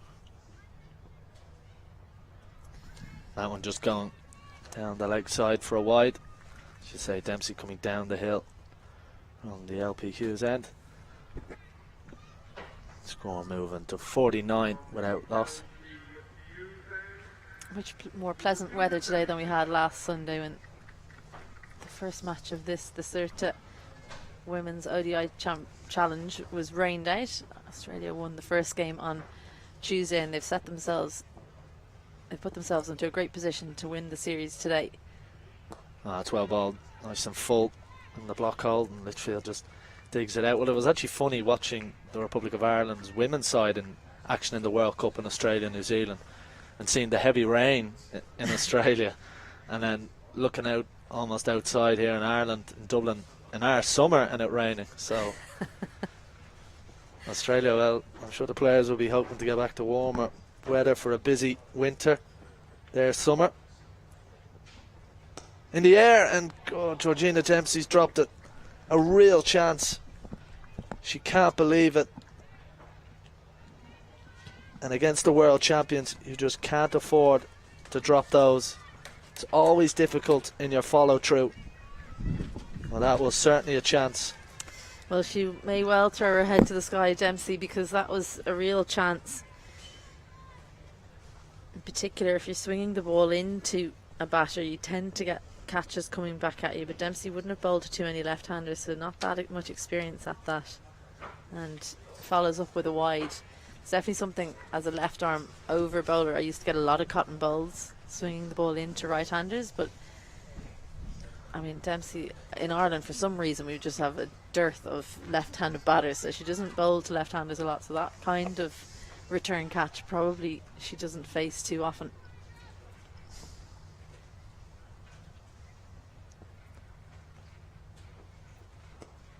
Just tucked round the corner, looking for two. And Arlene Kelly does well. Oh, she'll be really disappointed with that, Dempsey. They are never easy when you follow through, and it's a hard one with kind of judge when the ball's coming at you. You can see her head's down. She bowled beautifully in the second one-day international, taking 4 wickets. She's a real prospect for Ireland. Yeah, I remember seeing her, obviously, over the years, but the first year that we did Leinster sessions down in Oak Hill, that was a number of years ago now. I said to Ed at the time, he'd just taken over as Ireland coach, I was like, wait until you see this girl, Georgina Dempsey. You will look out now, she's going to be the next one coming through. And she was very young at that stage. I think she was 15. The years all turn into one now with COVID, I have to say, but it was before COVID hit, so I'm presuming it was 2019, the summer of 2019, so not that long ago. 15-year-old Georgina Dempsey bowling real heat at her under 15 counterparts down in Oak Hill. Again, tucked around the corner by Litchfield. We're past the 50-run opening partnership for Australia. Georgina Dempsey turns 19 tomorrow, so a wonderful future and prospect in the game for Ireland. Chance of Colin Bald. It does have the feeling of the world opening up before you finish school. Is she going to go to college? You're going to go to Australia? What's going to happen next for Georgina Dempsey? The world's her oyster. Little shuffle down by Annabelle Sutherland, and that's brilliantly fielded by Amy Maguire, because it's nasty fielding behind that.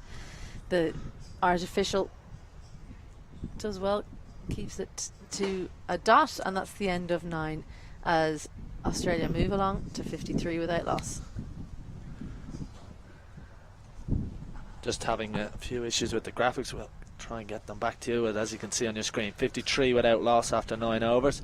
Litchfield moving to 35, and Annabelle Sutherland has only faced 14 or so deliveries. She's on 12.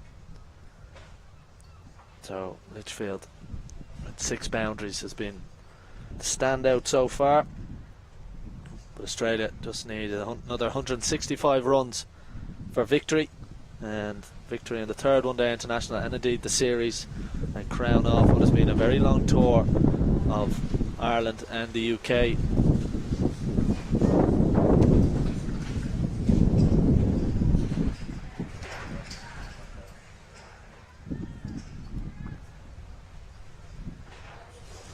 It's going to be Arlene Kelly. Again, just dug out by Litchfield. Yeah, wind really picking up here. If you can't see, you can probably see it on Sutherland's jersey there, probably the easiest way to tell, but a real gale blowing up now. Speaking about how lovely the weather was today, and well, Mother Nature heard and didn't appreciate, so just added in some wind for the players to deal with.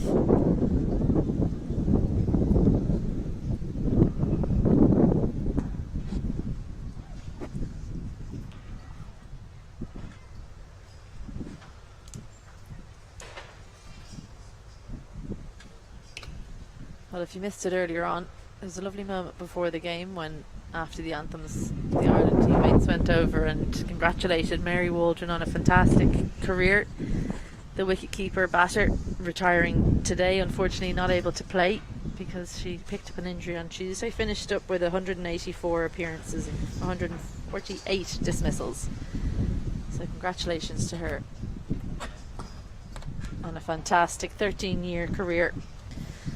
Debuted on the same day against New Zealand as Laura Delaney and Kim Garth, so those two can presumably will be continuing on for a good long time. Mary Waldron coming to the game very late, was a soccer player for Republic of Ireland before and really only took it up seriously in her 20s, so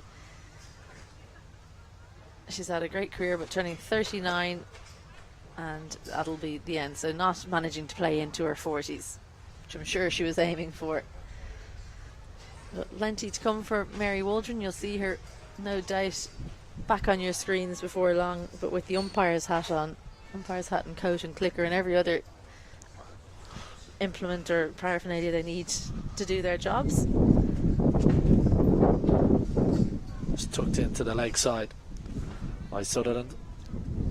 In a very calm and composed innings from her so far.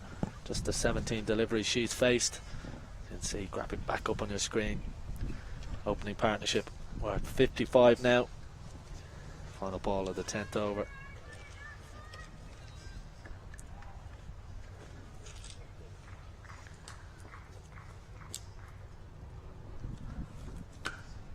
Beautiful from Litchfield. Well, she's hit 2 or 3 shots in that area, but that may well be the best of the lot so far. In the gap between extra cover and mid-off, she moves to 40, Australia to 59 without loss. That's the transfer of weight, and hits the ball right under her eyes. The acceleration through the ball upon impact means she beats the diving order Prendergast, and that's the shot of the day for me. Wonderful shot from Phoebe Litchfield. She's 20 years of age and her 8th one-day international. She struggled in the one-dayers against England in the women's Ashes, just the 39 runs, but making up for a little bit of lost time. News today is that she'll play in the 100 next month, and we're going to have a change in the commentary box. Isabel Joyce is going to step out. I'm going to be joined alongside by Craig Senior as Georgina Dempsey will bowl her second over.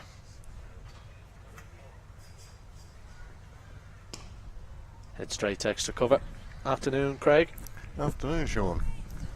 Well, busy first 10 overs for you there. Ireland had their opportunities. A couple of catches put down. How different it might have been if those 2 wickets had fallen. It's certainly what Australia would have targeted to get off to a good start. Don't give Ireland any sort of way into this game.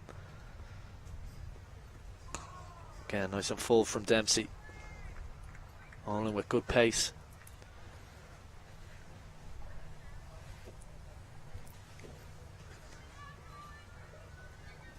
There's a good crowd here in Clontarf. A lot of people down to watch the game, and I'm sure they would have liked a couple of early wickets.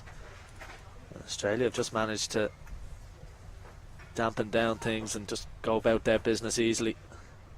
In the air, over mid-on, work for Leopold to do. And she'll cut down to just 2.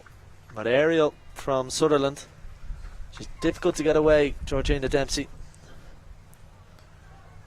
Well, you got the feeling that the bat just wanted to clear the circle, just to release the pressure, just to push the ball away. Did so. Picked up another couple of runs. But Dempsey's bowling well here.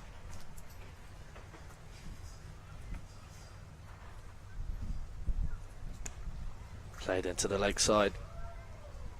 Should be really disappointing having dropped a Colin Bowl chance in her follow through off Litchfield. She almost played one back to her.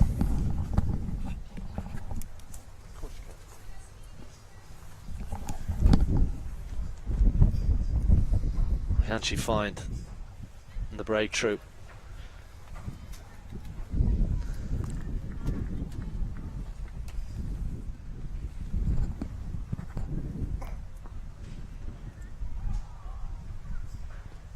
just tucked round the corner. And everything looks pretty easy out there for Lichfield and Sutherland, both set and well on their way. Yeah, it's exactly the base the Australians would have wanted. Already just over 150 required from here on in. Slight change in the weather, a bit windier.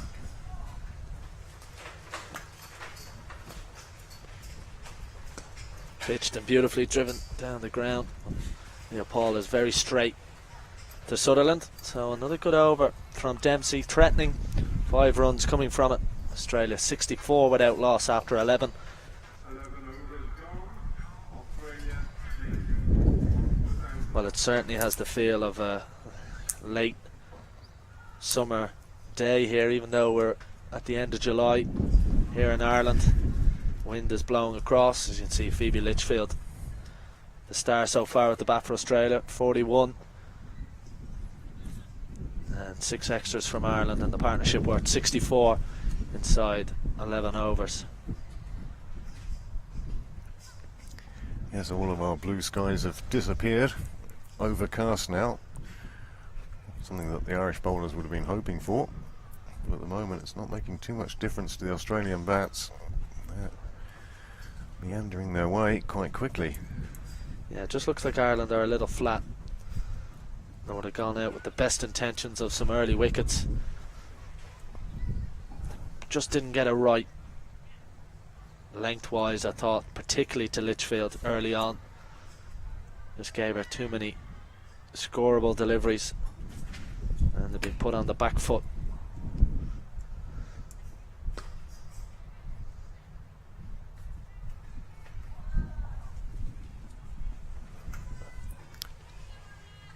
As you can see, the Irish bowlers are searching for the Yorker, the full pitch ball, and on a couple of occasions they just over-pitched, and Litchfield isn't going to miss out on those.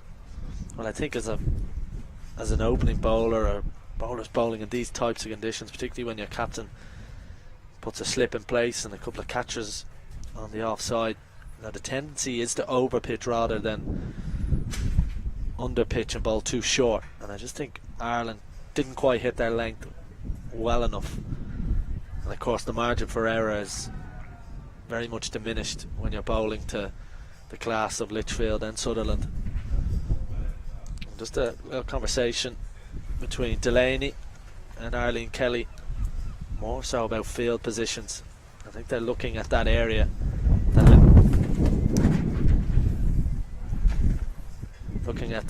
that Litchfield has targeted between mid-off and extra cover.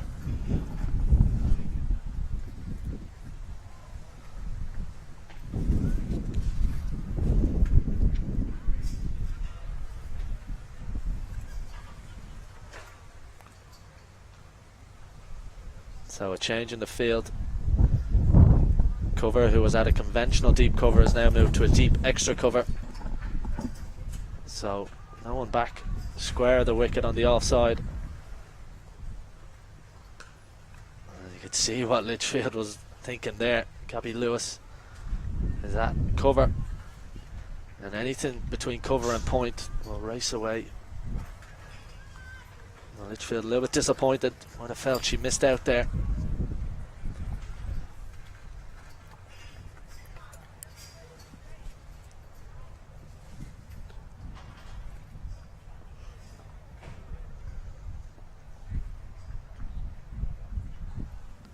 Again, changing the field, so mid-off is coming into the ring. Now just the deep extra cover out on the offside and the deep square leg.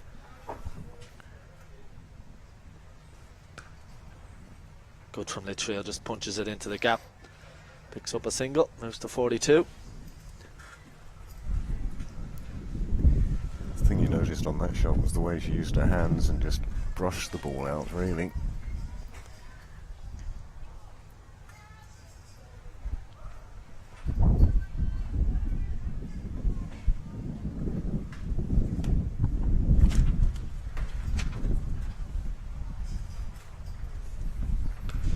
Into the leg side, and that will be a boundary.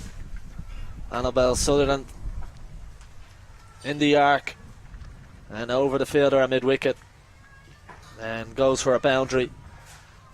70 up for Australia, and they're cruising.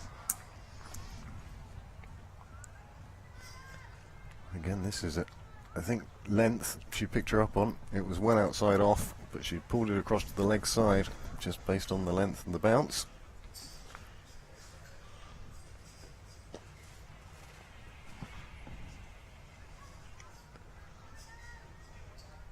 Well, even with Alyssa Healy and Elise Perry missing, Australia still possess a wonderful batting lineup. Like I Beth Mooney to come, Ash Gardner, Talia McGrath, so it doesn't get any easier for Ireland. That's the cutthroat nature of playing the world champions. Good fielding by Gabby Lewis. Midfield again will be a little bit annoyed because the gap between cover and point is there for her. Smashes at that cover. 7 runs coming from Kelly's third over. Australia 71 without loss after 12 overs.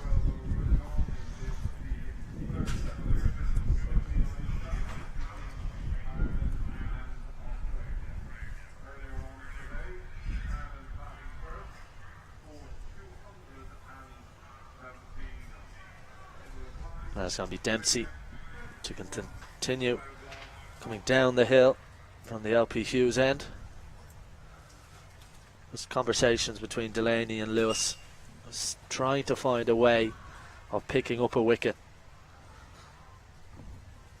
Wonder when we'll see spin. Like Leah Paul, Cara Murray, of course, 16-year-old Amy Maguire making her first appearance in one-day internationals on home soil. That one from Dempsey just keeping low.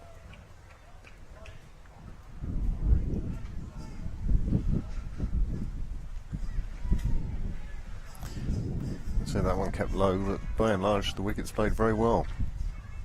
Credit to the groundsman here at Clontarf, especially after all the rain of last week.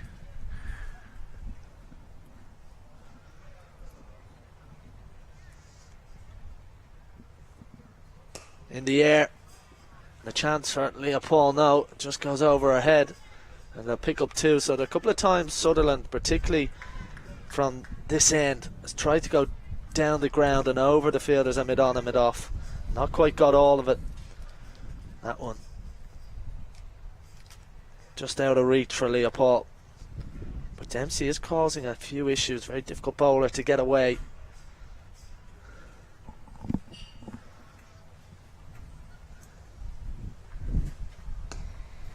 She attacks the stumps, Dempsey. It's one of her great strengths.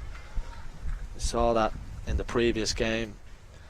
Ash Gardner, Alyssa Healy, and Talia McGrath all bowled by Dempsey.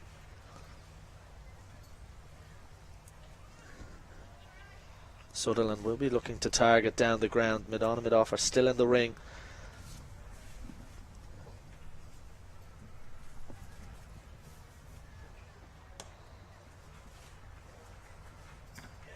Pick up a single. Sutherland to move to 26. Just to watch that shot, such a beautiful shot just to watch. Clipped off the toes like that. Shame it's only worth a single, but as a piece of art, it's one of the most pretty shots you can see in cricket. Just clipped off the legs.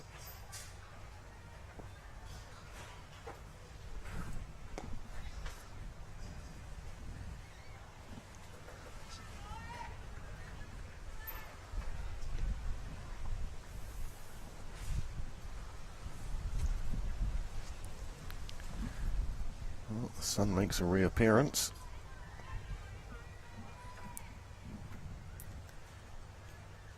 But the wind hasn't dropped.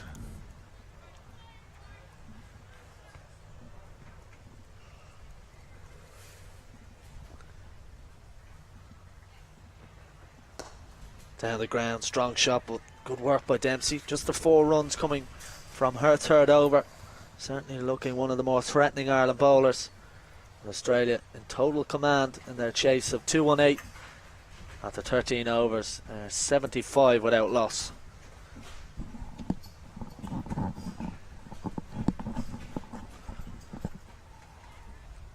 And we're going to see the first sign of spin in the Australian innings. It's going to be the leg spin of Cara Murray from the city end. Difficult conditions to bowl leg spin in, with the wind swirling around the ground.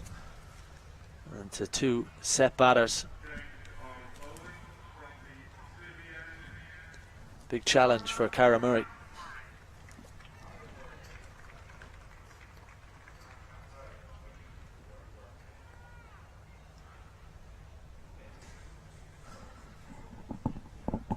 So two fielders in the deep, on the leg side, as well as long on in place, and a deep cover.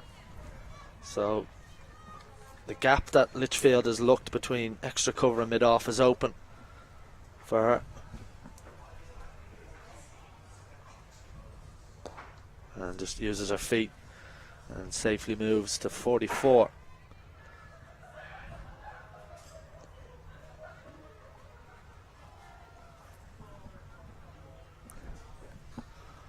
Very sensible use of the feet, just coming down, catching the ball on the full, playing it out, taking the single.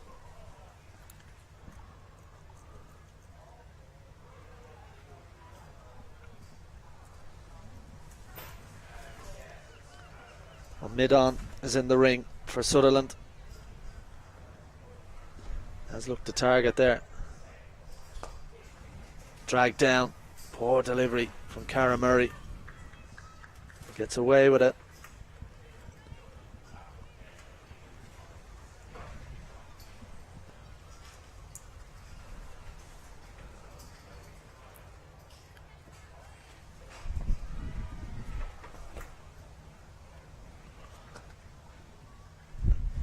Better. Just so difficult bowling to someone like Litchfield, particularly as a leg spinner and with a set batter who likes anything over pitched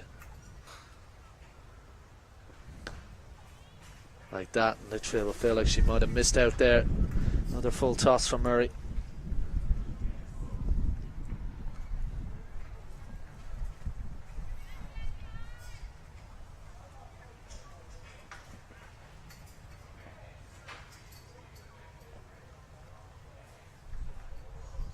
Short, and hit at Laura Delaney, who just gets a ricochet on it.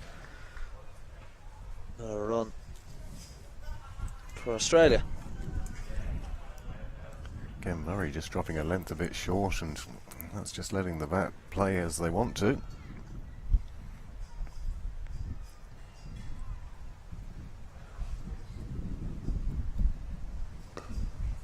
Rocked onto the back foot, Sutherland, chance of two. And it's gone all the way for four. Poor fielding out in the deep. Arlene Kelly down there. Doesn't do Cara Murray any favours. And Ireland won't be happy with this.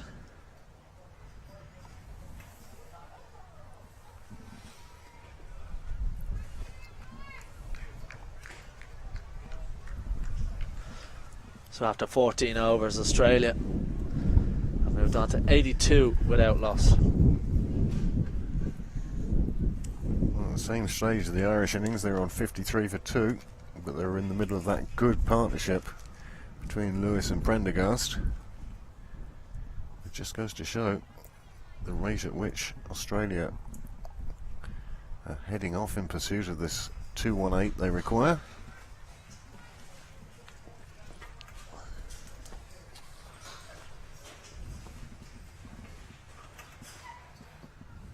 Short ball, rare poor delivery by Dempsey, but she has protection in the deep.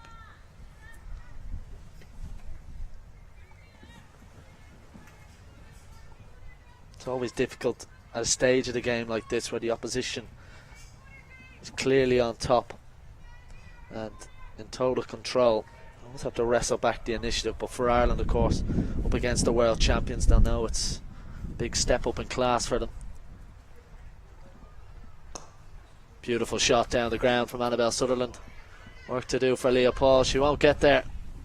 Well, Sutherland has tried to get a straight drive away, and finally she does.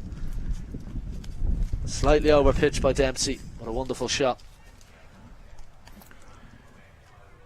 Like you say, just slightly too long in the length. That was straight onto it.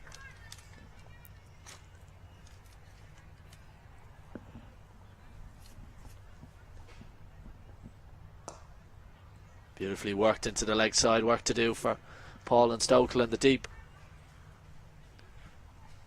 And Australia will pick up another couple of runs.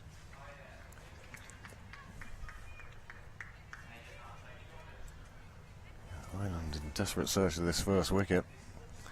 There's something to change the game, something to shake things up a bit.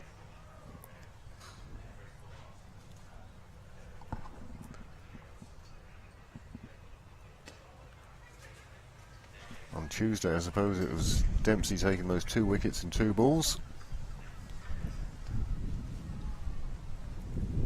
And they're looking for a similar sort of inspirational moment now as well.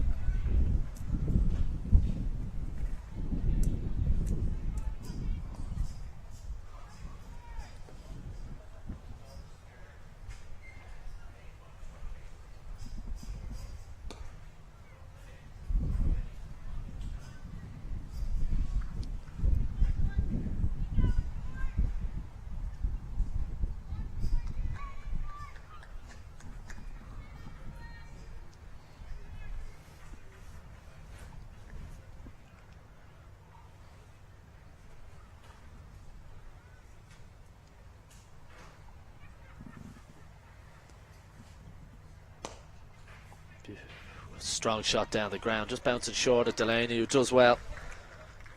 7 runs coming from Dempsey's 4th over. Australia at drinks are 89 without loss. Both teams are going to take a break, have a quick drinks, and we'll be back in a couple of minutes' time.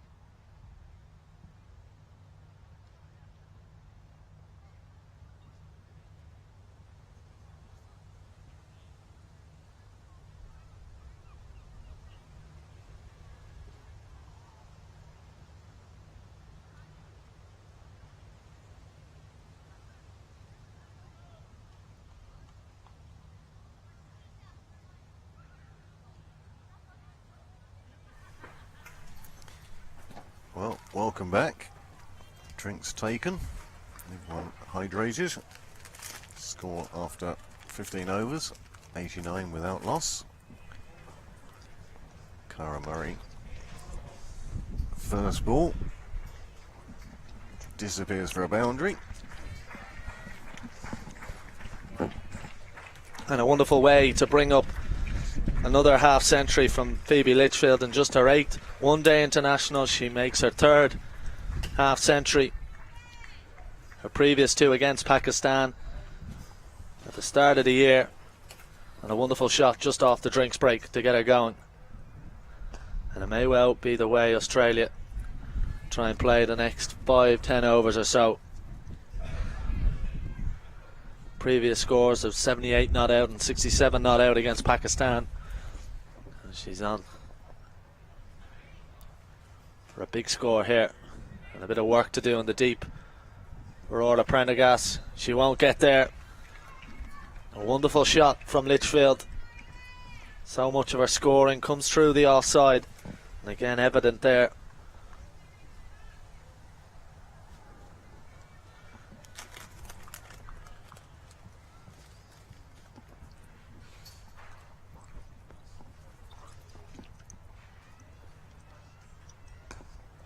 In the air, just short of the fielder back a long on. I think Australia will look to just put the foot down and try and get the remaining 120 runs or so as quick as possible.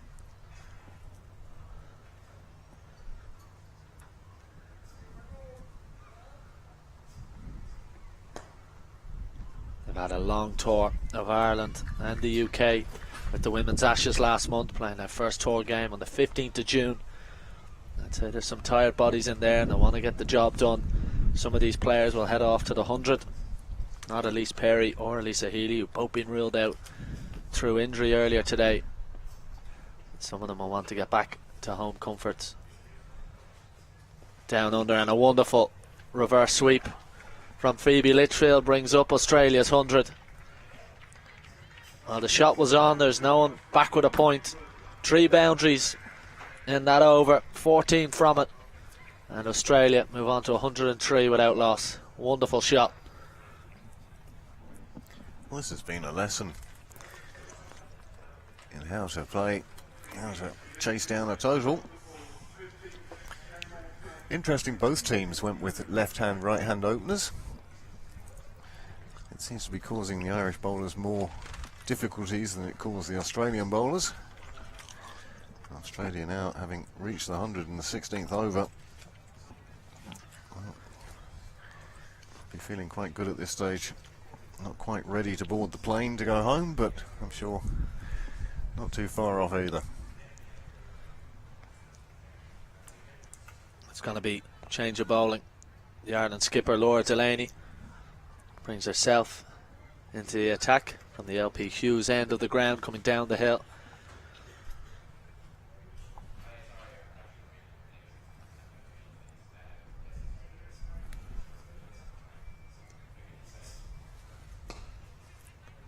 Misfield by Gabby Lewis, and it's probably typifies Ireland. They've just been a little bit slack. Couple of drop chances, both batters have been dropped, both difficult chances, but at the international level, up against the world champions, they have to be held.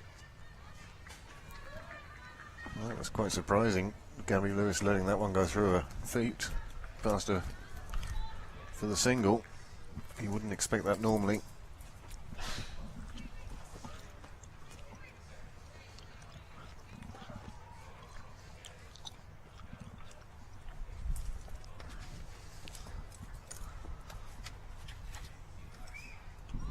Oh, beautiful piece of bowling from Laura Delaney. It may well have been another chance.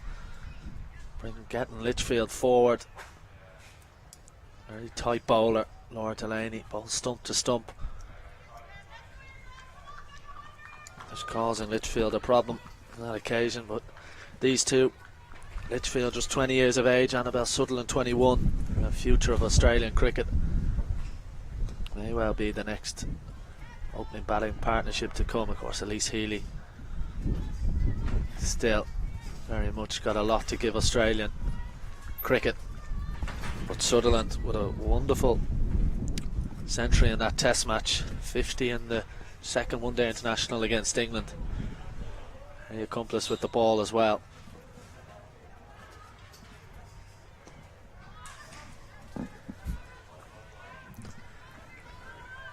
Slight frustration for Litchfield there, turning it round the corner straight to Eileen Kelly. Shake of the head. She'll move on to the next delivery.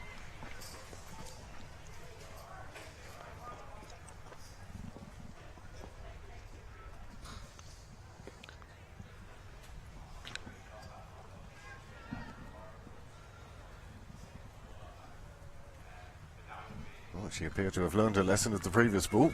Knew where Kelly was this time, played it wide of her, took a single.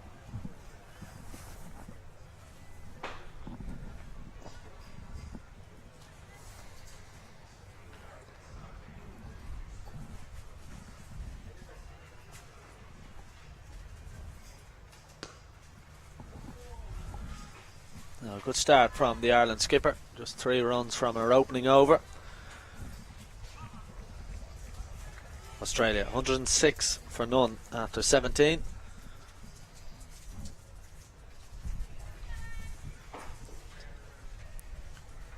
It's a job that Laura does very well. Laura Delaney bowling those middle overs, stump to stump. Let the batsman make the mistake, and might not be a spearhead bowler, but certainly the ideal sort of bowler for these middle overs. The Australian team sitting pretty, although they look a little bit cold. Wind coming across the ground, but what a moment this is for Amy Maguire. At just 16 years of age, gets a big cheer from around the ground. Starred in the Under-19 World Cup back in January. Has got to go against the West Indies. This is her first one-day international on home soil and her first chance to bowl in Ireland colours in our home country. From Skerries, the Hills Cricket Club, just up the road here in North Dublin. What a moment it is for them. I'm sure there'll be a few eagerly awaited people. And it starts down the leg side, beating everyone and going all the way for 4. It did indeed come off the bat of Sutherland. So a difficult start for Maguire, but you can see Lewis there just talking her through it.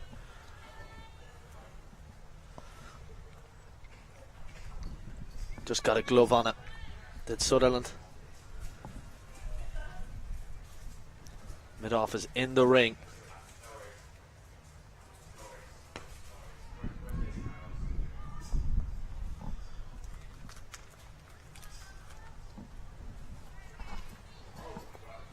Well, what an occasion for Maguire to be able to come on and bowl against the world champions.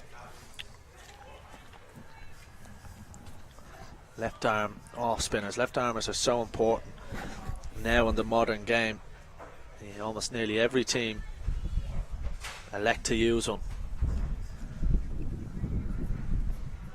Mid off is back for Litchfield. A nice little bit of flight there. I'm sure she'll be incredibly nervous, but she'll want to just get this opening over out of her way.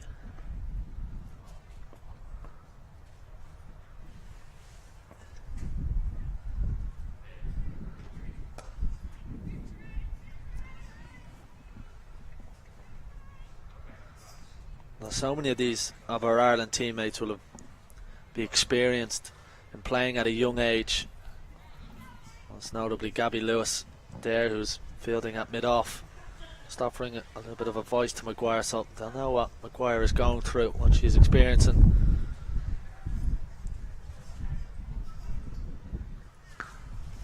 Hammer down the ground.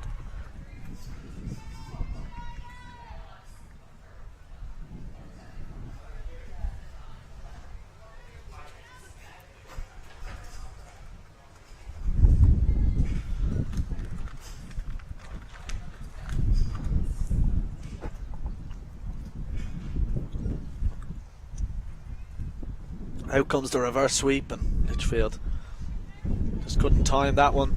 So Amy Maguire's first over in international colours for Ireland in Ireland just goes for 7, and Australia are 113 for 3 after 18.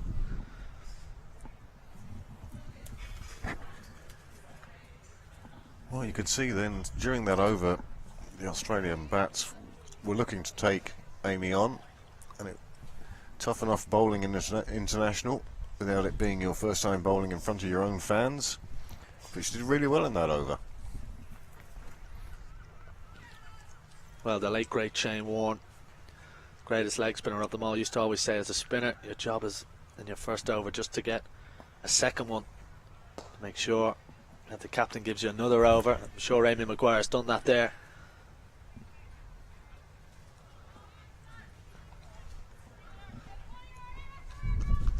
So Australia just need another 104 more runs for victory.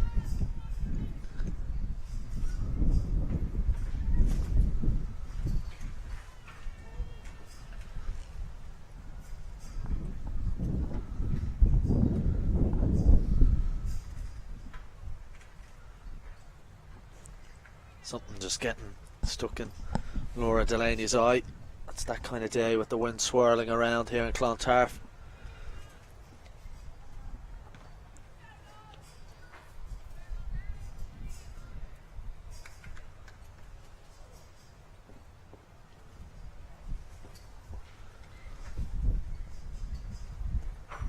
Just tucked round the corner but can't get it by Arlene Kelly, and it's quite staggering with Litchfield how much of her runs have come through the offside. I think Ireland might have missed a trick early on, not having a deep cover in place, probably a little bit too reactive, not proactive enough early on.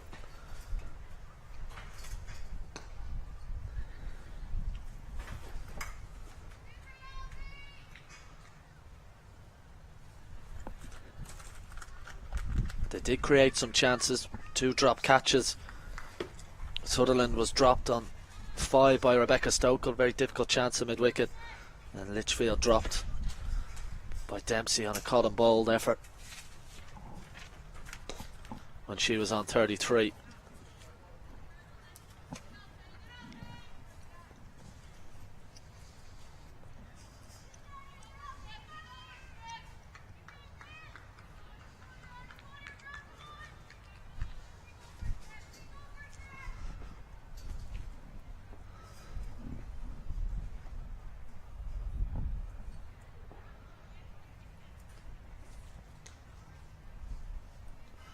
Played out again into the offside by Litchfield.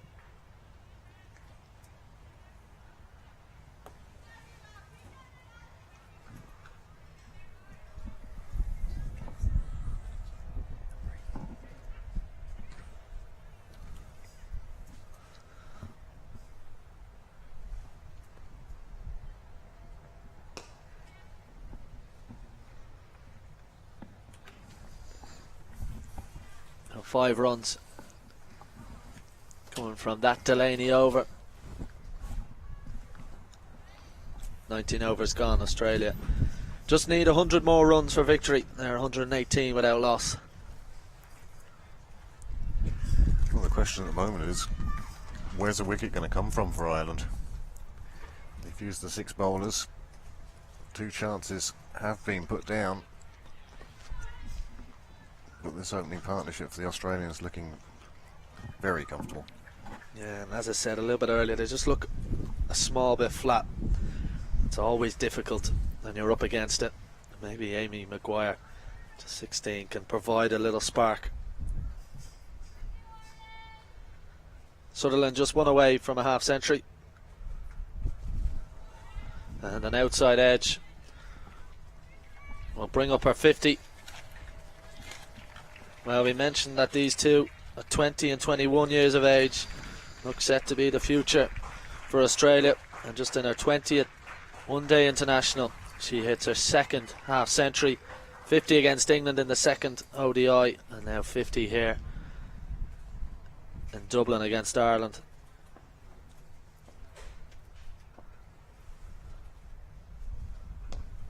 In the air, it's good bowling from Maguire. Well, Midon is in the ring, so tempting Litchfield to go down the ground.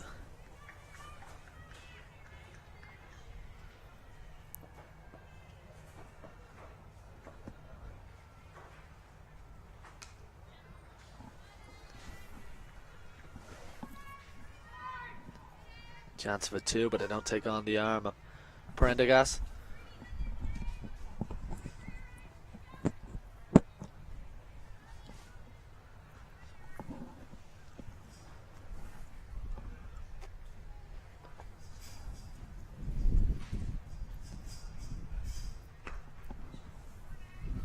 Work to do for Arlene Kelly on the leg side. Should be a comfortable 2, and Litchfield comes back well.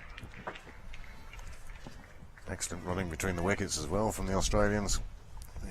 Even though they're finding runs handy to come by, they're still taking everything they can.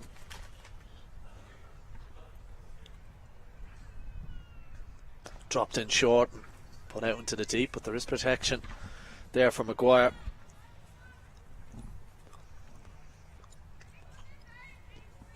Well, after her first ball went for 4 in her opening over, she's pulled it back nicely. We'll be wanting to get out of this over. Just the 5 from it so far.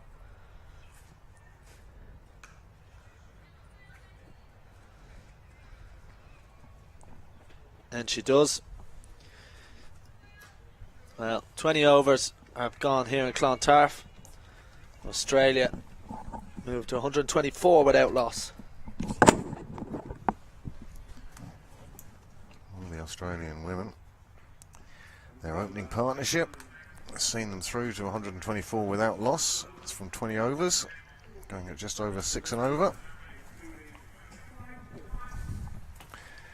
And as Sean Hussey takes a well-deserved break, we welcome back to the box Isabel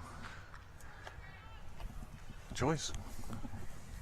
I go by Anderson as well, Craig, so Yes, you sorry. had your choice there. It's 2 to pick from and still couldn't remember. Talk about a brain fade, sorry, my apologies. Well, good quick single taken there from Phoebe Litchfield, and something that sets the top players apart is that when they're able to hit boundaries and singles with ease, that they still chase those tighter runs, just like we've seen there. Top edge, chance. They just didn't read it early enough. Arlene Kelly it was. I think actually Amy Maguire would have done better to get there, and that's another chance that goes down. Annabelle Sutherland survived a chance on 33 when she hit a catch back to Georgina Dempsey. And unfortunately, Sutherland was dropped on 5, but it was Litchfield who was dropped on 33. So Stokel dropped Sutherland on 5, and now she's been dropped on 53.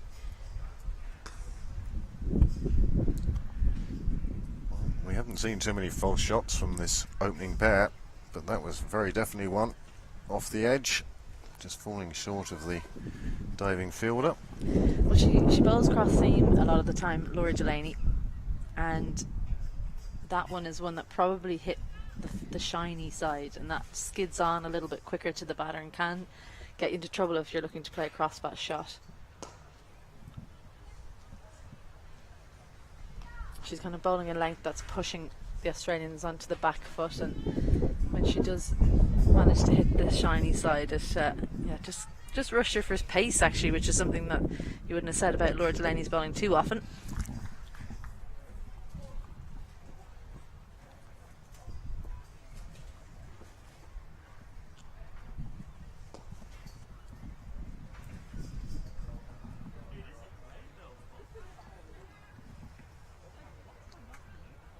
Well, she was out in the second ODI, but the first one played, Phoebe Litchfield playing a similar shot to that one when she was caught by Gabby Lewis early on, but that time she allowed the ball to come to her a little bit longer to make sure she missed the fielder, so learning lessons very quickly.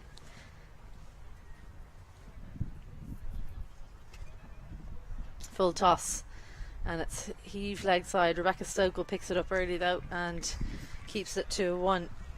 As that finishes the 21st over, singles off every ball of that one, and Australia cruising 130 without loss.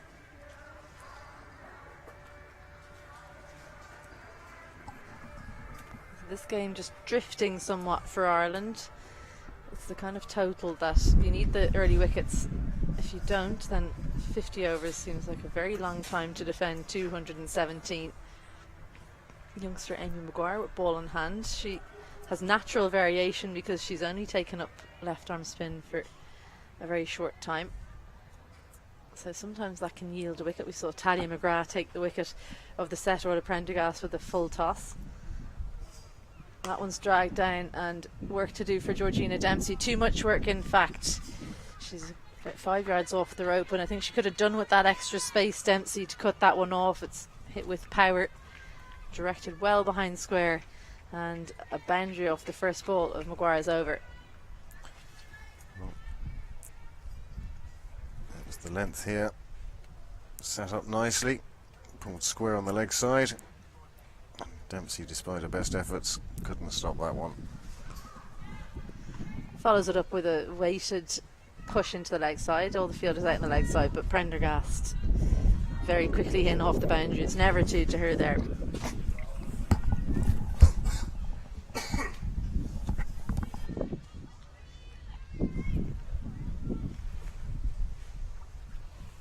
Great to see Amy Maguire holding her own here, her first game against Australia.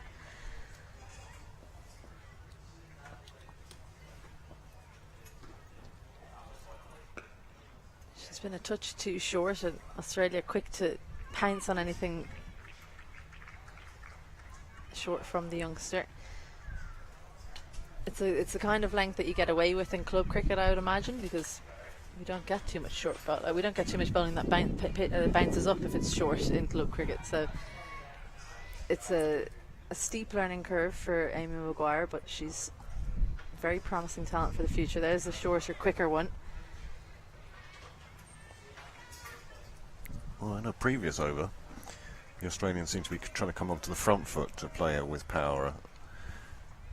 And maybe she made the adjustment, but so have the bats. And they're now sitting back and waiting for this short ball just to sit up when they can deal with them. Yeah, spot on. She definitely flattened up her bowling this over. And I suppose the next step for Maguire will be being able to go up and down the gears like we saw earlier from the Australian spinners, some of the best in the world. So Maguire hopefully is watching on and thinking that's where she needs to get to. She's still so young, so there's no rush. Takes the pace right off, but Sutherland dances down because the slower pace doesn't manage to hit it for 4 down that end as Arlene Kelly tidies up.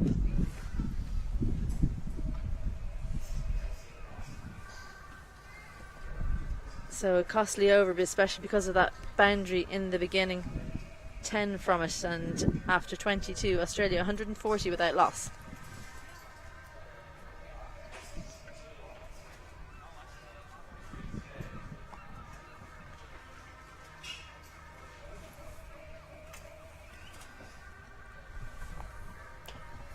Beauregard Delaney will continue from the LP Hughes end. She's a good example of just making small adjustments as you go through the over. Nothing, she doesn't bowl huge slower balls or bowl loads of Yorkers, just makes small adjustments to make it difficult. Bowls well to her field as well, 2 out straight and cover square leg, so bowling to the front half of the ground. No third in place, so she needs to be very accurate. Almost 2 points in operation.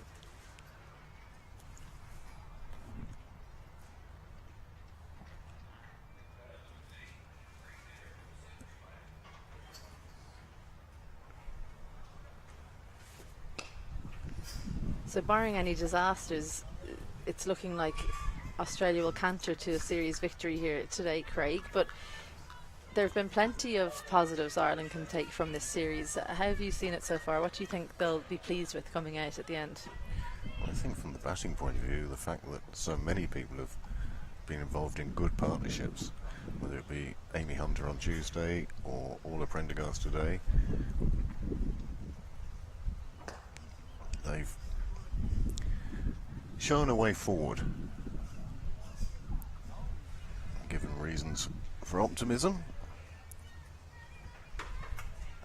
On the bowling side, well, kind of hope they're learning. Of course, Georgina Dempsey took those 4 wickets on Tuesday. So there are bright spots for Ireland, but the most important thing is to learn from these games.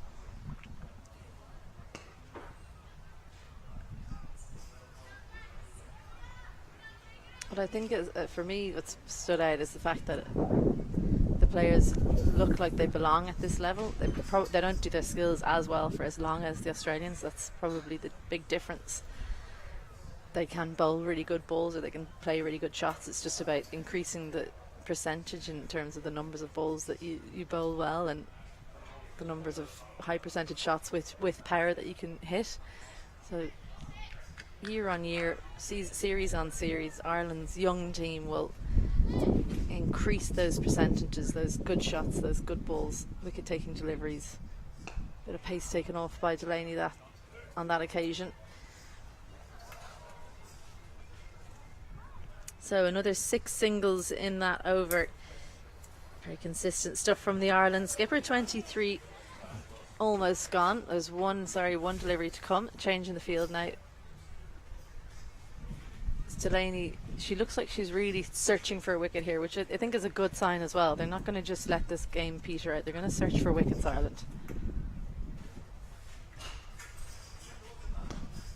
But it is going to be 6 singles. I called it 1 ball too early, but it was true then as it is now. So 23 overs gone, and Australia 146 without loss.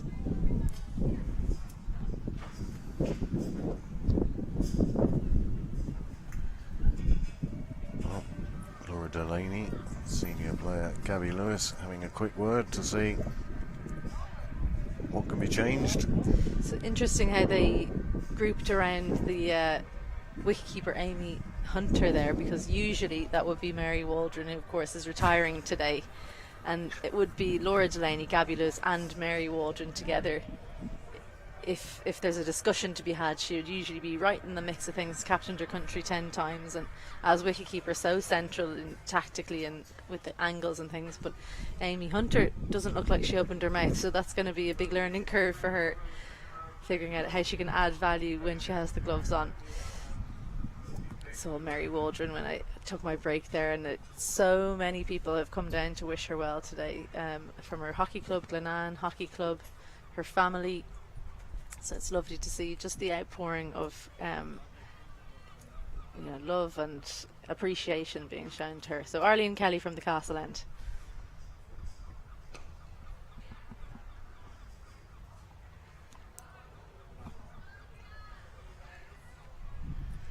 Well, there's no doubt that Mary Waldron's retirement will leave a big gap of experience within this side. Well, it was interesting. I was talking to Claire Shillington and Cecilia Joyce, my sister, just there about Mary retiring, because 4 of us retired at the same time, and Mary was kind of the one out of that crew who was slightly younger and didn't retire then. And Mary is the one player in this squad that she debuted, yes, with Laura Delaney and Kim Garth, so they've been in the team for as long as her. Well, obviously Kim playing for Australia now. But she was an adult, is the difference when she debuted then. So her whole career has been as an adult. So she went from completely amateur status to this professional era, but had to do a lot of that, play a lot of her career while having to earn, trying to be an adult. Whereas the other two, very young, so they were in school or in college and not having to pay the bills, so, as it were. So Mary's the only person, and she's the last person to leave the team who will have had to, take time off work and figure it out in terms of bills in between tours and things like that. And hopefully, the hope is that none of these players and no one going forward will ever have to do that again. And a large part of that is because of Mary's work off the field, advocating for women's players. So she's been a huge servant behind the stumps and with the bat in hand, but actually the lasting memory and the lasting impact that she's had for the team has been that working for the ICA, the Players Association, and pushing Cricket Ireland and not accepting the conditions as they were, and really pushing women's cricket up into where it is today.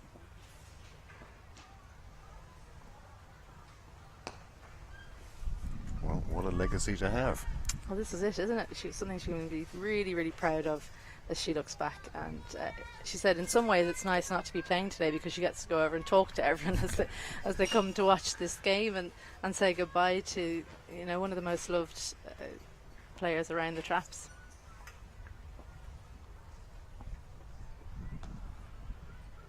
Well, that one's too wide down leg side, and Litchfield pounces on it. Such good footwork, swivels and sends it backward of 45 for a disappointing end to that over. It was good up until then, but that one blemishes an otherwise tidy over for Arlene Kelly. Well, this is the shot that brings up the Australian 150, and it was just the wrong ball. Beautifully played away. So 24 overs gone, and Australia 153 without loss.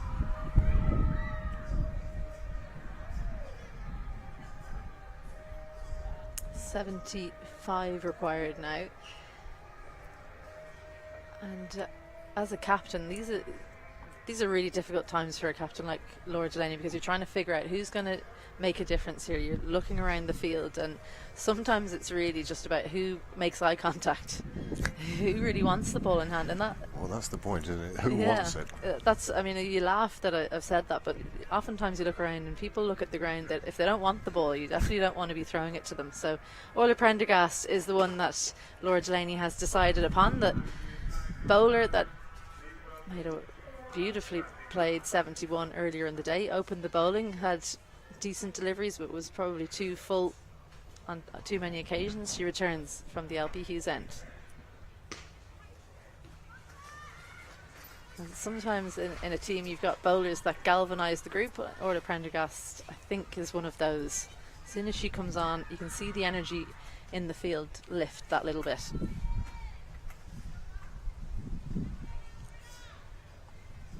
Laura Delaney, she realises that now's the time to use her strike bowlers, trying to find this first wicket still.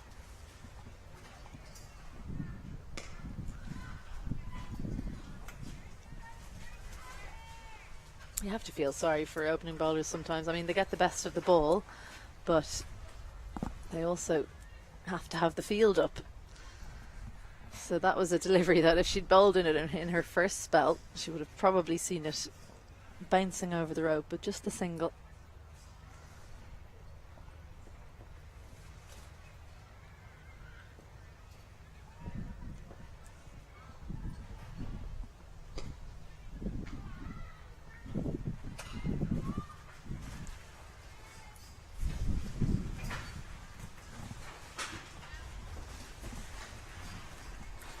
Well, the forecast was for showers this afternoon. We've been lucky so far. The way it's going at the moment, I think we'll be fine here today. Clontarf Cricket Club. Short, and he picked up so early. As soon as she saw that one onto the front foot, swiveled around, and she sent that very far forward of square leg, and that gives you an indication of how early she picked that one up, Phoebe Litchfield. Almost as if to say, you can't bowl it there.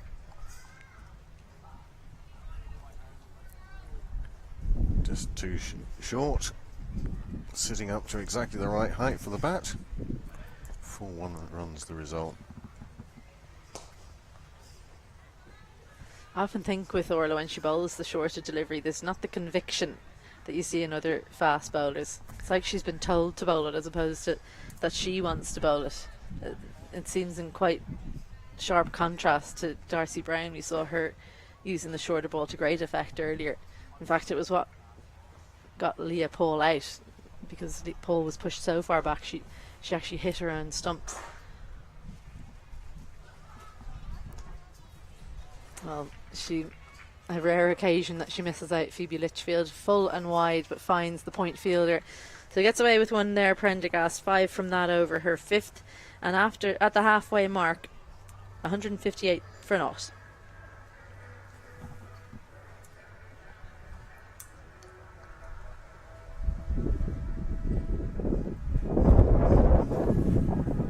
One thing I wonder, Craig, is it worth Laura Delaney considering bringing Ava Canning back just to see what the opening bowler can do when it's when the ball's a bit older, because she was found wanting on Tuesday.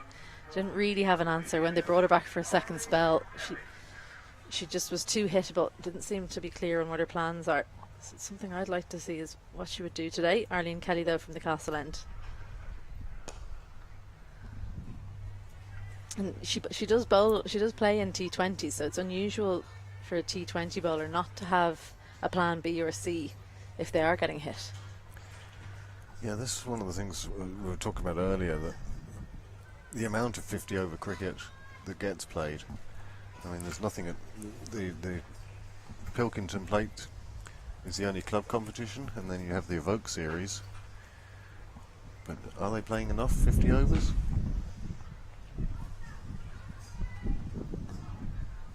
Well, again, that one's down the leg side, but excellent work by Leah Paul.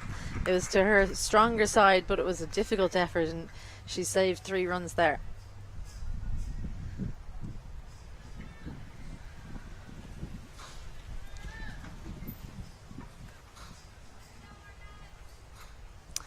Yeah, are they playing enough? There's just not enough time for these players to be getting the experience while on the job. Stayed on her feet nicely, Amy Maguire. They're going to have to get the experience at this level, unfortunately, so it's going to be a steep learning curve for these Irish players. The question for me is the players below that, they need to be getting more 50 over cricket so that they don't suffer the same as this group. They need to be learning their trade at that level below, if possible. Down the track, and well read by Kelly, just pulled her length back. And actually there's a series on this week, and the final day is today of it's called the Future Series, so it's for players who don't feature as heavily in the Evoke Super Series. It's 4 50 over games between the Northwest Warriors, the NCU Leinster, and Ireland under 17s. So 4 50 over games in 5 days. It's been a tough task. I think yesterday had rain, so there were 20 over games. The finals taking place today between the Northwest and the Irish under 17s.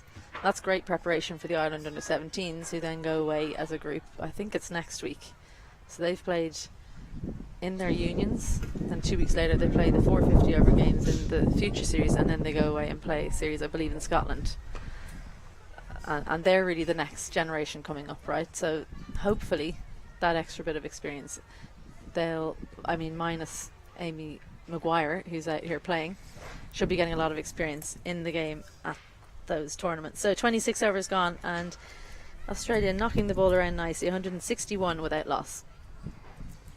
And in fact, the senior team as well are off to the Netherlands in less than 3 weeks. They have 3 games over there, 14th, 16th and 17th. And again, I suppose that would be an opportunity to show the lessons they've learned playing the World Champions. Absolutely, and different conditions.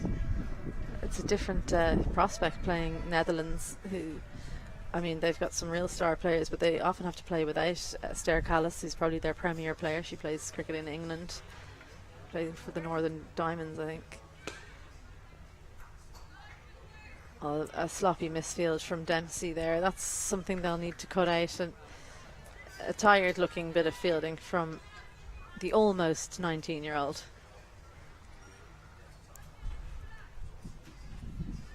Well, hands have gone onto the hips now. She's well aware herself. She's more disappointed about it than anybody else in the ground.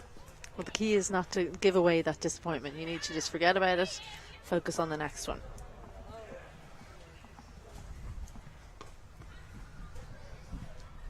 I think sometimes players can try and make sure that everyone knows they've messed up, so the body language reflects that, and in fact all you need to do is just put it behind you and make sure that the next one goes cleanly into the hands. Yeah, the only thing it should increase is not your angst, but your determination to make sure it doesn't happen again. That's it.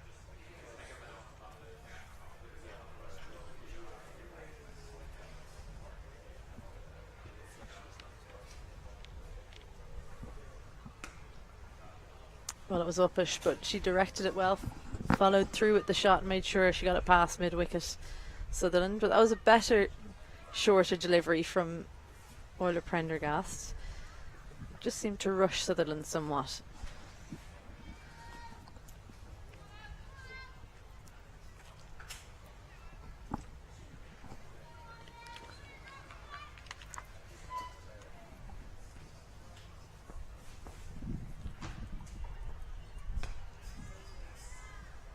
Well, that's probably your best length, or the Prendergast. Not full enough to go on the back foot, but not full enough to get underneath or hit through the ball. When she gets it right, she gets it very right.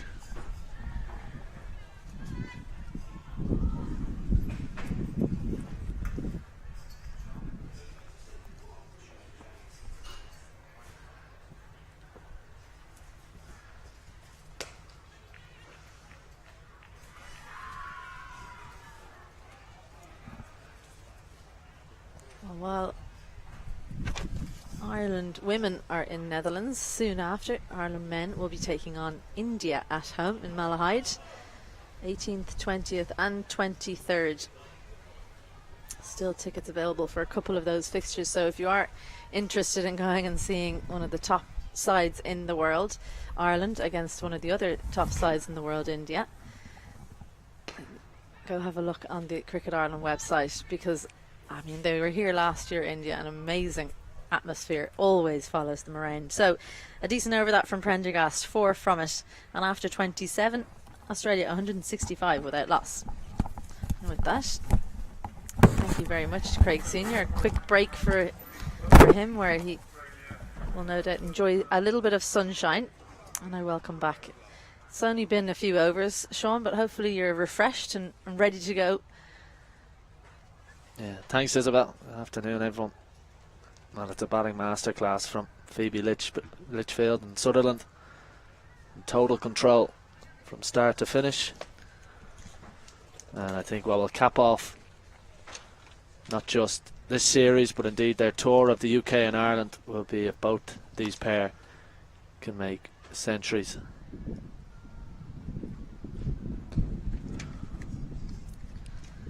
Both currently have their career best in one-day international cricket, and both looking for maiden centuries.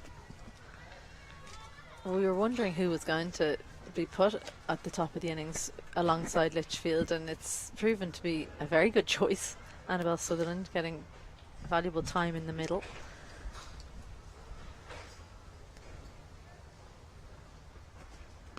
Well, this one's hit very high. Mid-off is up. Gabby Lewis gives chase, land and plug, and just the two. So it's well bowled by Kelly, but Sutherland knew where the gap was and just had the conviction to make sure that it got over Gabby Lewis, even though she wasn't really that close to the delivery. Wow, it's happened a number of times today where Sutherland has just chipped the ball over the infield and got all of it, but has survived.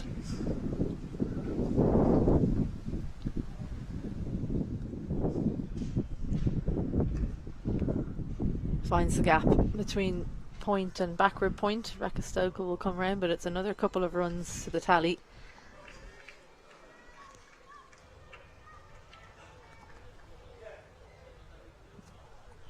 Well, Annabelle Sutherland perhaps keeping an eye on the scoreboard and seeing there aren't too many runs left to get, and she wants to inch her way towards a century.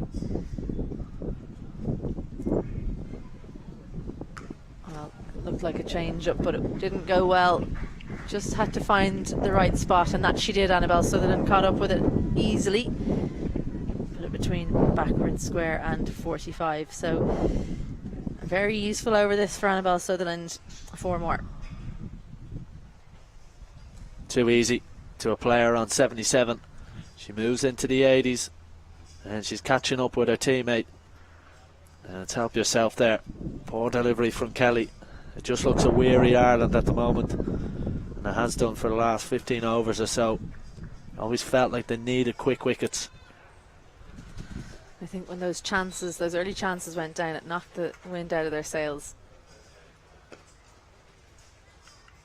On Tuesday they did get hit for a lot of runs, but they took took wickets. Georgina Dempsey obviously took those 2 important ones in 2 balls, and that just kept them up and about. And if you always felt like they might take another one any moment, that was the difference. Whereas right now it looks like they'll never take a wicket if they bowl for the next week, you know. Such good simple batting from Australia, and to add insult to injury, a thin edge gets past Amy Hunter. Those ones have to go straight into the gloves or they're gone. So an expensive over from Kelly, 13 from it, and after 28 overs, Australia 178 without loss.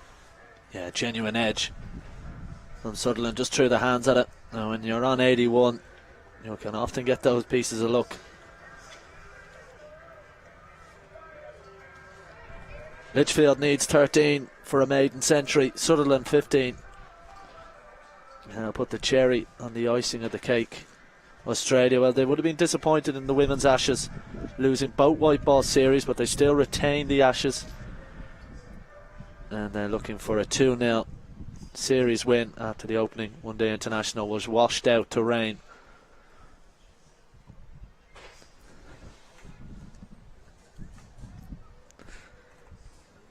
Georgina Dempsey brought back into the attack from the LP Hughes end. Can the hero with the ball of Tuesday affect something great for Ireland here? Straight into the hands and down. Laura Delaney just did not read that one off the bat of Phoebe Litchfield. It was almost as if she was trying to hit it to the Ireland skipper, but got so little on it, and Laura Delaney had lead in her shoes, didn't get forward, and spills that one. Another life for Litchfield. Another chance goes a begging, and you see Sutherland just go down to Litchfield at the end of that delivery, and Litchfield knew herself. It's a poor shot. From an Ireland point of view, you can't afford to be given players of this quality a life.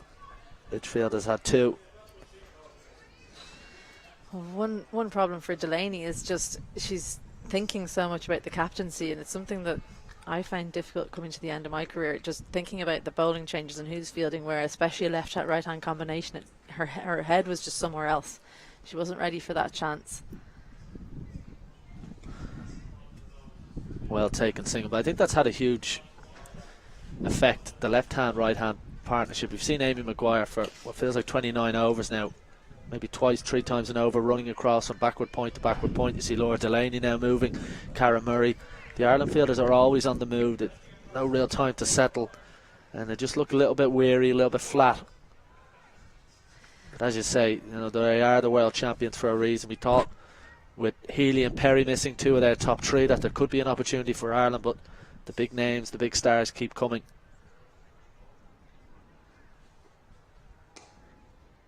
Well, sometimes in these kinds of games, and you're playing against world champions, it's those more I wouldn't call these 2 fringe players, but you understand what I mean, compared to Elise Healy and Elise Perry. These guys have to make their names, so maybe the applications there a little bit more. I mean, that being said, Perry made 91 on Tuesday, so but she never seems to take the foot off the gas.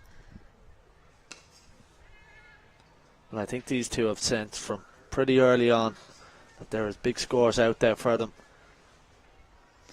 Both look set to make centuries, but that's why I was impressed early on, particularly Litchfield. She got Australia off to a quicker start, but they never really played a false shot. They just waited for the ball to be over pitched, and Litchfield in particular through the offside had some wonderful shots.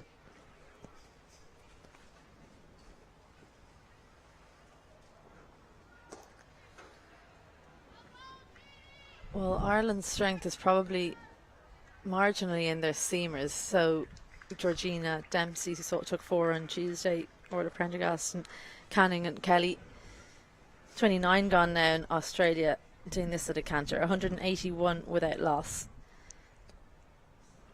This is a wicket that probably suits spin a little bit better. Australia's spin was supreme. They didn't even bowl Jess Jonathan, but the 2 leg spinners and Ash Gardner bowled a lot of overs in that first innings. So Ireland's spinners, by contrast, just don't have the control to tie the game down like Australia's spinners did. Is that a big worry for Ireland going forward?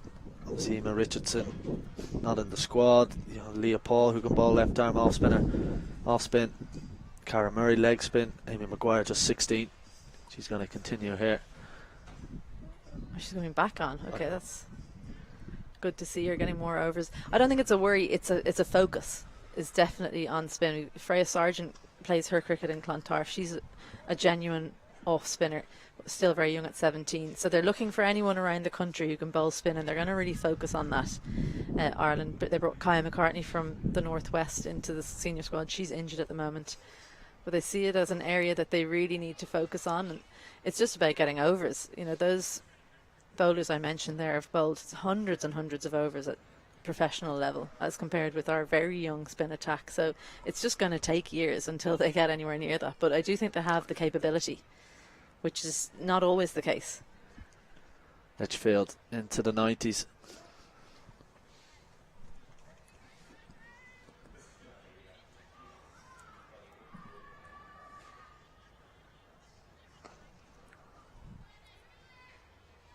Well, it is the challenge with having a really young squad in this Irish team. And it just feels like they're going to have to grow together. And that's what this ICC Women's Championship provides you with. An awful lot of fixtures against the big nations. It's a tough school. Reverse, and Cara Murray does well. Cuts that one off. Well, I think as well what's good is it's not just 11 growing together. There's a group. You know, there's quite a big squad. They're adding people all the time. Youngsters coming up, 15, 16, 17-year-olds who are putting their hats in the ring with good performances at age level.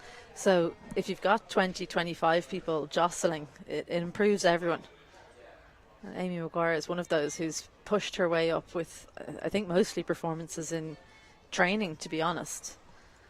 She hasn't played a huge amount of Super Series cricket. Performed well at the Under-19 World Cup.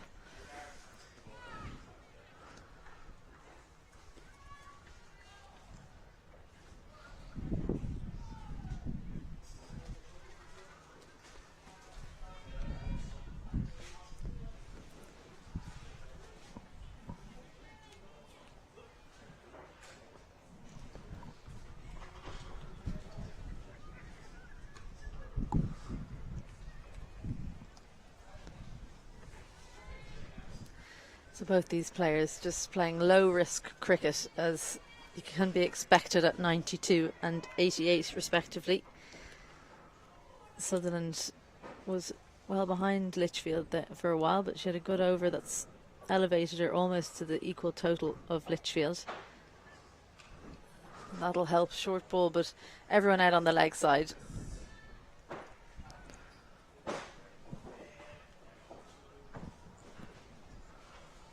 That's the end of the 30th over. 6 runs coming from Maguire's fourth. Australia just need another 31 runs for victory. They're 187 without loss. See the partnership there. A wonderful effort from the opening pair.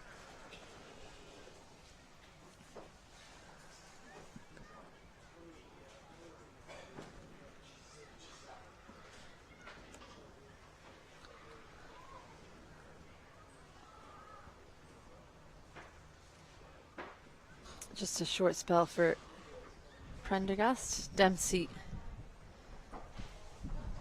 Oh, come on now. The energy just lulling even further for Ireland, unfortunately. And I think Laura Delaney is throwing a Hail Mary. She's putting on Georgina Dempsey and thinking about bringing the field up a bit. I know she's decided to leave long on out. I wonder if it would be worth, Sean, just bringing fielders up and saying, look, if you want your 100, you're going to have to hit over or through this field.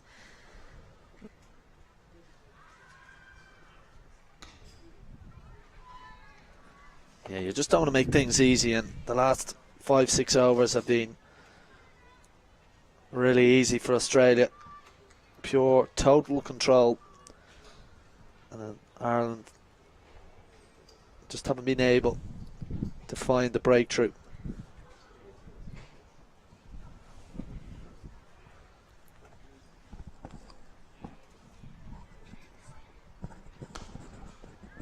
That's good work from Dempsey. Off her own bowling.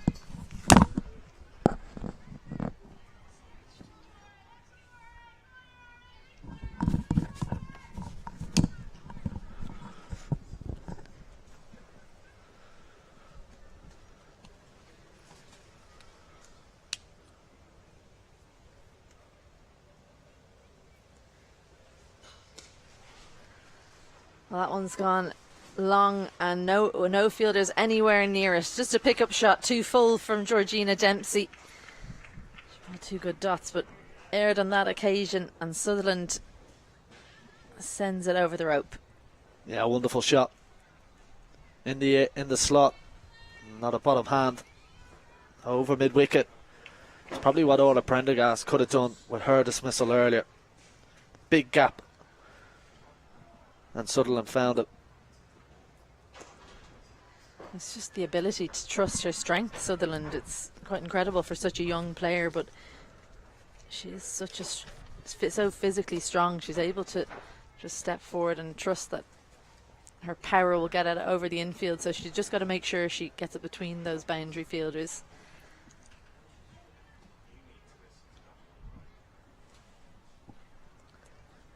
So changing the field now. Laura Delaney will go to 45, and now all the fielders out on the leg side. So cover long on, deep mid wicket and deep square leg, the 4 out for Dempsey. The gap probably, if Dempsey bowls even off stump line, is through or over mid off.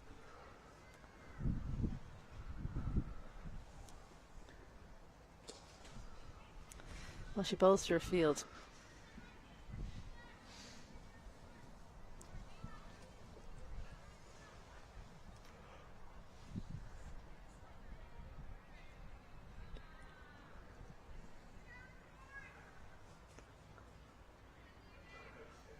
Well, I wonder if we'll look back in 5, 6, 7 years when Litchfield and Sutherland had longer into their international career. Remember the day they both made centuries, their maiden centuries together. Just be interesting to see what Sutherland over the course of her career, as that over comes to a close. 6 runs coming from it, 193 without loss after 31. And it's actually time for a drinks break here in Clontarf. So as it stands, Australia well on their way to a 10-wicket win and a 2-0 series win. And we'll join you again in a couple of minutes after the drinks break.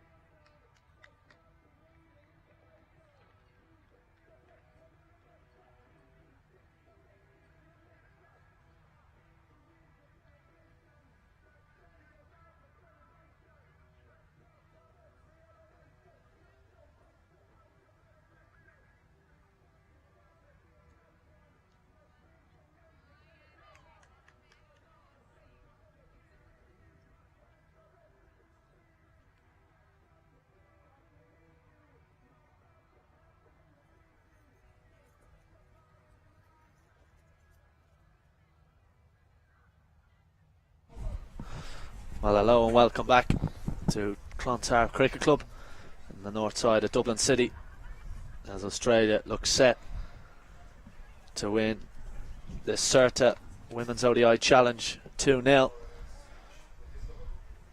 with Phoebe Litchfield on 93 and Sutherland on 94, both set for maiden one-day international centuries. Sean Hussey here, joined alongside you by Craig Senior for the conclusion. Afternoon, Craig. Afternoon, Sean. Well, one would have to say the word for today is masterclass.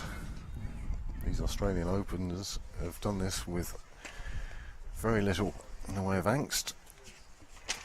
Yeah, total control from start to finish. It was Litchfield who got out of the blocks quickly with some wonderful shots through the offside from the opening bowling of Orla Prendergast and Ava Canning. And Sutherland has played into the innings very nicely indeed. And 16-year-old Amy Maguire, for the first time on Irish soil, playing in the green of Ireland, looking to try and get a wicket here against the world champions.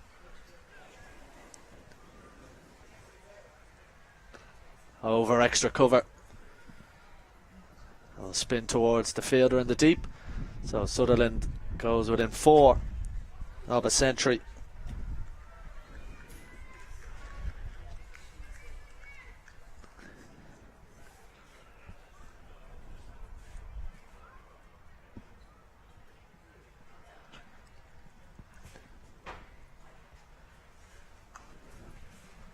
Into the deep, just be a single. It'll be a wonderful way for Australia to cap off this long tour of the UK and Ireland, with two of their younger batting stars making maiden one-day centuries.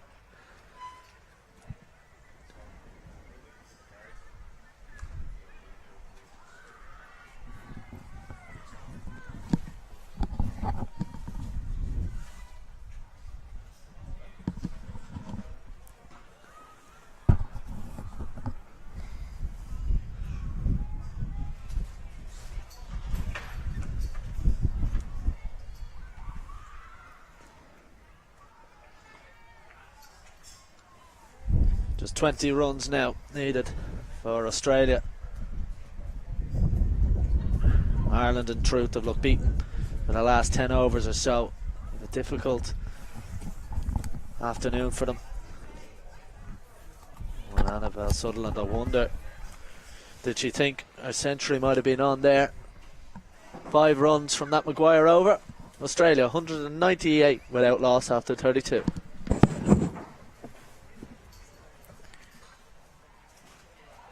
Australians have made this chase of 218 seem very painless for them. Both bats here now, well into the 90s, both looking, as Sean says, for their maiden ODI centuries. And if they manage to get there, no reason why they wouldn't, then Clontarf Cricket Club will always hold a special place in their hearts.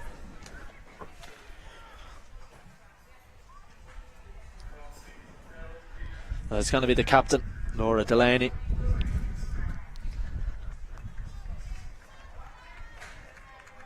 Been a difficult day for her side, up against the best team in the world.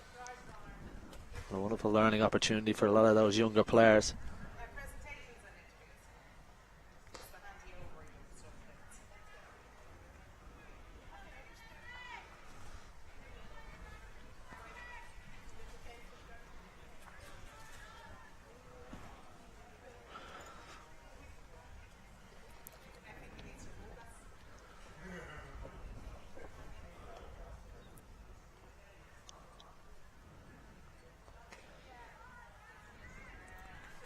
Well, it's been a very busy summer for the Ireland women's team.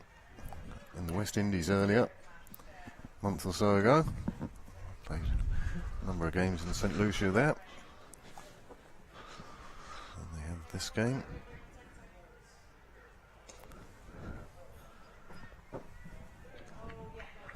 Litchfield goes to 96. I think she seems content in getting to the 100 mark in singles. Sutherland now 3 away.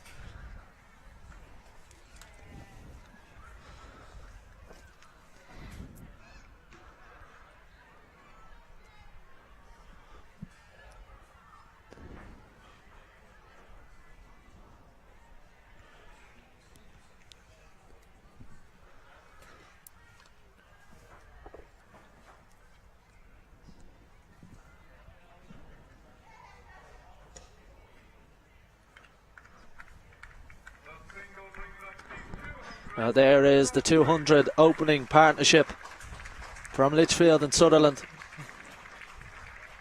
And just 196 deliveries at a canter.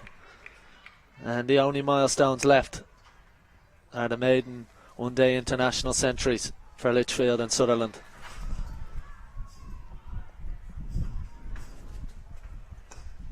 Oh, and dropped. Another chance goes down. Litchfield has had a few lives. That's twice. 2 cotton ball chances. One for Dempsey earlier when she was in the 30s. And this time on 96. Very difficult for Delaney in the follow through. Well, Litchfield, she's struggling to her century now. She'll just be wanting to get these final 4 runs out of the way. Another chance goes down. Well, there it is. Phoebe Litchfield, at just 20 years of age, in her 8th one-day international, makes her maiden ODI century. What an outstanding knock. Will be a mainstay of this Australian team for years to come. Struggled in the one-day series against England. Just 39 runs in 3 games. But a maiden century here off 108 deliveries with 13 fours.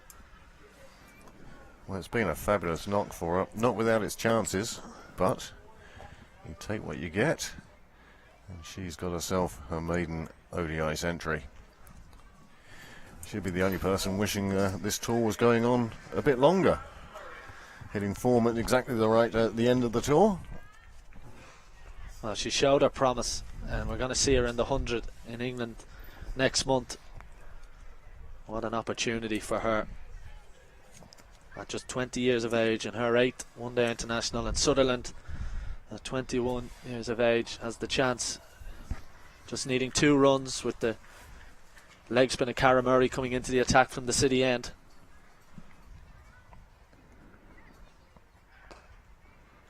Can't get that one away.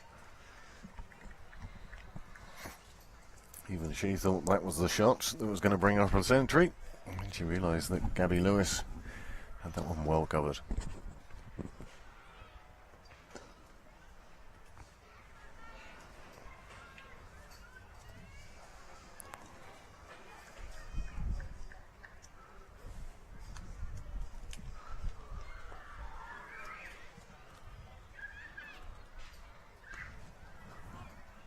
Can't get that one.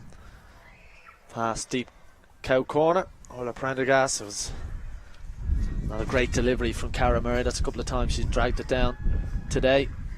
And Sutherland goes within 1. Brings Litchfield, the Centurion, onto strike.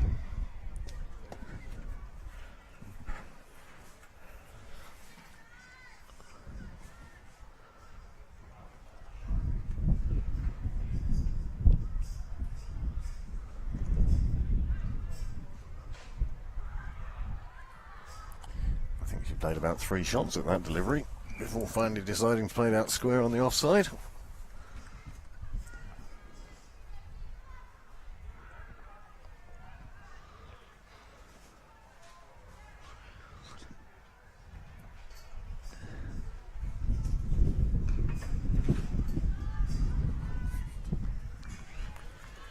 It's almost a game of cat and mouse now, isn't it? You can see Litchfield is trying to get Sutherland the strike.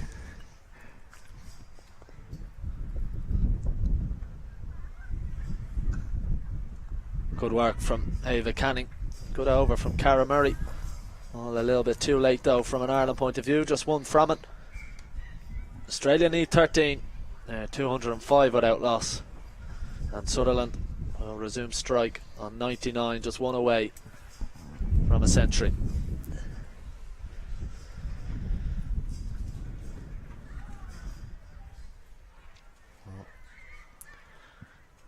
Captain Laura Delaney going back to a strike bowler.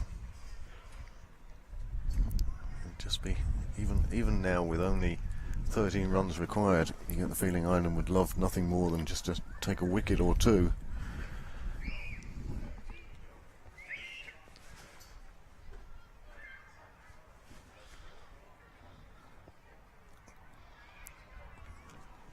Even one wicket would be greeted by ecstatic cheering from the crowd, one feels. The crowd are just looking for something to cheer for Ireland. Well, there's a big crowd down here in Clontarf, and they've witnessed a batting clinic from Sutherland and Litchfield. Oh, no, rather fortuitous way to get to a maiden one-day international century. A fine knock from Annabelle Sutherland. 100 off 94 deliveries. Well, Australia came into the game missing two of their key players, Elise Perry and Alyssa Healy, and it's two of their younger guns who've shone brightest. And it could well be a special day in Australian cricket, the day Phoebe Litchfield and Annabelle Sutherland made their maiden one-day international centuries. Total leads all afternoon. A little bit of fortune there for Sutherland, but she's deserved it.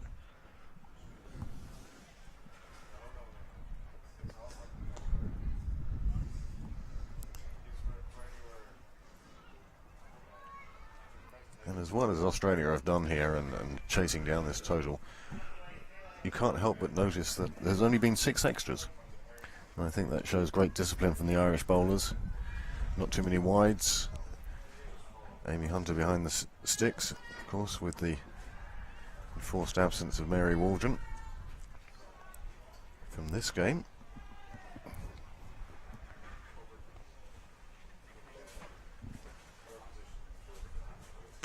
Eleven to win, and that'll be 4 of them.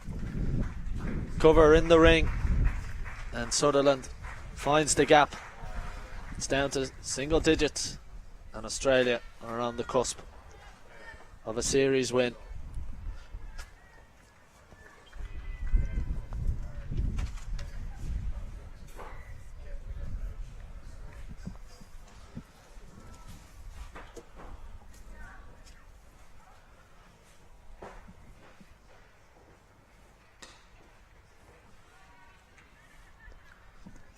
Well, this is the first time in one-day international cricket Orla Prendergast has bowled more than 7 overs. So coming into today, and just in 15 games, she'd only bowled 36 overs. So from an Ireland point of view, this is good news. Orla Prendergast has had a lot of injuries, was wonderful with the bat earlier, getting 71, albeit and they're going to be in a losing cause. But from an Irish point of view, to see Prendergast get through 7 overs is a big bonus. And that's 4 more for Sutherland. Another low full toss. And Australia going to this in style. And it's 3 to win.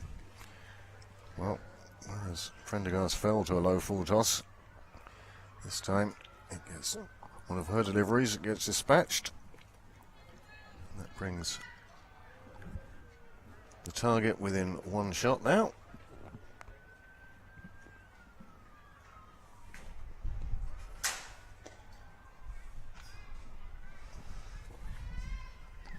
Well, 10 runs off that over. It's just 3 runs to win for the world champions. 215 without loss. Litchfield and Sutherland, the Centurions.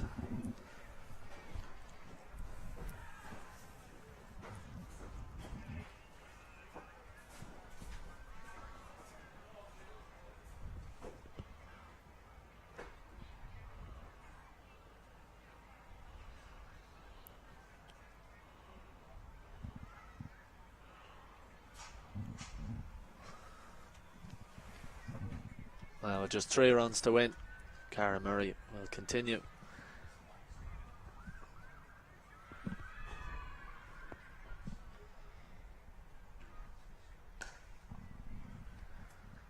And the stage may be set for Annabelle Sutherland to hit the winning runs Very interesting dynamic between the two. It was Litchfield early on who faced an awful amount of the strike, found the boundaries through the offside with ease, and Sutherland was a little bit slower to get going, but has powered through and found a lot of boundaries early on. Boundaries in the last few overs. And just 2 away.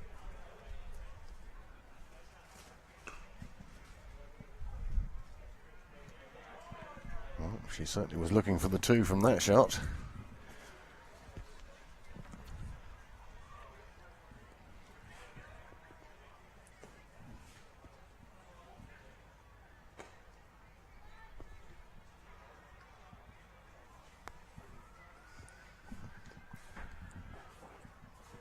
I've heard of the nervous 90s, but the nervous 216s?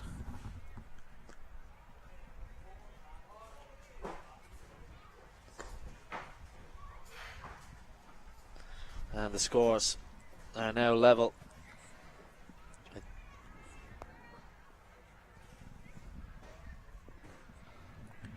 Well, it's been great to have Australia here. Great to see the world champions playing in Dublin. The Irish will have learnt a lot from this. I've had, well, a few bright spots for them to look at.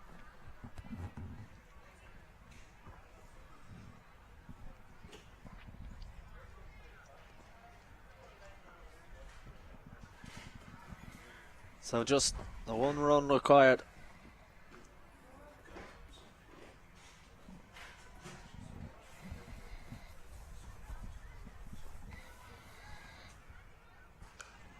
Well, there it is. A 10-wicket win for Australia. And it's game, set and match. Their tour of the UK and Ireland is over. It ends with series victory. It's been a long, grueling 6-7 weeks. But they've retained the Ashes. And they've beaten Ireland by 2-0 at the first one-day international. Abandoned due to rain.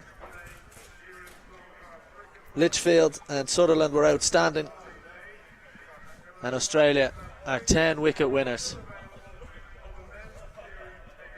A masterclass. Well, that's the word for it. If you're going to play the world champions, you're going to learn a lot from it. And let's hope that happens with Ireland. Fine win by Australia, fine win today, fine win in the series, and a fine tour for them. Well, it could be a very monumental day in Australian history with 2 of their rising stars, Litchfield and Sutherland, making centuries. But for Ireland, it's a monumental day off the field, as Mary Waldron, after 13 years of service to Ireland, earlier today announced her international retirement. She suffered an injury in game 2 of this series, which ruled her out of today, and she has announced her retirement.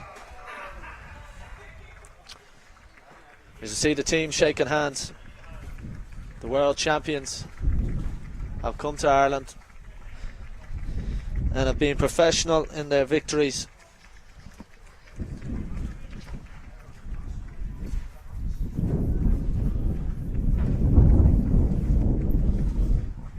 A wonderful opportunity for Ireland to rue some of their missed chances. Drop catches. Litchfield was dropped 3 times, including on the eve of a century.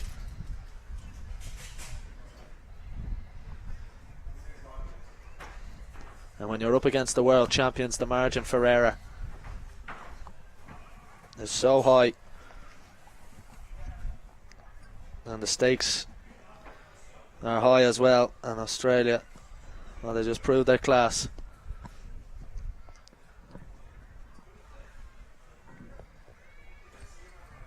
Looks like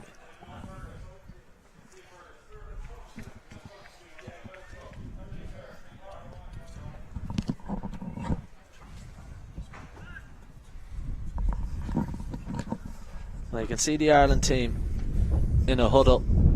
Mary Waldron has announced her retirement. I'm sure it'll be a very emotional day for all involved in Irish cricket. A lot of those players would have played with Mary for an awful long time. Laura Delaney, the Ireland captain, made her debut alongside Mary Waldron, along with Kim Garth, who was representing Australia today. Coach Ed Joyce addressing his players as one of the great servants to Irish cricket, has announced her retirement. Someone you know well, Craig. Very fortunate to count Mary as a friend, and having seen her play, umpire, she would be a great loss to the Irish women's team. I don't know if her retirement is from all cricket, but certainly we won't see her in the green of Ireland again. It's been magnificent. Well, it's a remarkable sporting career for Mary Waldron. A famed soccer career with the Republic of Ireland. Now, as she makes her next step, I'm sure she'll continue in her umpiring. Very well thought of and respected umpire in the Irish club and interprovincial game. He's also umpired in the WBBL and the National Leagues in Australia. No doubt she will continue and be a huge success as that, as she has of her cricket career. Came to it late, but never stopped learning. Well, just off camera, the Australian side are waiting to form a guard of honour. A lot of respect between these two countries. Of course, Australia were here last year up north playing against Ireland,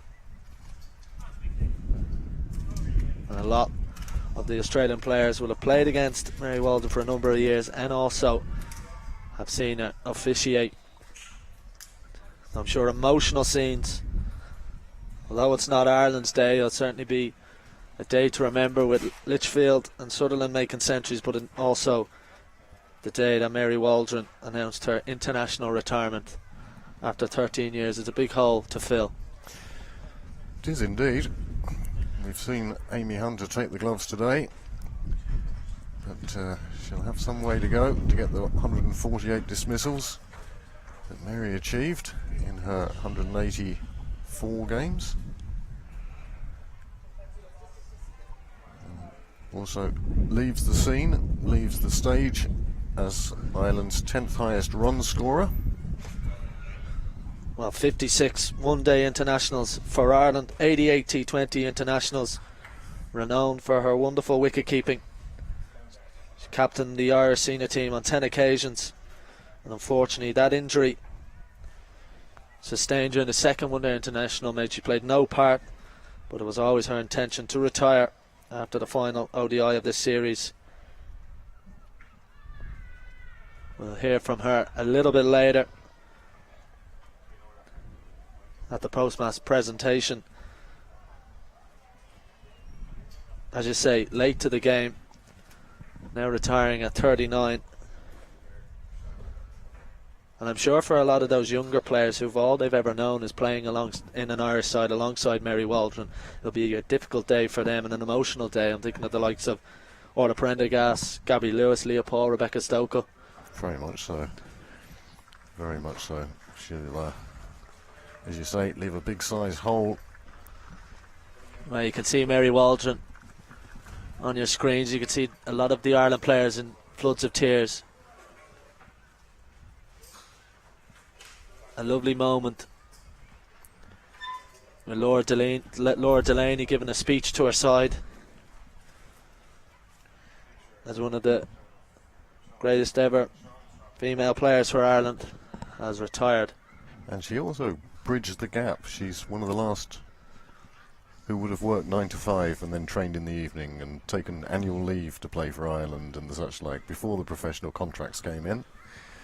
So she saw both sides of that particular coin. You know, she thoroughly enjoyed the professional side and her contracts giving her the freedom to train even more.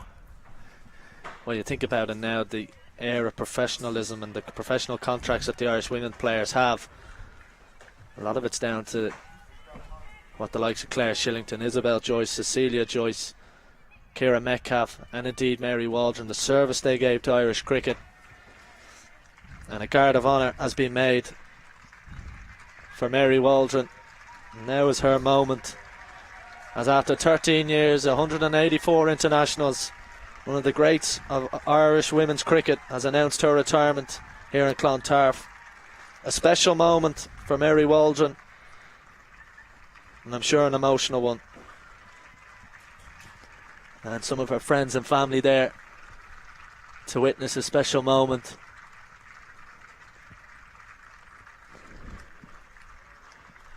And flowers being presented to her by Brenda Hand from Cricket Ireland. And a big crowd here. And it's fitting on a day like today with the world champions in town that Mary Waldron gets to send off after her wonderful international career. Thank you, Mary.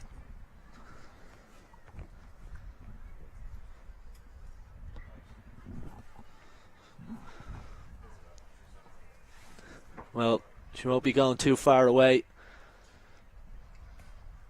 As an umpire, I'm sure she'll continue and maybe head for more international honours.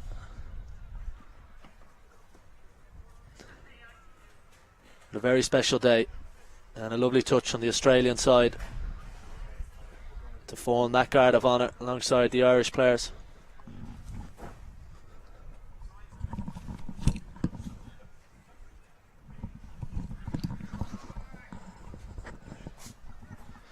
Well, let's just remind you of what we saw this afternoon. It all started this morning when Australia won the toss and elected to bowl first. Well, Australia did put Ireland into bat, and they made early breakthroughs. They reduced Ireland to 22 for 2 as Paul, well, she was forced onto the back foot and ended up hitting a wicket. And Hunter, well, she was caught behind by Mooney off the bowling of Kim Garth. But partnerships between Prendergast and Lewis, and then Prendergast and Delaney, got Ireland into a strong position. And then Rebecca Stokell did a fine job with the tail and made sure that Ireland reached a total of 217 that they would have been reasonably happy with, I'd have thought.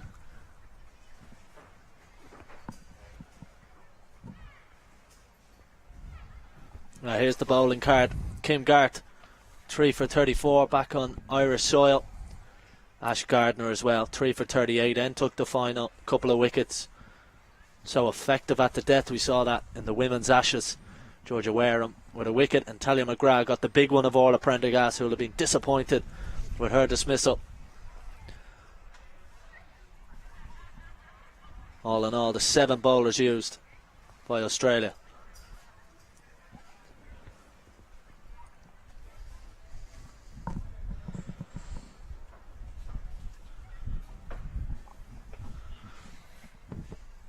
Well, the Australian ply was outstanding. Litchfield was magnificent at the start, and Annabelle Sutherland pressed on the accelerator later. Both made their maiden one-day international centuries. Litchfield is only 20 years of age, Sutherland 21. You're going to be hearing about them two for a long, long time. Phoebe Litchfield is off as a late replacement into the 100. And even without Healy and Perry, they were both still outstanding. 220 run opening partnership, unbeaten. Sensational. Not without their chances, as you can see there. A wonderful partnership between Litchfield and Sutherland.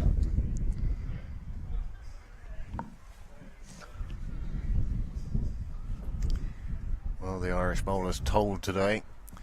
They weren't exactly helped out by the fielding. 5 drop catches, and they all went for there or thereabouts a run a ball.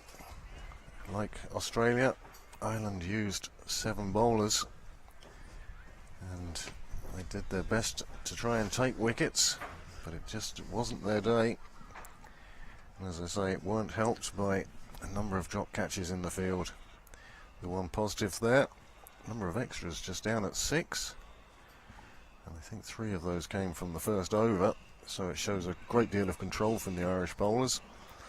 But on this occasion they were unable to break that opening partnership, unable to put any pressure on Australia at all.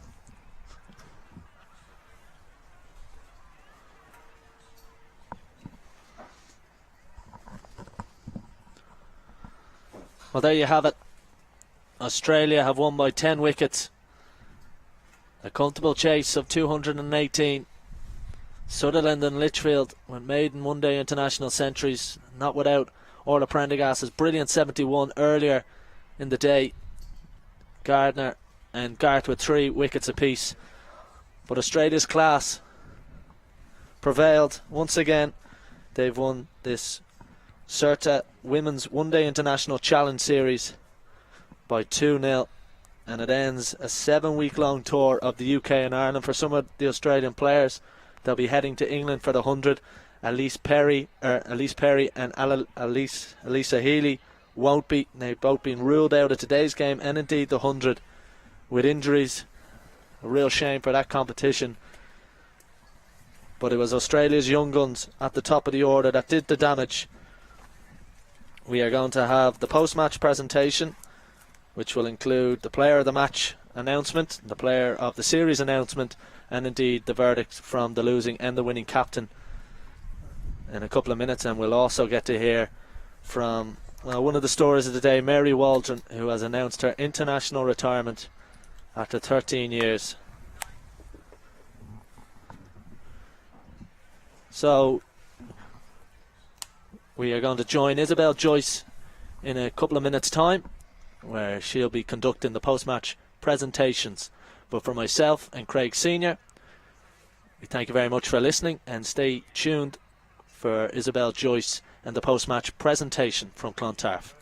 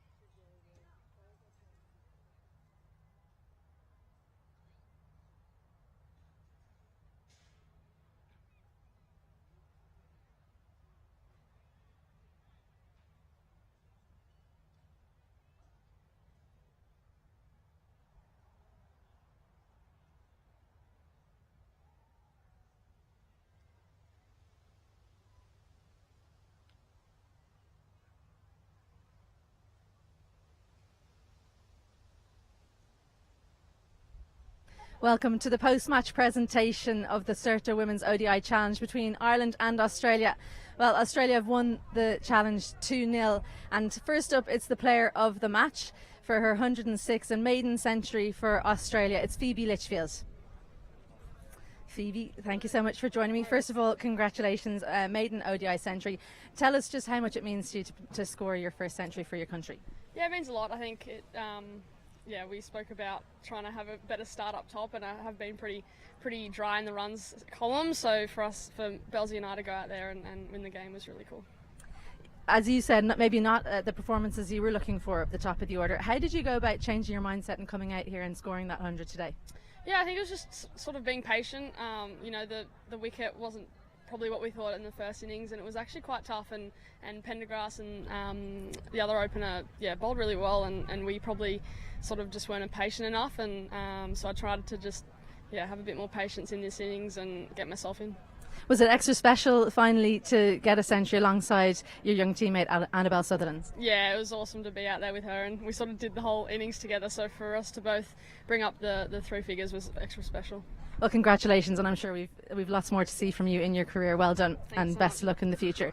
So next it is the player of the series for her performances with ball and bat. 1 wicket on Tuesday, 3 today and 63 on Tuesday. It's Ashley Gardner. Congratulations. It was difficult to choose this because so many Australians performed, but I think you look like you're the leader with the ball in hand out there, which is unusual for a spinner. Is that the kind of mantle you want to take on? Yeah, I guess so. I think I've kind of found that consistency that I've been searching for quite a few years now, and I think taking the confidence of what I did in the Ashes, where I was able to build some momentum and bowl my allotment of overs, I guess helps that and helps bowling late as well sometimes when the batters are trying to attack you. But I guess I've just found my niche in that, and bowling death stuff and having different plans around that. So I guess it's been nice. I'm sure there was plenty of other players that could have won this award, but it was just awesome to see our two youngsters today standing up. Just to move completely away from that, you've been in Ireland for over a week now. Have you done anything interesting while you've been here? Went to Kim Garth's house for dinner. That was actually really, really nice because we've been away for 7 weeks, and to have a meal in a house was something that we almost take for granted when you travel so much, but not at all, to be honest. We played a lot of golf. There's a few golfers in the group, so that was probably the most that I've done. And just finally, how do you regroup now? And you've got a big winter coming up ahead. What will you do to just change things around and look forward to that winter? Yeah, we've obviously got a few weeks off where we're not playing as a unit, but there's still plenty of time to, I guess, rehash some things and I guess talk through what we're going to do differently coming up against the West Indies in Australia in September. So we have got a little bit of time, but it's also going to come really quickly, and we've got some state cricket as well beforehand. So before we know it, we'll be back in these colours. Well, thank you so much. And I'm just going to invite Warren Dutram from Cricket Ireland to come forward and present you with your Player of the Series trophy. Congratulations, Ash Gardner. Sure.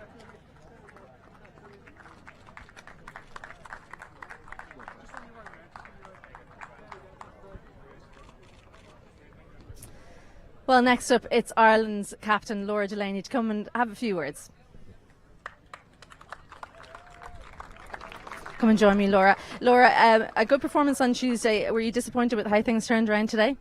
Yeah, I thought we started off well, put in a good batting innings, but obviously we were below par in the fielding innings with our own performance, which I think is most disappointing.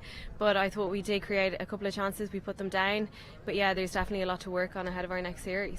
Netherlands coming up in a couple of weeks, so lots to work on between now and then. What do you think the focus will be for your team?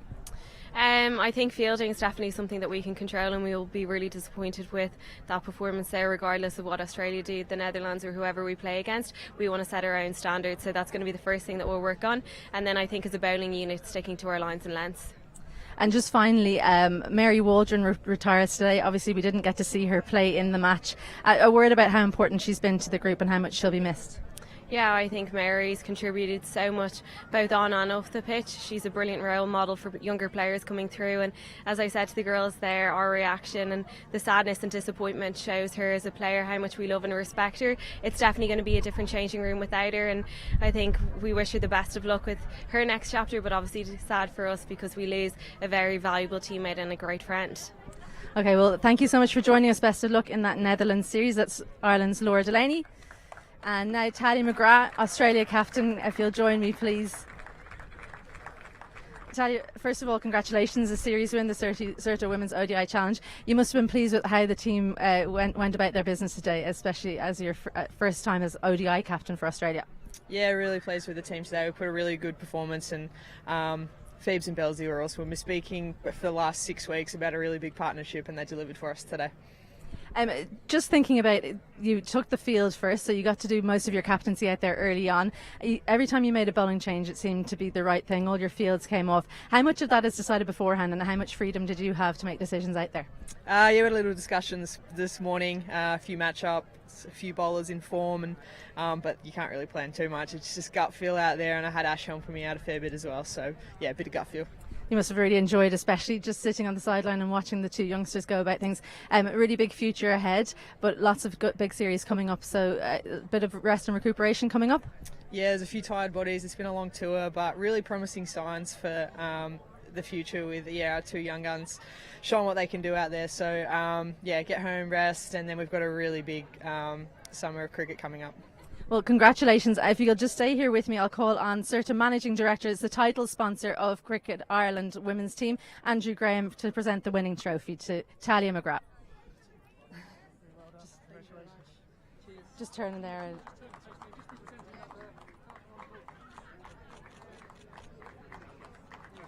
Congratulations, thank you so much. One final interview for you today. We mentioned her already. Mary Waldron, 184 performances for Ireland, 148 dismissals. Ireland's wicketkeeper. If you can join me, please, for a short interview.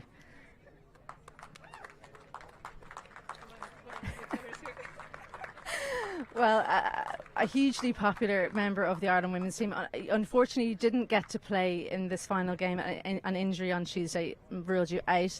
But how special was it for you to be able to be here in front of your friends and family with Ireland playing the world champions as your final kind of act in the Ireland women's colours? Yeah, I feel really fortunate, and thanks to Cricket Ireland for keeping me around the squad. They could have easily shipped me home having that injury, so huge thanks to them for making that happen, that I could stay around the group. And obviously I actually in my career I've never played Australia in an ODI, so to be able to play the world champions and be on the same pitch as, you know, the inspirational women who have really driven the sport forward for everybody, including ourselves. Yes, it's been a super special. And I did say earlier, talking to the girls, was actually it's nearly good I'm not playing. The amount of conversations I've had throughout the day, it's kind of, you know, I would have been snowed under chatting to everybody, but actually it's been a brilliant day, and thank you everybody for your support. You debuted on the same day as Laura Delaney, the captain, and Kim Garth, who's playing on the opposition now. I'll put you on the spot, and it doesn't have to be a favourite moment, but a highlight maybe that stands out to you? A highlight, certainly with Kim, it was when one of the Chinese batters hit her for 6 straight down the ground. And Laura Delaney, I always thank her in any speech, because she's qualified us for many a World Cup in the quality. She always bowls or bats in the clutch moments. And I remember here, Izzy, you were there as well, scored 50 I think in the game. She bowled the last over against the Netherlands in YM to qualify us for our first ever Women's T20 World Cup, and that was such a special day. So that's a highlight for me of Delhi's for sure. Well, I was actually looking for a highlight for yourself. So any of those? Japers, nothing. Every game was a highlight. Very, very politically correct. Your career spanned 13 years, and you went from amateur to now professional, and you're leaving the shirt very much in a better place than you found it. You must be very proud of your legacy on and off the field. Yeah, I guess so. I think it's not a natural thing that we like to think about or say that we're proud of, but I think so. And, you know, even Miriam came up to say congratulations, and I'd done a super job and stuff like that. And, you know, without the likes of yourselves and Miriam and Susan Bray and Stella and all the past players that are here today, without what you guys did, I couldn't do what I did. So I think it's only, you know, the rightful duty that I left the shirt in a better place, and I'm so excited to see what these girls go on and do. Well, congratulations, Mary Waldron, everybody. A fantastic career, and thank you so much for everything that you've done. So that's it from us here at Clontarf for the post-match presentation. Thank you so much for joining us, and we hope to see you again soon. But from me, Isabel Joyce, and from HPB Studios and Cricket Ireland, it's good evening and good night.